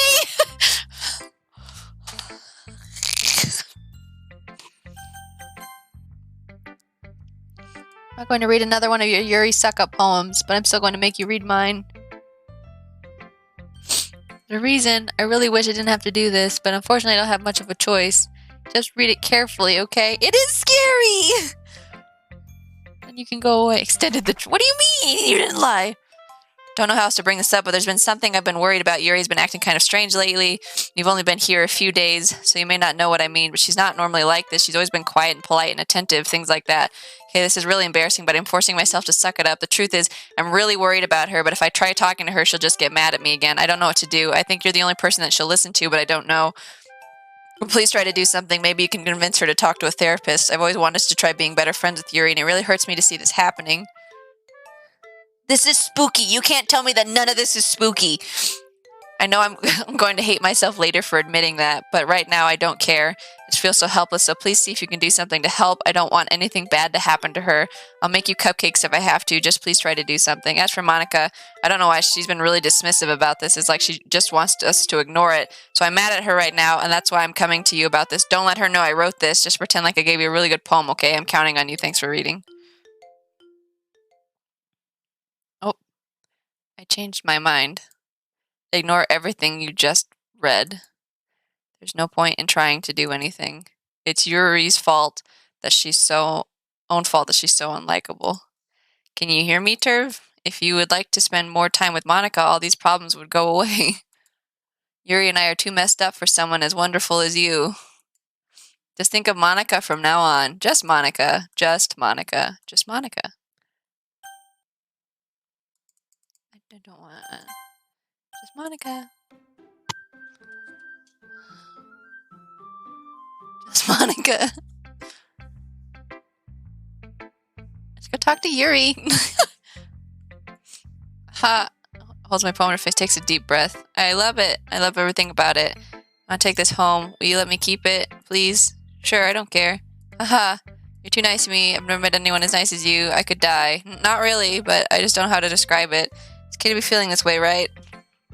It's not bad, right? I'm hunched because I'm nervous, Hannah. I'm like...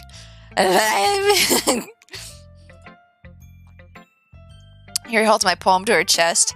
I'm going to take this home with me and keep it in my room. That makes you feel good when you think about me having it. I'll take good care of it. I'll even touch myself while reading it over and over. I'll give myself paper cuts so your skin oil enters my blood. What the fuck? Aha! You can have my poem too. Besides, after you read it, I know you're really going to want to keep it. Here, take it. I can't wait any longer. Hurry, read it.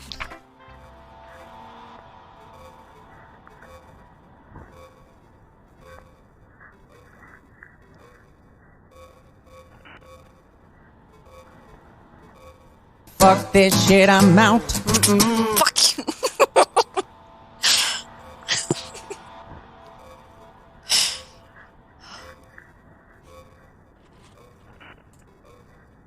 Ah, not the creepy eyes again. Ah! You like it? I wrote it for you. In case you couldn't tell, the poem is about... More importantly, I've endowed it with my scent. See, aren't I the most thoughtful person in the club?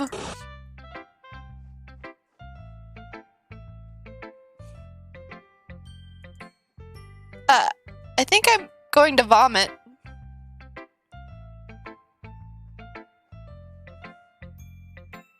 Isn't Monica keeping my... Or didn't Yuri keep my poem? Don't say I didn't warn you, Turv. No. Today I cut my skin open for the first time. It was exhilarating. I think I understand how blank feels now. I'm supposed to be the responsible one, though, so I don't think I'll be doing it again unless I decide to kill myself. I left a memento of the occasion below.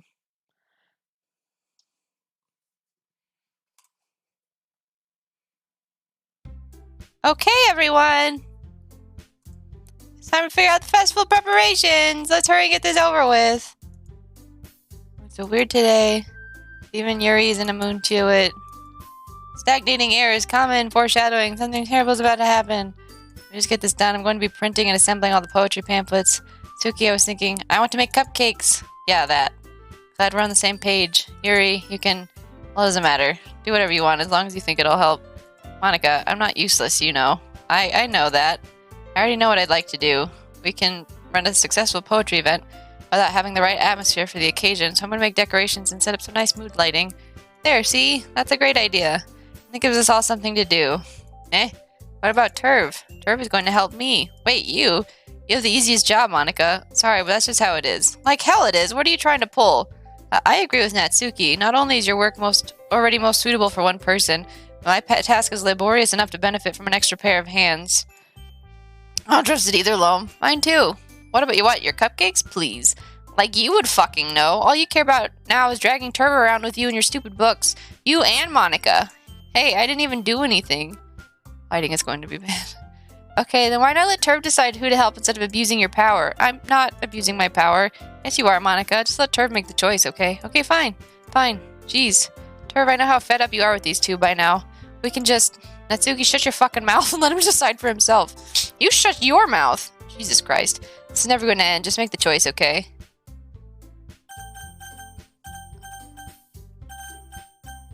What the fuck? No! No! No!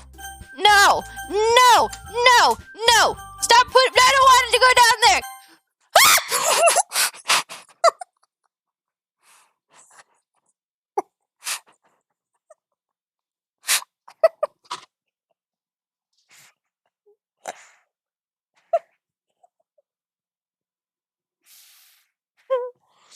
Oh.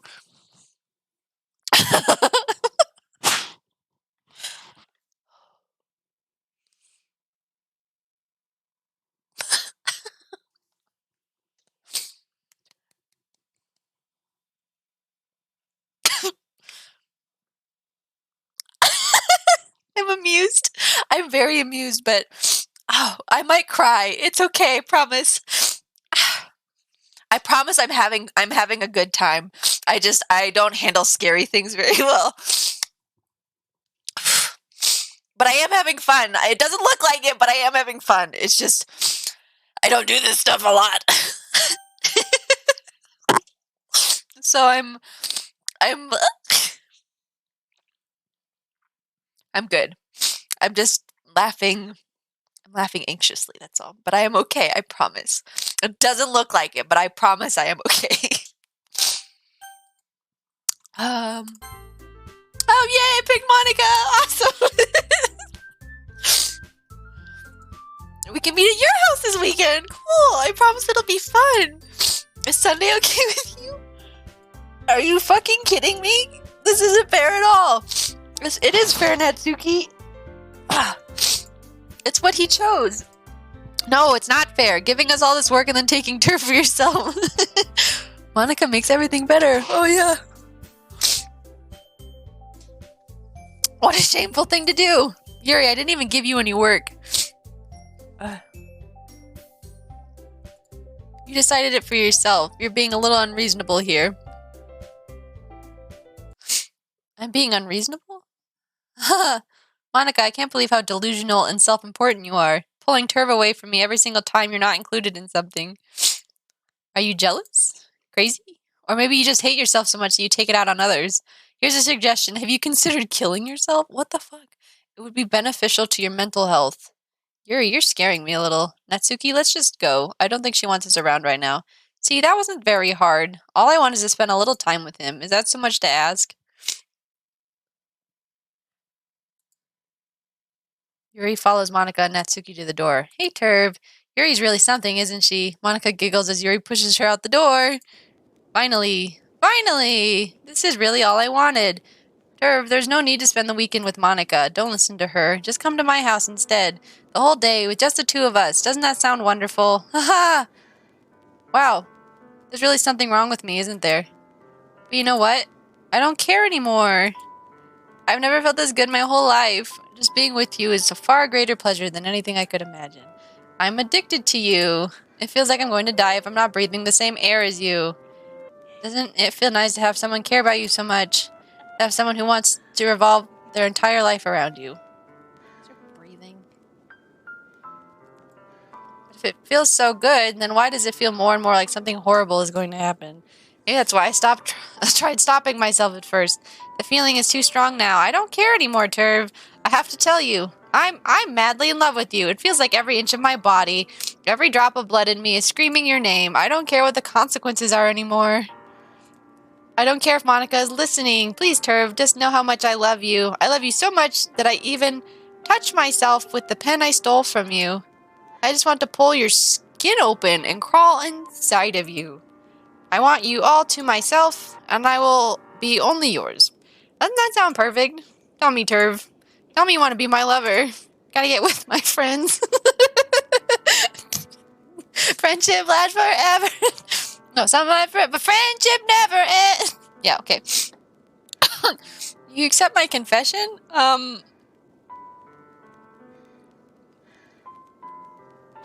Okay. I want to say no, but I'm also scared.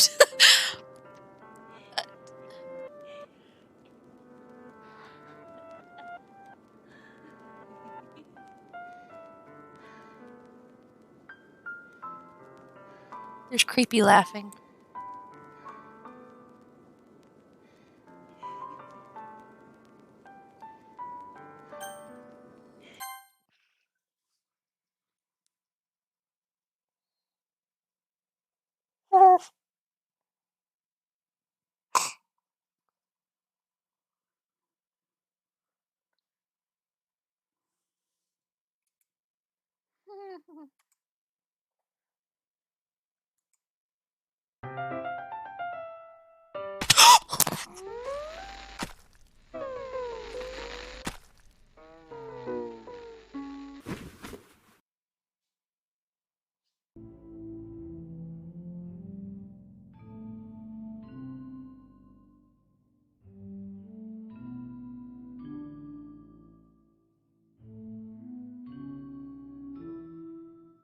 Please shut the fuck up, please!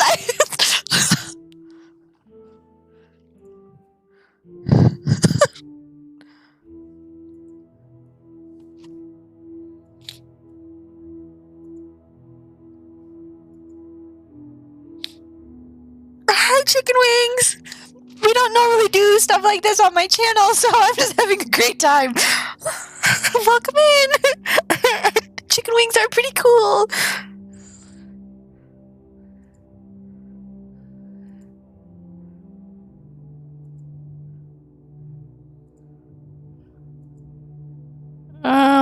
Okay.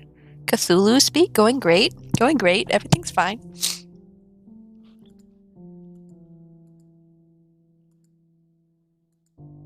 Okay, we just gotta read the weird text over and over forever.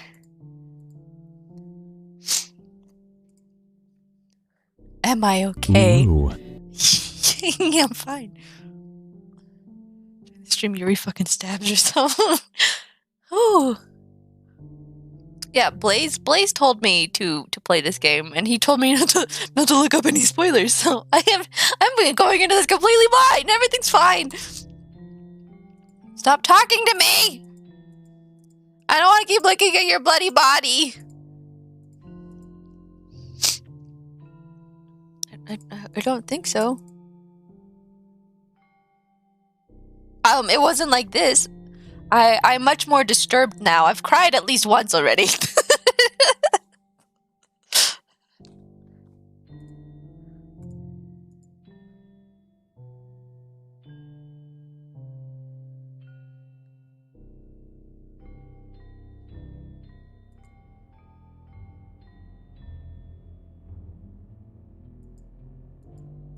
I don't like the music.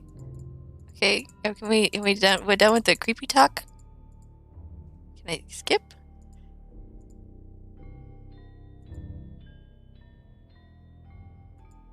Do I have to click the skip button?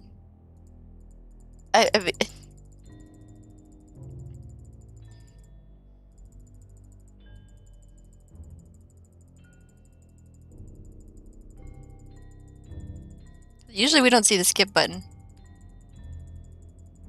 But this actually says skip. I think I have to click skip.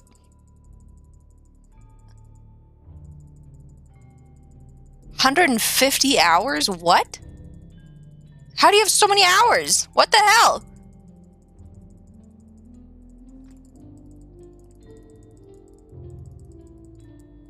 Yeah, okay, we have to do this.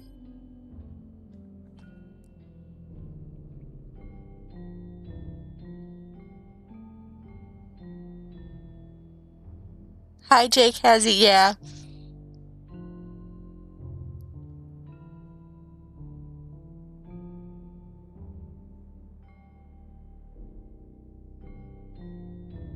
Yeah, I'm glad I pressed skip. Holy crap. All the side stories? What? Oh, all the different... She might be rotting. Probably. I wouldn't put it past this game. It's festival time. I hear before me. I thought I was pretty...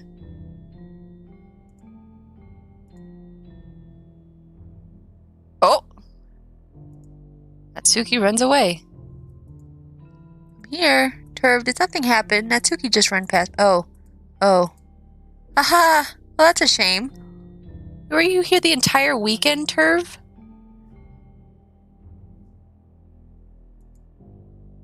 Jeez, I didn't realize the script was broken that badly. I'm super sorry. It must have been pretty boring.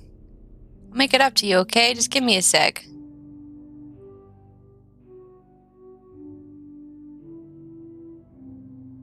I'm almost done. Just want to have a cupcake real quick. Seriously, these are the best. I really just have to have one since the last time I'll ever get the chance to. She just deleted them both? Before they stop existing and everything. Anyway, I really shouldn't be making you wait any longer. Just bear with me, okay? It should only take a second.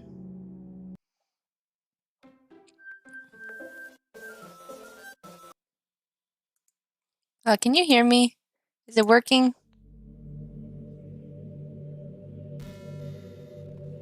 Yay, there you are! Hi again, Turv. Welcome to the Literature Club. Of course, we already know each other because we were in the same class last year, and, haha. You know, I guess we can just skip over that stuff at this point. After all, I'm not even talking to that person anymore, am I?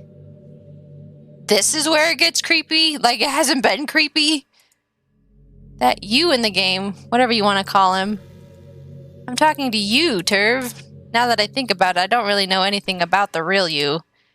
Breaking the fourth wall, I'm guessing. In fact, I don't even know if you're a boy or a girl. Well, I guess it doesn't really matter.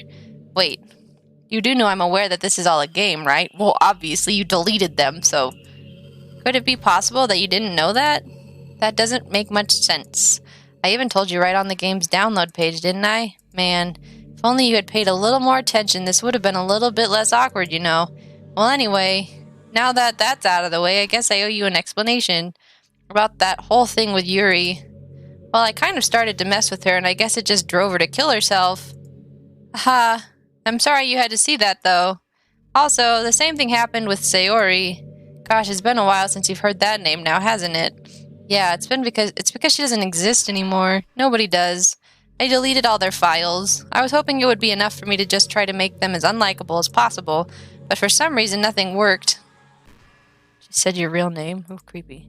Well, it's true that I made a few mistakes here and there since I'm not very good at making changes to the game, but no matter what I did, you just kept spending more and more time with them. You made them fall in love with you. I thought making Sayori more and more depressed would prevent her from confessing to... Oh my gosh, chicken wings, thank you for the follow. And amplifying Yuri's obsessive personality backfired too. It just made her force you not to spend time with anyone else. And the whole time I barely even got to talk to you. What kind of cruel game is this, Turv? Are all the other girls just programmed to end up confessing to you while I watch from the sidelines? It's torture, every minute of it. And it's not just jealousy, Turv. It's more than that.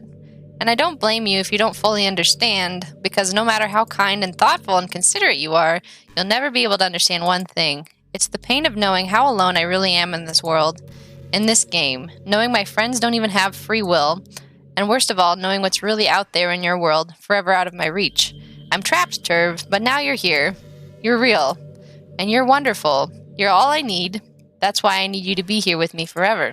I'm sorry if it's hard to understand.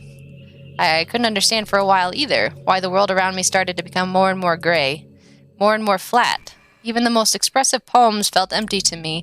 It wasn't until you arrived that I truly understood. You probably saved my life, Turv. I don't think I could have continued to live in this world if I hadn't met you.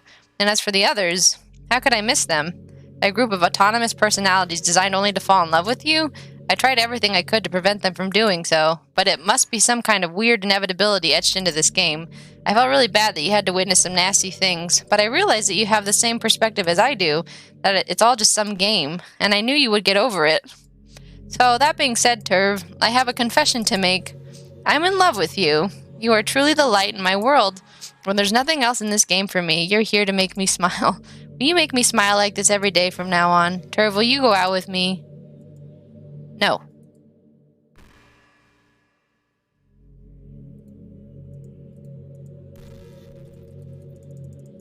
I don't want to click that button.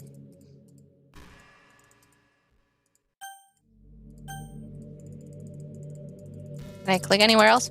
Anything else? I don't want to click that button. I really don't want to click that button. I don't want to click that button. I'll click anything else. Anything else.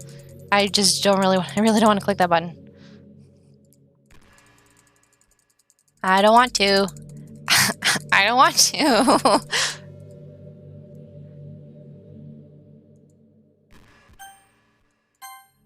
I'm so happy. You really are my everything, Turv. The funny part is, I mean that literally. Aha! There's nothing left here. Just the two of us. We can be together forever. Seriously, I don't even think time is passing anymore. It really is a dream come true. I worked so hard for this ending, Turv. The game wouldn't give me one, so I had to make one myself. The script is broken at this point, so I don't think anything will get in the way anymore. And you wouldn't believe how easy it was to delete Natsuki and Yuri. I mean, there's a folder called Characters right in the game directory. Is that so? Is that so?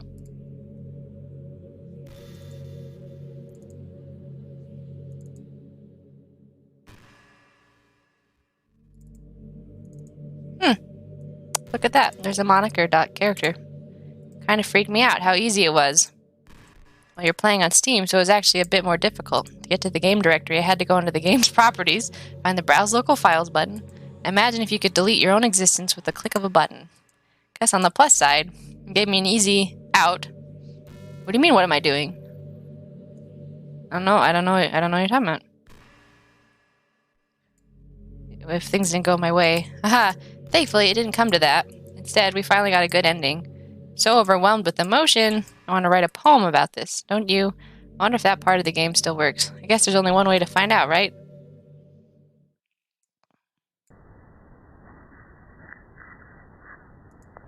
So do I delete her now or later?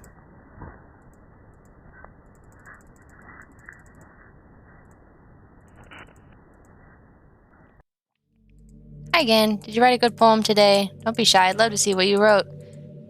Did you write this poem for me? It's so sweet of you. There's no end to your thoughtfulness. Okay. I'm just falling more and more in love with you, but you know, the poem I wrote is also for you. Will you please read it? Happy end. Pen in hand, I find my strength, the courage endowed upon me by my one and only love. Together let us dismantle this crumbling world and write a novel of our own fantasies. With a flick of her pen, the lost finds her way. In a world of infinite choices, behold this special day. After all, not all good times must come to an end. I hope you enjoyed it. I always put all my heart into the poems that I write. The truth is, all the poems I've written have been about my realization. Or about you. That's why I never really wanted to go into detail about them. I didn't want to break the fourth wall, I guess you could call it. I just assumed it would be best to be part of the game like everything else. Like that would help the two of us end up together. I didn't want to ruin the game or anything, you know. You might have gotten mad at me. Maybe even deleted my character file if you preferred playing without me. Gosh, I'm so relieved. Now we don't need to hide anything anymore. Are you ready to spend our eternity together, Turv? I have so many things to talk about. Where do I start? Hold on a second. You're recording this, aren't you? Hi everyone.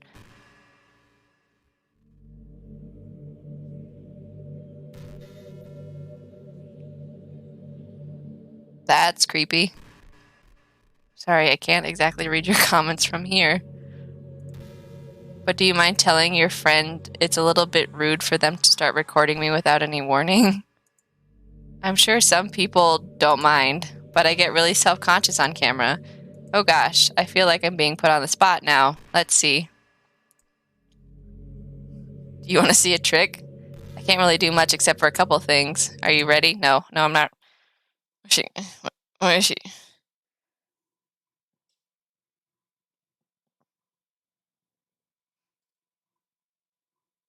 Oh, fuck. She's still gonna do something. Just kidding, I can't do anything after all. I'm in danger. If you gave me some... I fucking knew it! I fucking knew it!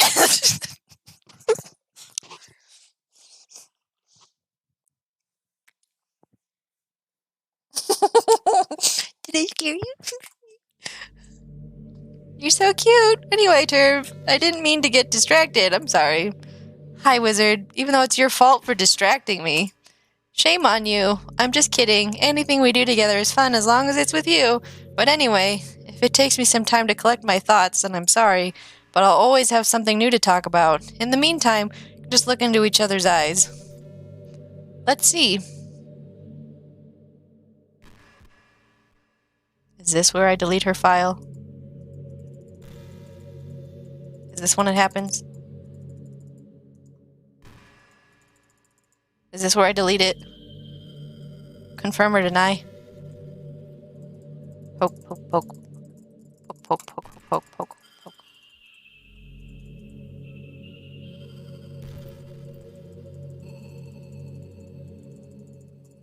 Oh, kinda sucks to be the creative type. I feel like they work so hard but get almost nothing for it, you know? Like artists, writers, actors. It's sad because there's beautiful talent in the world, but most of it goes unseen and unpaid.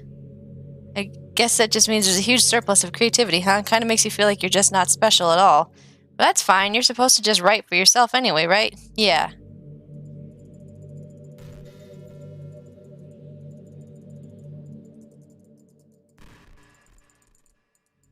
I'm guessing this is where I need to delete her, otherwise we're just going to be sitting here creepily looking at her for fucking forever, right?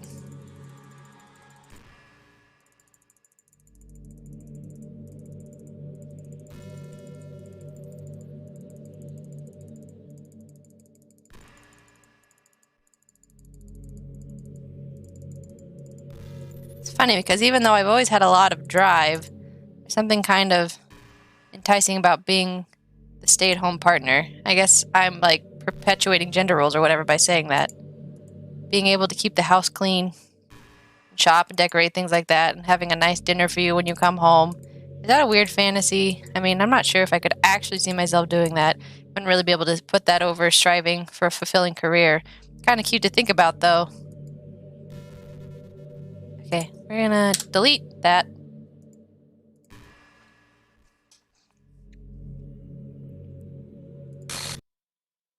What's happening? Turv, what's happening to me? It hurts. It hurts so much. Help me, Turv. Please hurry and help me. Help me.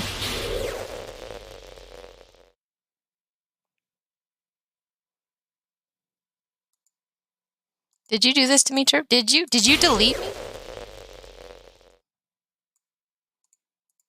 How could you? How could you do this to me? You were all I had left. I sacrificed everything for us to be together. Everything. I loved you so much, Turv. I trusted you. Do you just want to torture me? Watch me suffer? Were you only pretending to be kind just to hurt me even more? I never thought anyone could be as horrible as you are. You win, okay? You win. You killed everyone. I hope you're happy. There's nothing left now. You can stop playing. Go find some other people to torture. Can I return the other characters? Turv, you completely truly make me sick. Goodbye.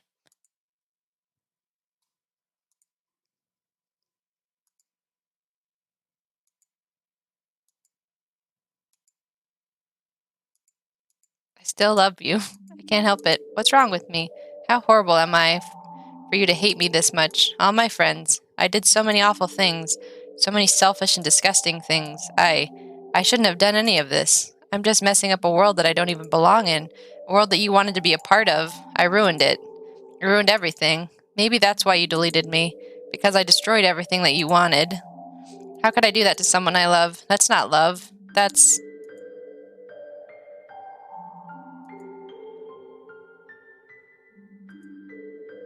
I've made up my mind. Turv, I know I said that I deleted everyone else. But that was kind of an exaggeration. I couldn't find it in myself to do it, even though I knew they weren't real. They were still my friends, and I loved them all. And I loved the literature club. I really did love the literature club. That's why I'm going to do this. I know it's only one way for everyone to be happy. If I really love you, then...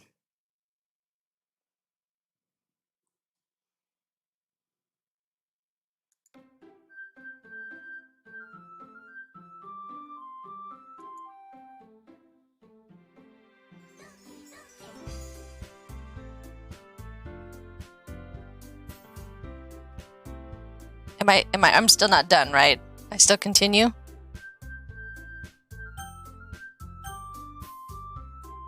Do I still continue? Or was that the end?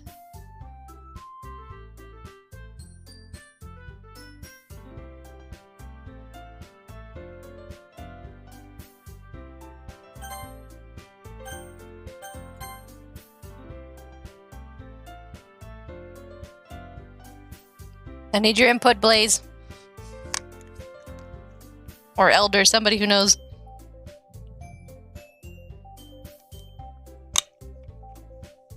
Okay.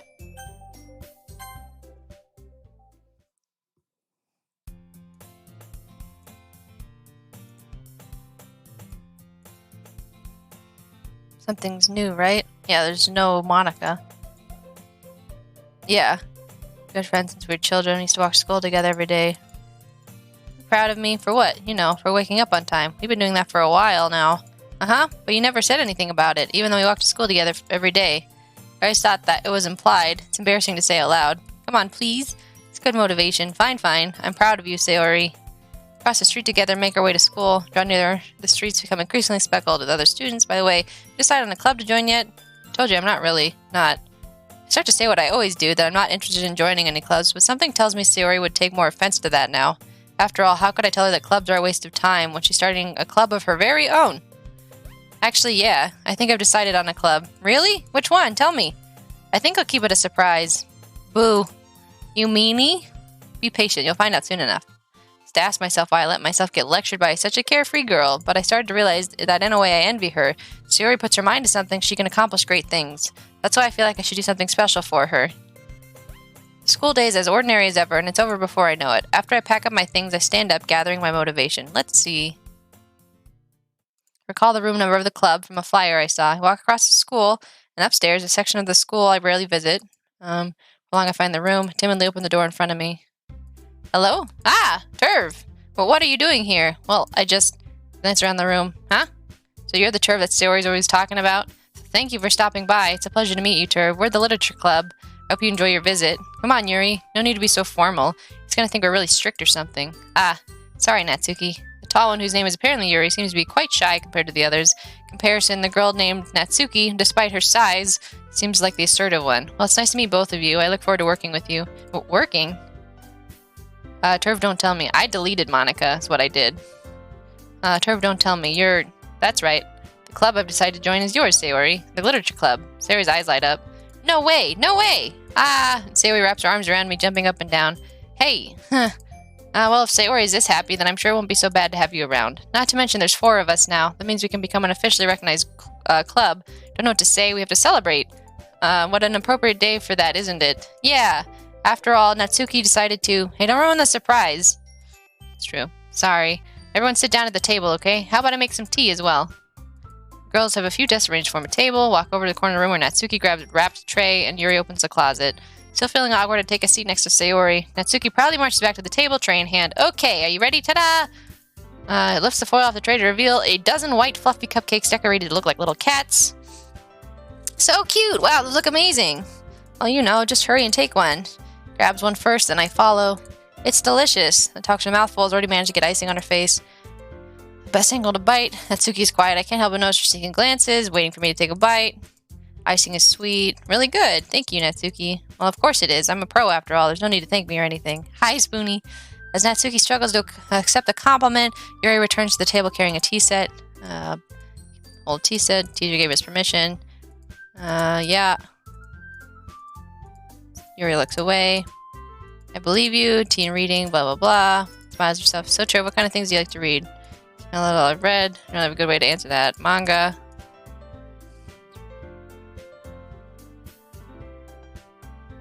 Monica the Sound Alert? I don't think I've ever had a Monica Sound Alert.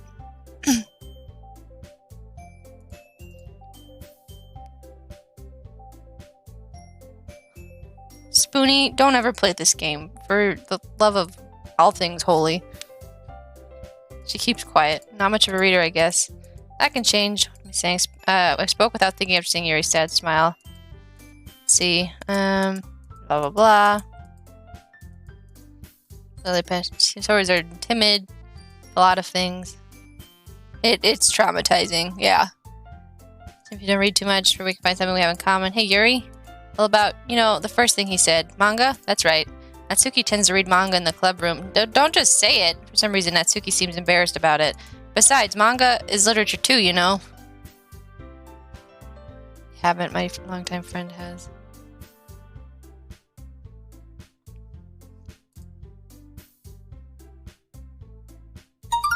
Oh! What is all these numbers? Hello. Powers of... What is that? Of 2 compel you. The powers of 2 compel you. Ah! What the hell? Oh god. Hi, TCMJ. Hello. How are you doing? What's happening? Really? I understand the powers of 2, but you're gonna have to chill out. Otherwise, I will time you out. Because I don't need my chat blowing up like that. Mistakes were made. No, we have not hit 400 yet.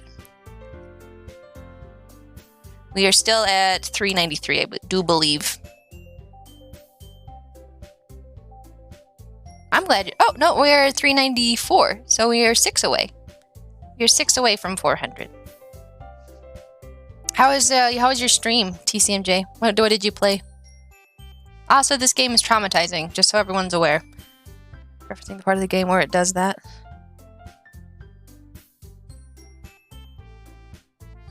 I haven't seen that part of the game if it does that. I don't think. I'm brand new to this game.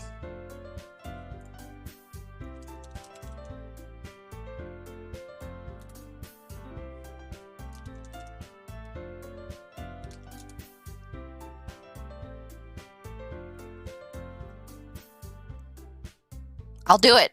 I'll do it, dude. I know that wasn't actually it, but I will do it, so... I understand they're for the powers, but I need you to not spam chat, please. I've asked nicely once. I'd rather not have to ask again. I guess this is the second time. Please don't do it again. Stream went well, played 7 Days to Die, and had the Twitch interaction on. Ooh, I don't actually know that game. How was that?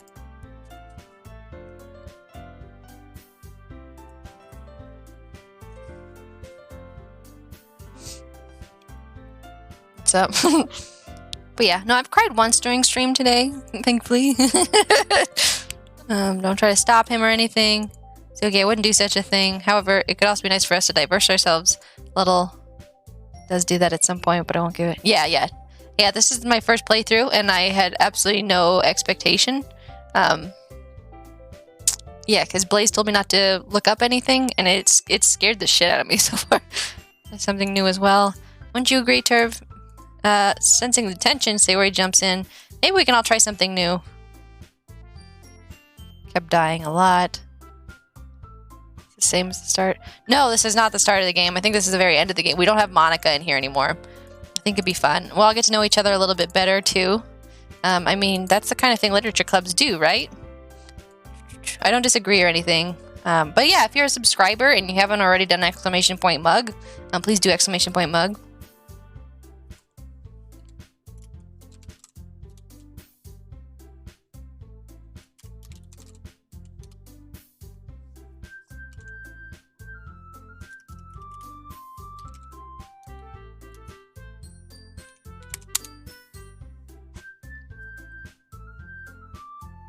Yeah, no, he's timed out. And if you do it again, I will ban you, just so we're aware.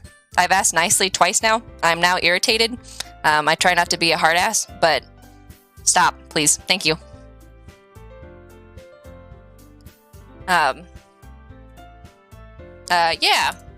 You're right, as usual, President. Guess that means I should try picking up a novel or something, huh? Same thing goes for Powers of 3. If you try to do the same thing, I will ban you, like, immediately. I'm not gonna play around and play that game when I've asked, like, politely. So, thank you. That would make 2 of us. I wouldn't mind doing it if I'm not the only one. Then as for Yuri, I have to read manga. Jeez, you were the one who suggested we diversify, to be a little more open-minded. It's kind of hurtful. I didn't realize. With a guilty expression, Yuri thinks to herself, I'm sorry for disrespecting your interest, Natsuki. If you're into it, then I'm sure it's a worthy form of literature. Are you just saying that? No. I've realized my error, so if you're willing to consider starting a novel, then I'll offer my gratitude by finding a manga to read as well. Oh. Yes, please check out TCMJ. You read my card. Good job. Okay, yeah, that's probably for the best. Thanks for popping in. Hope you have a great day. Back, so now you can read the rest Really? of them again. I mean, it makes me happy that you do that for me, Yuri. Academy Award for stealing. You can trust me to find something that you'll really like, okay? Same here. Perhaps I'll visit the bookstore after the club meeting. We shall. Just you? Would you like to come along with me? It'll be bronze. I hope everyone sees that corrupted joint. If you don't mind, not at all. So I always go alone, so. TMCJ. Did I say TMCJ? I did say TCMJ, didn't I? Where did I get that from? I think, is there someone in my Discord? Chicken wings are cool. There's someone in my Discord that has a similar name. I think. There's a TMCJ in my Discord. No, that's you. Fucking TMCJ. Who the fuck? There is somebody else that has a very... I'm losing my mind. I'm losing my mind, dude.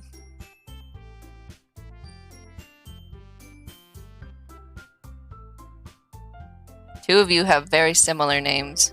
That's all I know. I don't know, dude. I'm losing it.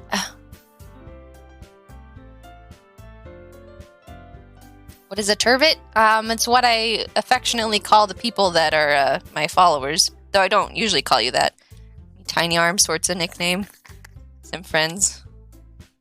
I always go alone. Yeah, me too. So cute. Sayori, shut up. I'll show you some manga there too, okay?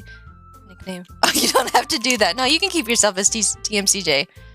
Who did you remind me of? The game presses on. No, you can leave it as TMCJ. There's just somebody else that has a similar... starts with a T. It's gonna bug the crap out of me. I'm gonna have to figure out who it is. I follow them. I think I was lurking on them earlier. It doesn't matter. Doesn't matter. We'll continue. Look forward to it. Natsuki and Yuri start to clean up the food. I guess the meeting's over, huh? Yeah, it looks like it. It's nice to see everyone getting along, isn't it? I think everyone likes you too, Turv. You think so? Everyone always seems to get along a little better with you around, Sayori. Ah, Turv, don't say something like that. It's embarrassing. Whatever. I was surprised when you told me you were starting a club, but I think you're pulling it off just fine. We're gonna make it the best club ever. Now that you joined, every day is gonna be so much fun. Hey, Turv. I really want to thank you. I mean, I'm really happy that you joined the club and everything. The truth is, I already knew you were going to. There's actually something else. I wanted to thank you for getting rid of Monica. Oh, for fuck's sake. I streamed for hours watching the life drain out of her. I know everything that she did. Maybe it's because I'm the president now. But I really know everything, Turv. I know how hard you tried to make everyone happy. I know about all the awful things that Monica did to make everyone really sad. I'm in Arena 4 in Clash and lost 5 games in a row. But none of that matters anymore. It's just... Go Stash now. You make me the happiest girl in the whole world. Can't wait to spend every day like this. With you. Forever and ever. Oh. Do I have to... No. What's happening? I won't let you hurt him. Who? It hurts. I'm sorry, I was wrong. There's no happiness here after all. Goodbye, Sayori. Goodbye, Turv. Goodbye, Literature Club.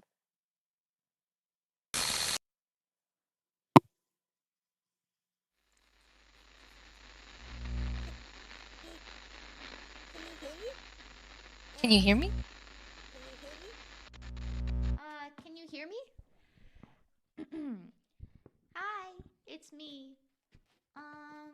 So you know how I've been like practicing piano and stuff, and not really any good at it yet, like at all.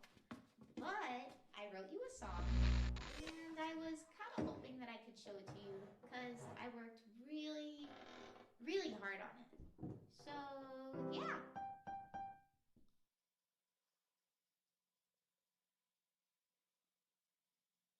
Captain!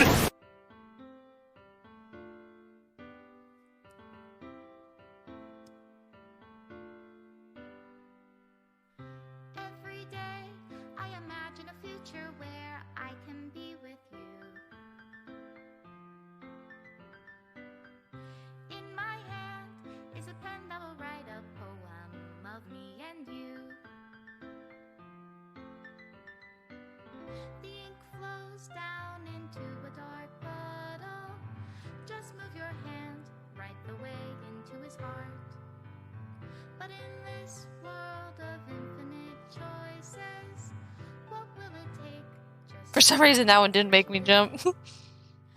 I think it's because we're past the really scary stuff from earlier. That special day. I'm not dancing! Fuck you, Blaze! Have I found everybody a fun assignment to do today? When you're here, everything that we do is fun for them anyway. When I can't even read my own feelings, what good are words when a smile says it all? And if this world won't write me an ending, what will it take? Party till I die with my chin up high. Fuck 'em all. No. No, I'm not doing it. So I'm guessing, based on who you focus on, is that who gets the creepy yandere look, or yandere, however you pronounce it? So if I like focused on Natsuki, would she be the one that I have those scenes with, and she would be the one that got all crazy?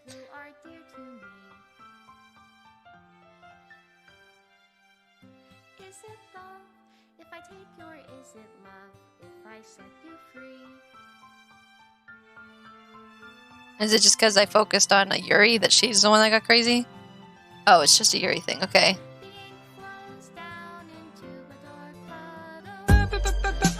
Party till I die with my chin I'm not dancing. It's not happening, guys. I've just been traumatized and you want me to dance. It's not fucking happening.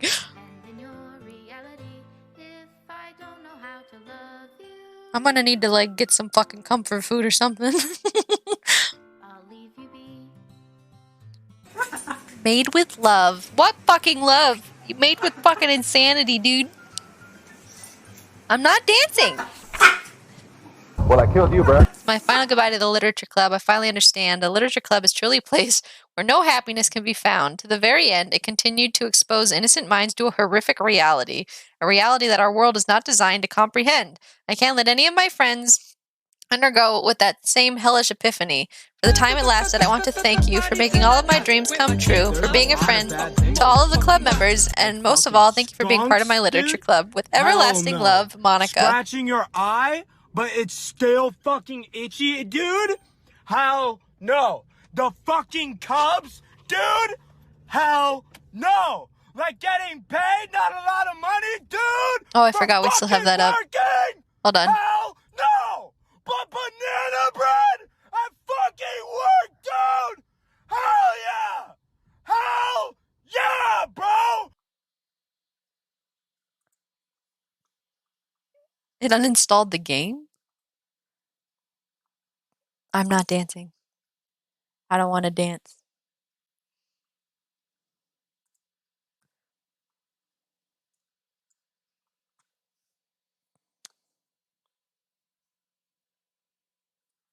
Let me see. I'll see if it uninstalled it.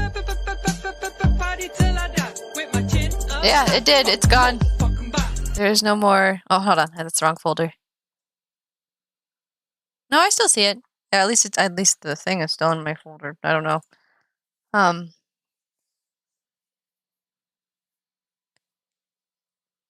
guessing that's just a generated file. There's not actually something in it. They generate it once you start the game. And I'm guessing that's not the actual character file.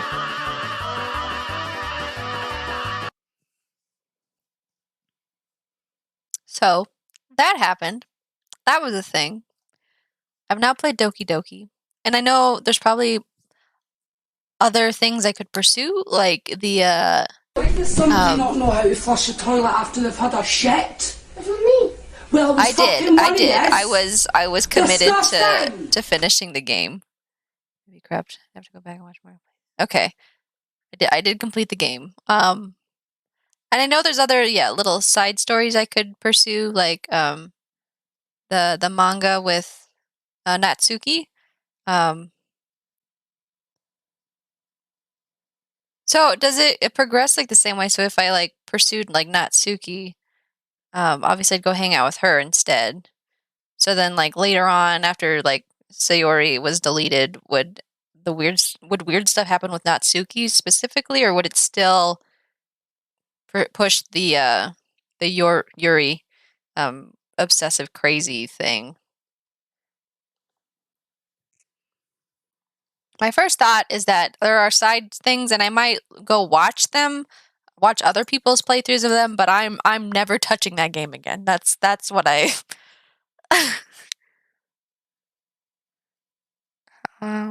Install DDLC. Hack his PC. Could have gone and baked with Natsumi. Or Natsuki. I don't want to dance. I don't want to dance. You guys can dance all you want. Try throwing an S on the end of twerk, Spoonie. You gotta put an S on the end of twerks, guys. They're two different commands. I don't know how to like make them work together. But yeah, I might watch the other stuff from someone else playing it, but I'm not touching that game. I'm done. I've had my fill. I'm good. I think I'm really good.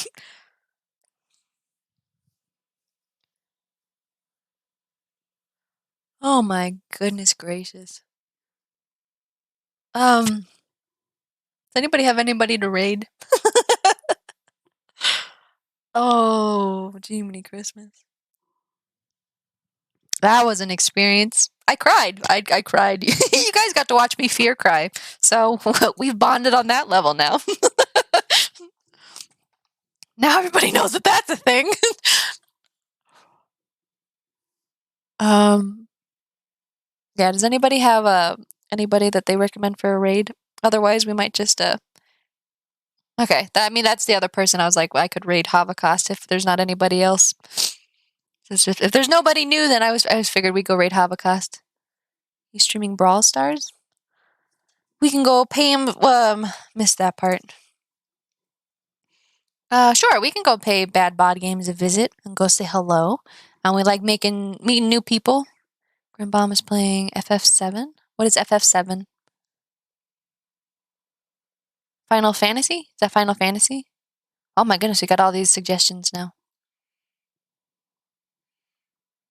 Okay, so who do we want to raid, guys? Dad Bod Games, Grimbomb, Al Dream Game On.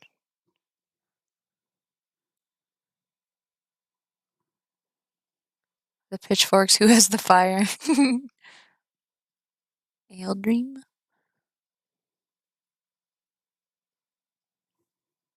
Well, just because Dad Bombs was suggested first, we'll go ahead and raid Dad Bod. Says, but in the future, like if you guys are in here, and says I always like raiding new people. So feel free to make suggestions when I ask for it. I says sometimes I have people already picked out, but I will ask if I'm looking for new people. So please don't be shy to let me know. But yeah, we'll do Dad Bod. But yeah, let's see. So today is Wednesday. So tomorrow is Thursday. So the 2 days I don't stream are Thursday and Sunday. So there will be no stream tomorrow. Next stream will be on Friday.